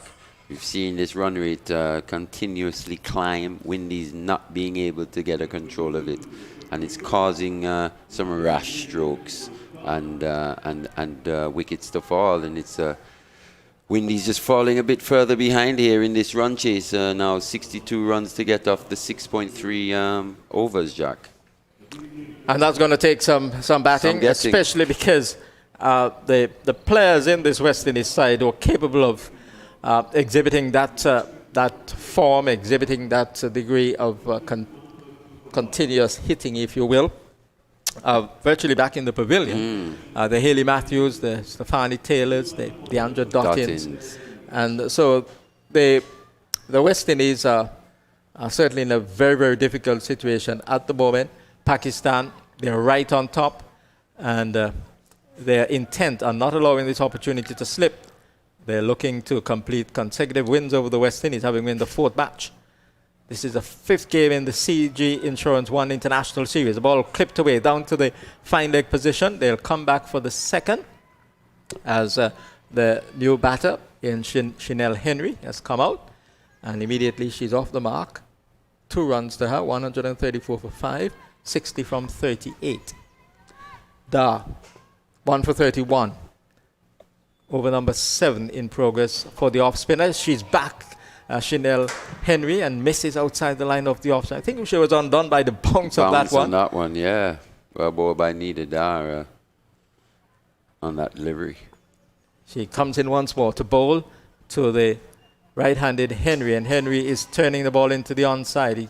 She can't get a run for it, and the ball goes out towards the mid-wicket position. The over has come to an end. So the West Indies need 60 from 36 balls, 134 for 5. Knight on 18 and Henry on 2. Asking rate now climbing to 10, Jack. Pakistan doing really well, picking up wickets and bowling quite economically as well. But I think the Windies missed a trick at the start of this innings in terms of how they went about pursuing this target of 194 with the two of your best and most experienced batters at 1 and 2. It was imperative upon them to really get going, get a stronger hold of this required run rate, and made it possibly a little easier for the middle and lower order batters to come, but it wasn't meant to be. Windies can still get up from this position, but it's looking very unlikely unless Kaishana Knight probably plays a special innings here. Yes, something out of the ordinary needs to unfold here. She's swinging at this ball and gets it away, and it will bisect the two fielders, and that's 4 runs. So Knight is looking to try and up the tempo with that stroke, and she played it particularly well because she found the gap, timed it well enough, and it ran away down to the wide long on position, straightish mid-wicket area, cow corner, if you will, for 4 runs. It's her go-to shot, Jack. We were just saying that previously. It's a shot that she goes to when she needs to find a boundary. On that occasion, executing pretty well. She's gone at a runner ball at the moment, 22 from 22. She faces and hits the ball in the same area, but this time it will be Big who will run around. They come back for the second, return to the bowler's end from Big, and they flash back for the second. Henry running to the danger end. So urgency on the part of the West Indies batters. This has got to be a big one. They need to. Knight is on 24 from 23, 54 required from 34, 140 for 5. It's Sandhu, the left-arm spinner, who's in operation in a 5th over, conceded 32 runs already. And here is Knight coming forward and stroking it into the offside, just easing the ball down to long off. It's Sohail who comes in and sends a return into Sandhu. 1 to Knight. She's 25, 141 for 5, 53 from 33.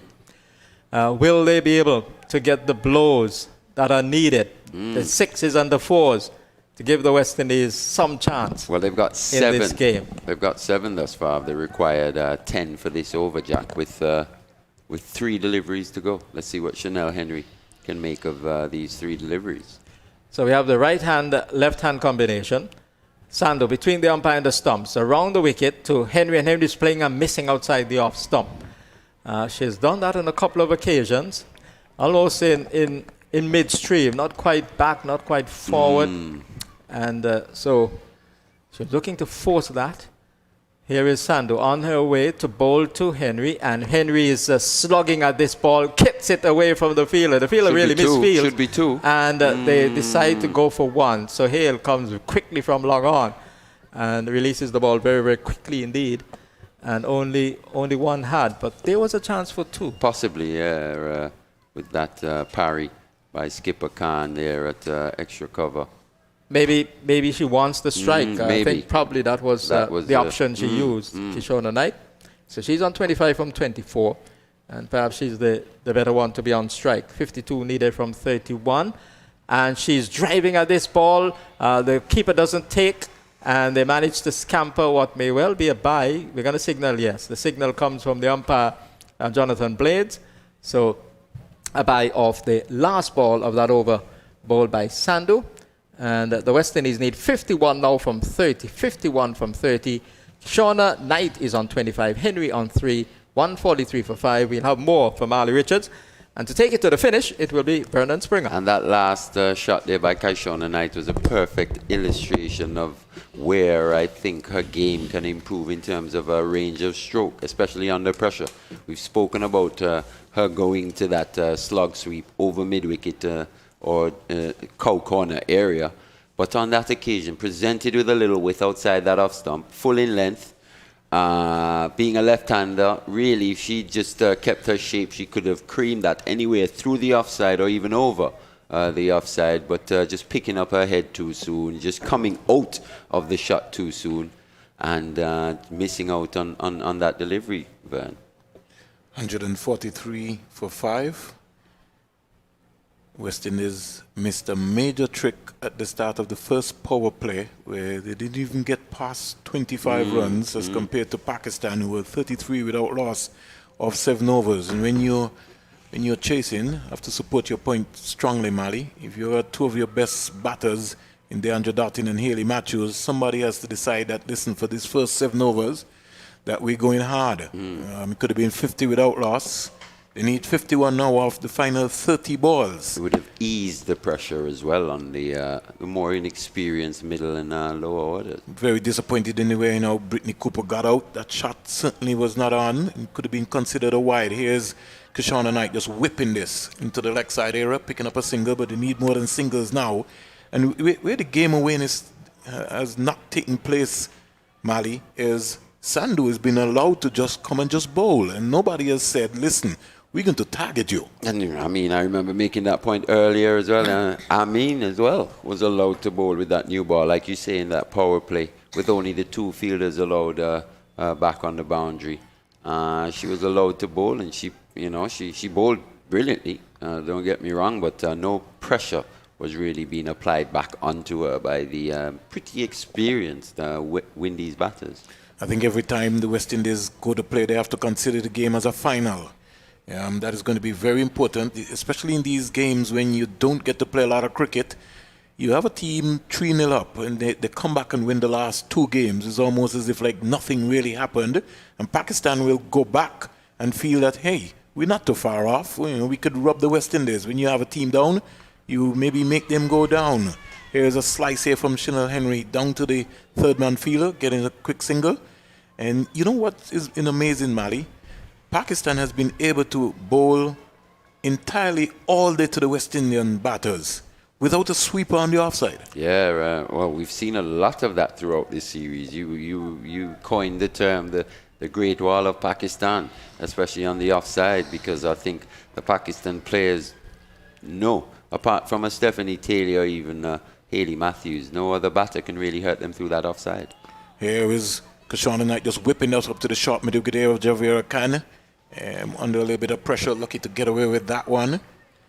And I'm just saying that they can't afford to more pace shots. Even the way Nation got out just a while ago, that was a delivery going across the line of the ball. You turn that into a full toss and you hit that over cover inside out. You can be able to, get a boundary there. The bottom hand coming in rather than the top hand working. 146 for 5. Sana comes in to bowl to Henry. That's considered a wide. Sana just trying something from the back of her hand there. Trying to get a little innovative. Henry is 4 from 6. West Indies need 47 from 27 balls. And this game is certainly a fitting end to this entire tour. The Pakistan A team winning 3-0 over the West Indies A team, both in the T20 and the 50-over format. And West Indies are 3-1 up in the 50-over format. They swept Pakistan in the T20 International 3-0. 147 for 5. Chanel Henry waits for Sana. And she's driving down the ground, picking up an easy single. It now brings Kashana Knight into strike. And your head moves, Mali, when you have to try to see if you could be thinking about heading the ball into the mid-wicket area. While if you keep your head still and keep your shape, you can be able to split long on and long off or mid on and mid off. And I find sometimes every now and again, Kashana Knight, the exertion of energy to have to go into that mid-wicket area is taking away a little art from her batting. Yeah, it's that range of stroke that we're talking about, It can definitely improve, especially through that offside region. Down the onside, wide delivery, again by Sana. Sana just losing her shape and don't want to bowl into the area of Kashana Knight because she just feels that Kashana Knight is going to look to hoist her over into the mid-wicket area. But I think she could be more or less be guided by that, maybe by just pulling the length back because Kashana Knight is going to go anyhow. And even at times possibly even bringing up that long on into the circle and pushing back that extra cover on the boundary and bowling a little wider outside off stump. She's around the wicket to Kashana Knight, and again there's Kashana Knight going again for that big heave over onto that side, and just needs to just keep her composure and just look up the V and hit the ball. She's strong enough where she can be able to clear that. In fact, it's amazing, Mali, before I came on, she was trying to hit she hit a boundary, but on with the breeze going from east to west here at Sir Vivian Richards Stadium, and still was able to hit it. So it shows you the power of a Kashana Knight. Yeah, and Sana Khan just getting away with bowling the wrong line to the lefty, in my opinion, with that boundary a little shorter or easier to clear down to the west. Sana into bowl to Chanel Henry. Chanel Henry is driving down the ground. That's want to hurt Pakistan. They can afford to give away singles. What they don't want to do is give away boundaries. I mean, yeah, with the aid of the wind, to help you down to the west side of this Sir Vivian Richards ground. Sana Khan has been mainly bowling, trying to cramp Kishana for room. I think Kishana hasn't really made her pay, considering the relative ease in which that boundary on the west side can be found, as opposed to up on the east side. At this stage, Pakistan were 157 for 6, so it only just shows you how poorly the West Indies would have maybe bowled in their last couple of overs, because they had Pakistan on the ropes, but for some particular reason they just lost their way on the back end, and now they're paying for it seriously here. Yeah, but it shows you what's also possible in this situation. Will Pakistan bowl quite as badly as possibly the Windies in their innings? We're not sure, but it's definitely still possible here. Chanel Henry has to really get a big over, or at least started here from Sandhu. They need 43 of 24 balls. This is not the Coolidge Cricket Ground, the home of Cricket West Indies. This is the Sir Vivian Richards Stadium, and they're playing on at least 70-meter boundaries, so it's going to take some real hitting. And the Pakistani bowlers, they have been very crafty in terms of their lines, how they've been bowling so far. 152? Yeah, 152 for 5. Henry goes up to 7. And Kashana Knight is 28 from 28. Sandhu has been not for 35, but that's okay. They will take that on any given day, based on what's happening. She begins again. Javera kind of just slowed the game down, make the West Indies wait. And that's been very smart cricket so far. They'll want to end on a good tour. Nashwa Sandhu in out, and you could tell that Kashana Knight is tired. And it's talking about the energy, Mali. Even though you can't get the boundary, with all the vast acres of land here at Sir Vivian Richards Stadium, you have to be able to at least even get turn ones into twos. Because Chanel Henry is ready to run. That's going to be important. Another dot ball there. And then she's losing the shape there. If you get to the pitch of that ball, Mali, you can hit that straight down to long on or long off. Yeah, just losing her shape, the head coming up. At times, just looking to hit the ball a little too hard, just looking to muscle it a little too much, Kaishana there. Because she's looking for the maximum. Down the onside. She's appealed for a caught behind. She's out caught behind. She's walked. So, it looks like it's all over for the West Indies. The last dagger in Kashana Knight, caught by the wicketkeeper, bowled by Sandhu, and Sandhu picking up her first wicket, frustrating Kashana Knight for 28. Maniba Ali Siddiqui, 2 boundaries, 2 fours and 1 6. And the West Indies will have to revisit their game plan in terms of what's happening. As I said, they would have missed a trick at the start of this innings. In your power play, you have to get off to a blinder. Yeah, I mean, we talk about the one aspect where we think both of these teams can definitely improve markedly is in that rotation of strike and that positive intent, possibly from ball one. Pakistan today, the revised match conditions almost forced them to change their mode of play, and the Windies have not responded to that intensity, have not matched it pretty much throughout this day, and Pakistan definitely in the driver's seat. It's amazing that you said that, Mali, because the 2 games that have been delayed here at the Sir Vivian Richards Stadium are the games that look likely that Pakistan are going to win. Yeah, I mean, that's an interesting point there. Observation, actually, Vern. Possibly look into it a little deeper. Maybe the Windies don't necessarily respond as well to the delays. You know, maybe they shut off for a little too long. Sandu is in now to bowl to Rashada Williams. Wow. And she got away with that. Sandu was a little late because she couldn't believe, like, she played that back to me and it went through her hand. It looked like it just got a little bit of the fingertip. Maniba Ali Siddiqui was jumping up like, catch it, catch it. Williams is off the mark. She now brings Henry into strike. Let's see if Henry will bring out the long angle. And she's misstumped. Misstumped there. Sandu would have been easy to. In fact, she's been on a roll. She would have been able to pick up 2 wickets in that over there, at least 3 if possible. 31 overs bowled, and the West Indies are nearing the barrel. They need 41 off 18 balls. Unless a miracle happens here, Mali, looks like a Pakistan victory. Yeah, that run rate almost becoming 11. Yeah, well, it's unassailable, almost unassailable now for the Windies. It's 13.7. It just shows you what wickets can do on tight overs. And Pakistan have been very disciplined. I think they've won the discipline battle here today thus far, and with the extras that the Windies have given away.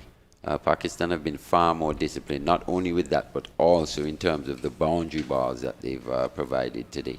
Not quite as many. And it's encouraging as a cricket fan to see this team, like I was saying, go through a lot off the field. I'm sure it's hard work being in a biosecure bubble, quite taxing on the body and the mind. And for them to be at their strongest or showing their best form towards the end of this series. All kudos to the coach and the management staff for keeping them highly motivated.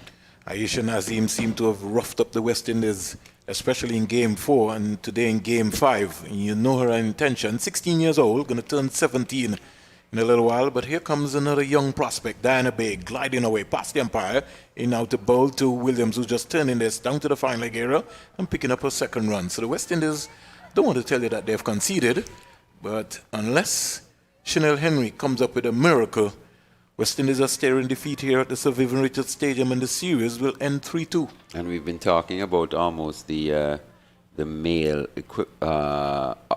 equivalents to a few of these players, with Nida Dar being almost like a Saeed Ajmal clone, and Ram Narak watching Narayan. Big is in out to bowl to Henry. Henry punching that down to long on. She's searching to look to comfort too.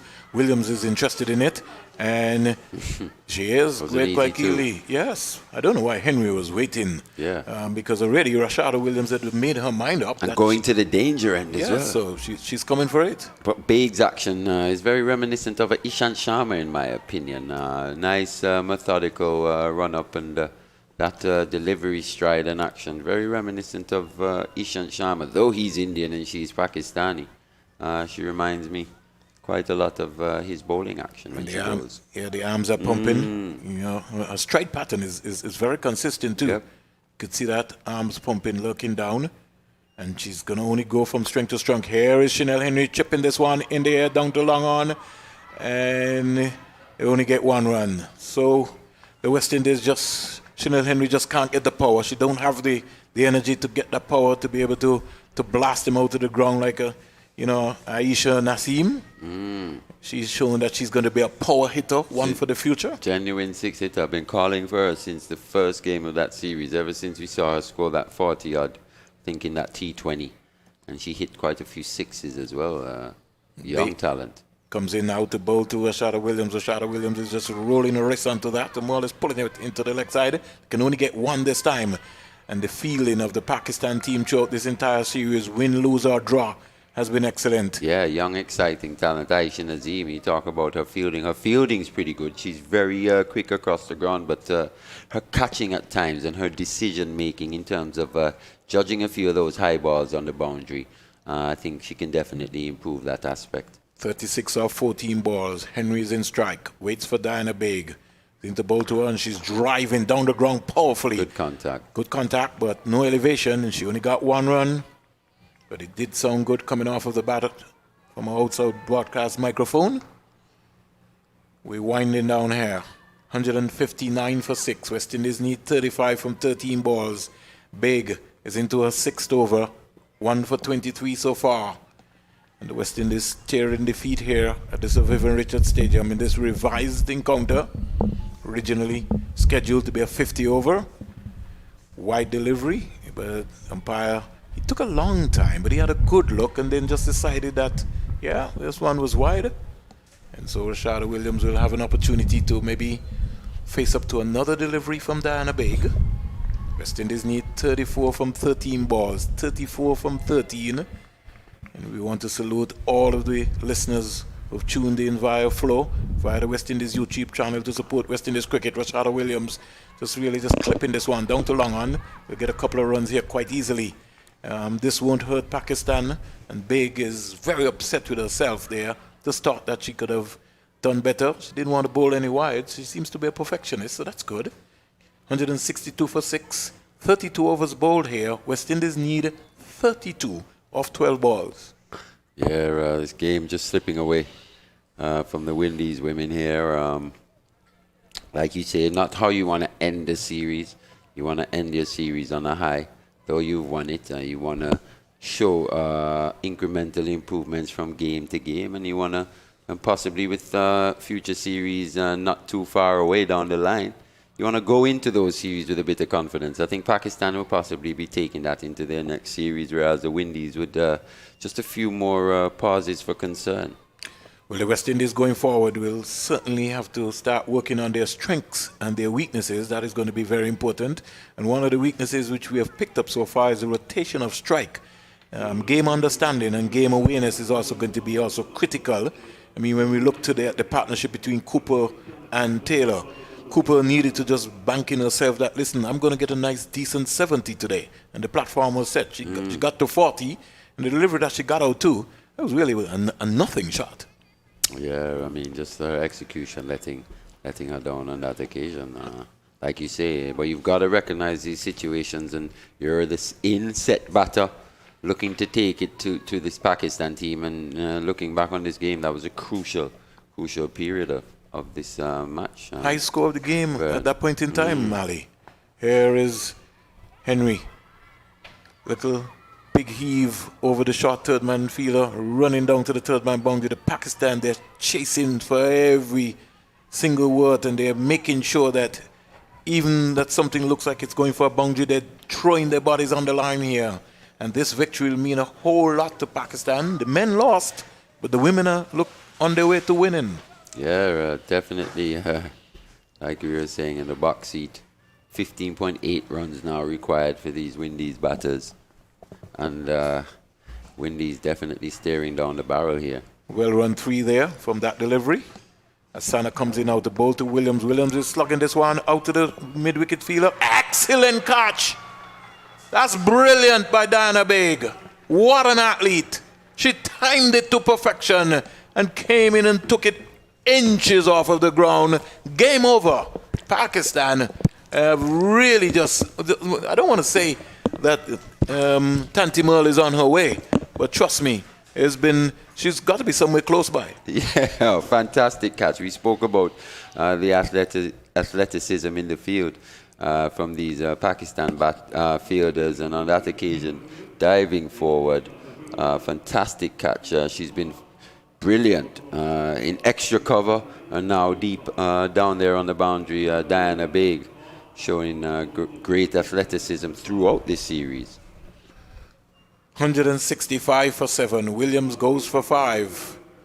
And West Indies need 29 from 10 balls. 29 from 10 balls. It now brings Chanel Henry into strike. Ghaznabi is new batter. Is the new batter. Will she have a chance to face a couple of deliveries, or will Henry, in fact, Henry take all of the strike? We'll find out. Henry is bowled! She's on a hat-trick. And Sana is on a hat-trick. A big heave by Chanel Henry. And Pakistan, they're all over the West Indies here at the Sir Vivian Richards Stadium. My head just went across the line, looking into the mid-wicket area rather than again looking straight. And trust me, the West Indies, they're crumbling like pins. And Fatima Sana Khan, she's really come to the party. in this, possibly the last 3 games of this series. She's really shown her worth. 4 wickets in the previous game. Followed it up here today with another 4 for and the opportunity for a 5 for. Congratulations to her so far. 4 for 30 in the last game. Yeah, and 4 for 39 here and she today. got 4 for 39. So Yeah. within 2 games, she's got 8 wickets. 8 wickets, and her competitive nature, it's really jumped out to me. Hat-trick ball, Mali. Hat-trick ball, Anisa Mohammed facing up to the hat-trick. Think that she will be able to. I don't think Anisa Mohammed will allow her to get that hat-trick. She won't want to go down in the record book. Sana into Baltimore Mohammed. Mohammed. Nearly chopped it on. Oh, nearly chopped it on there, Mali. And she's working up some pace there, Sana. Cool, calm, collective. Nothing seems to ruffle Anisa Mohammed. Nah, she's got a cool head on her shoulders. Like you said, very experienced. Even when she gets a wicket, Yeah. there's the emotions, she just controls them. Very reminiscent of Sunil Narayan as well. You can never tell what's going on in his head, whether he's doing well or things aren't going so well, Bit of a poker face from Anisa Mohammed. Can never really tell her emotions and how she's feeling. Fatima Sana, 6.4 overs, no maidens, 4 for 39. Pitched up, and here is... It's going to be a 5 for. Yeah. Yes, wicket for Sana. A career best. What is happening here? Fatima Sana has picked up a career best of 5 for 39 here at the Sir Vivian Richards Stadium against the West Indies. Pakistan have begun to celebrate, and I said to you, the West Indies are crumbling here. 165 for 8. Wow, it's happening fast. Both batsmen. Mohammed goes back for naught. Yeah, Sana picking up her 5th wicket there, 5 for 39, outdoing herself from the previous game. And still got another opportunity to get yet another, an even better 6 for. Thoroughly deserved by Sana Khan. She's really put her hand up for her team, Pakistan, in the last couple of games and reaped the rewards, picking up, 9 wickets, like you say, in the previous, in the last 2 games. So out comes Shamila Connell, having a little word or two with Gajnabi. And the strange about it, Connell is not coming out with any helmet. Yeah, we've seen quite a few of the Windies batters not wear a helmet. Well, the kind of pace that Sana is bowling at. And she's not scared to stick him up the nose, so... I wouldn't be taking that chance. That chance. I like it, She's very competitive. Here goes Sana. Past Jonathan Blades, the umpire, is in now to bowl to Gajnabi. And Gajnabi, that rushed her. Even before she was thinking about the shot. That was good pace there. So what a spell by the young lady. 7 overs, no maidens, 39 runs, 5 wickets. And she has to be in contention, I think, for at least her name will be recognized for the player of the series, picking up the 5-wicket haul. I know we got 2 century makers in the West Indies, Captain Taylor and Haley Matthews, but this has been an outstanding performance, bowling performance by Fatima Sana. She bowled with real pace and hostility. At the very least, possibly her second consecutive Player of the Match award, coming to the party today, 5 for 39, just a 5.6 runs per over. And to finish this strong, Pakistan have actually won at a canter here. And the 29 runs to win off the 1 over. It's going to take some serious hitting from Shamila Khan. We have seen stranger things happen, but I think Pakistan are going to win this game at an absolute canter. Who's starting? Is it Baig? Yep. Diana Baig will bowl the final over. She's going to bowl to Shamila Connell, and she's not afraid to add some pace on it. And Connell was swinging. Connell missed, the keeper missed, and down to the boundary for 4 balls. Connell got an edge to that. She did? Yeah. Oh, well, that was that. That's what took it away from the keeper. Let's watch again, Mali. I thought it looked like it brushed her shoulder to me. Yeah, well, it hit something. It hit something. She missed. Well... The umpire signaled 4 runs. Yeah. So that had some lightning pace on it, but I don't like that Connell is not wearing a helmet. Oh, she's putting it on now.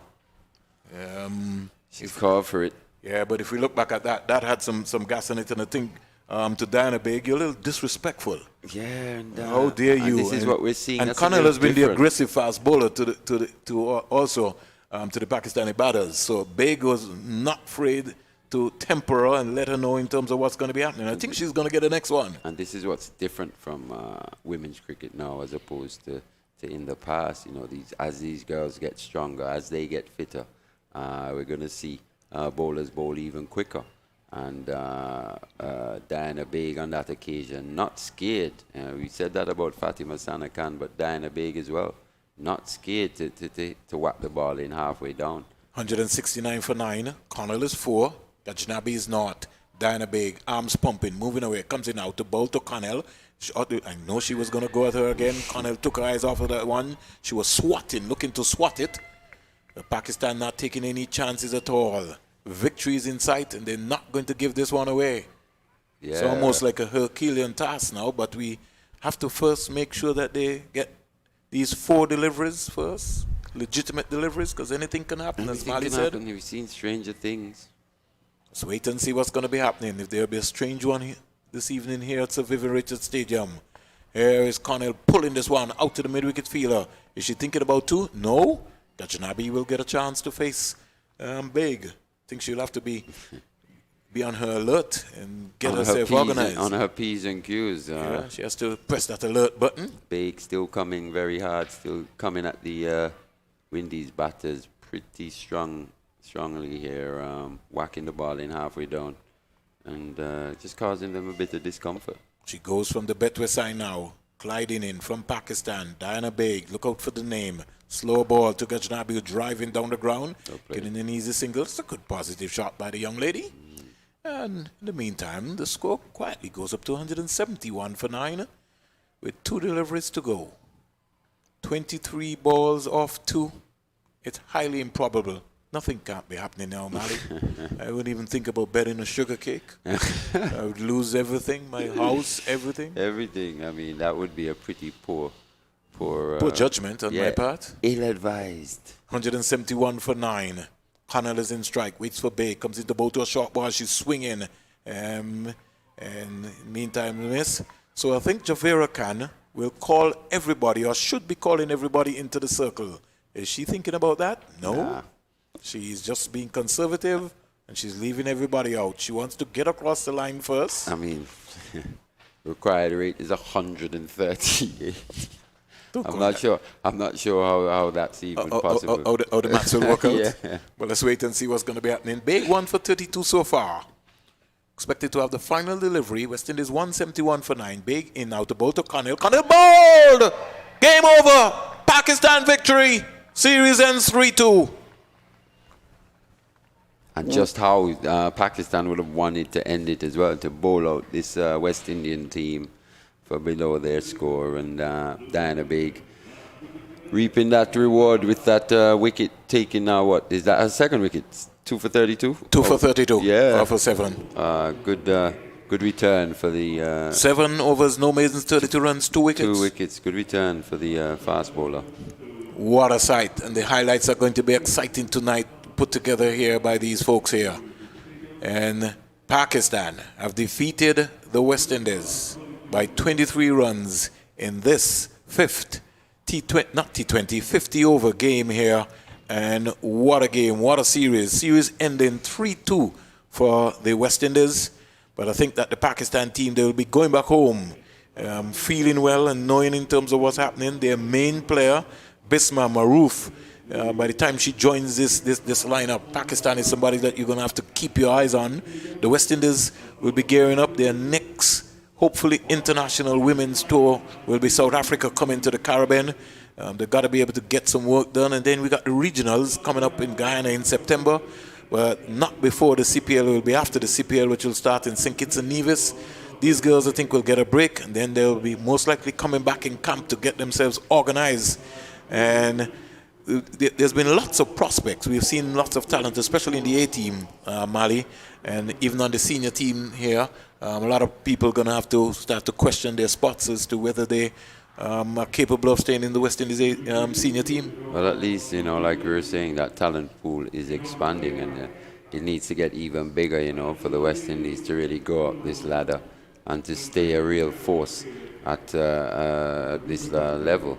But at this point in time, good start, we haven't had home tour for the women for a little while, and to have these ODIs and T20s here in Antigua, it's been great to see as a lover of cricket, and I'm sure it's been very beneficial for both sets of players. Well, the opportunity and the stage is set. I think at the end of this tour, there'll be evaluation taken by some of the West Indian women cricketers, both the A team and the senior team. They'll go back to the drawing board. They will know where they are and will know that there's a required amount of work that has to be done in order to be able to produce an excellent team. And under the new head coach, Courtney Walsh, and his coaching staff, Sylvester Joseph is hopping out and getting himself out of the place.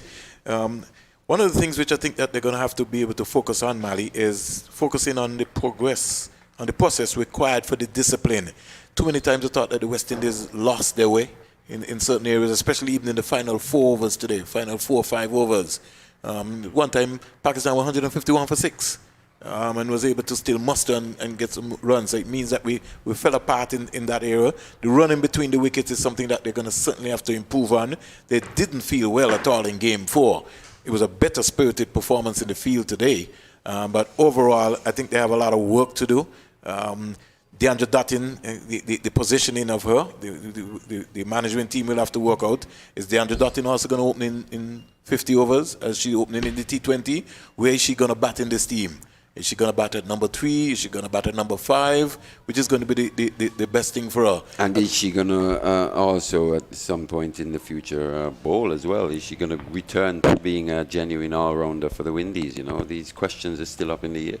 Yeah, so there's lots of work. And when we look at the track in the final analysis, Mali, I thought it played pretty well. It did. And even this morning after the excess moisture in the pitch, that's the last time you're going to hear that from me for a while. It still had a bit of pace and a bit of carry, which was still pretty encouraging. It's a Mali, good cricket wicket here. Give me a little break there. We just have to break some breaking news for you because, you know, Kenny Nibbs has got the latest on the scene. From our fraternity here in Antigua and Barbuda, we just found out the news that Winston Soso, the Rolls Royce of Calypso, has died. That's a shocking one here for us. There's also another one, Kenny, that passed away also. I think I saw someone last week, one of the Calypsonians. So this one is a real touching one. And I guess God is maybe bringing home all of his angels. That's a good way to look at it. Yeah, well, I certainly have to look at it in the positive light in terms of what's happening. But folks, Pakistan have won by 22 runs over the West Indies in their final 5th international ODI CG Insurance Women's Series. This has been an excellent series. Lots of things for the West Indies coaching staff to sort of look at. And if we're looking to be able to build a team, then it means that we have to be able to look at the 4 C's in terms of the peak performance: composure, concentration, confidence, and commitment. And if we look, can we tick those boxes today, Mali? I think throughout the series, I think at different times we've shown aspects, and at the end of the day, aspects of all 3. And I think at the end of the day, the Windies still did win 3 games out of the 5 and won this series. So not to be too downhearted by what we've seen in the last 2 games, though. Pakistan, let's give Pakistan some credit. They've come back really well. And to get up and win these last 2 games, and kudos to them. One of the things I can give credit to, Mali, is that this is a fitter West Indies team, regardless of whatever, as compared to what we saw in England. This is a real fitter team and will only get fitter and will only get stronger going forward. In fact, if we evaluate the women's cricket for the last 5 years, the fielding of all of the top-class teams have improved. And the West Indies in this series, outside of the 4th one-day international, I thought that we really saw a level led by DeAndre Dutton really lift the entire period of time. There were some catches that they dropped that they really should be taken on another day. But I think that the emphasis is that they will be able to get better. And meantime, because of return of international cricket to the women's program, we've been able to quietly see Stephanie Taylor pop back up the ladder. Hayley Matthews got a couple of players breaking into the scene.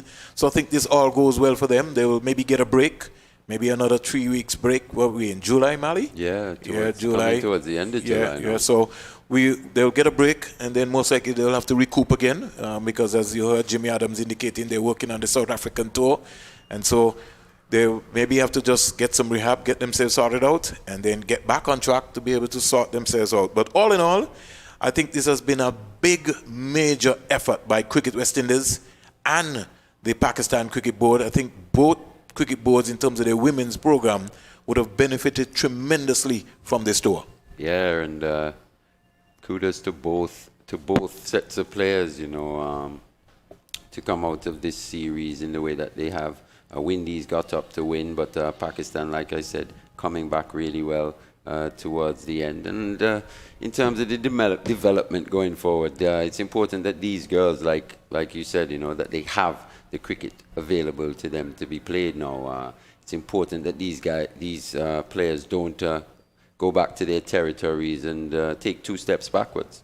You've got to continue working, got to continue training, even though you're not in that camp by a secure bubble kind of setting. You've got to also be a professional and create one's own environment, That's also incumbent upon them. It's not incumbent upon this Cricket West Indies to do absolutely everything. One has to have pride in oneself and also create the necessary environments for one to improve. And I think hopefully with a bit of help, these girls will go back to their regions and continue to work, because there's still work to be done. And like you said, South Africa possibly to come later on. You've got regionals later in the year, under 19s, women's. It's a jam-packed schedule for women's cricket, and I'm pleased to see what's the word? I'm pleased to see the effort being made by Cricket West Indies to accommodate these women as much as possible. And I really want to salute the entire women's coaching staff headed by Courtney Walsh, Steve Liebert, Ryan Austin, Corey Collymore, Robert Samuels. It's been relentless. The backroom staff have done an excellent job to be able to, take them to that different level. And I think we really now need to stop paying attention to lip service. We don't need any lip service anymore. What we really need now is people stepping up to the plate now and deciding now that they're going to be able to put in some work to be able to help the women's game, because the women's game is in serious dire need of help. Courtney Walsh has 29 ladies here. And I'm sure that if we count Mali, we could be able to find another 16 somewhere out in the Caribbean that could be able to form a pool. He wants a bigger pool to the point where he can be able to have continuous matches taking place, whether it's T20 and also 50 over. And as you would say, Mali, West Indies have only played like 12, don't know the last time that they played a test match.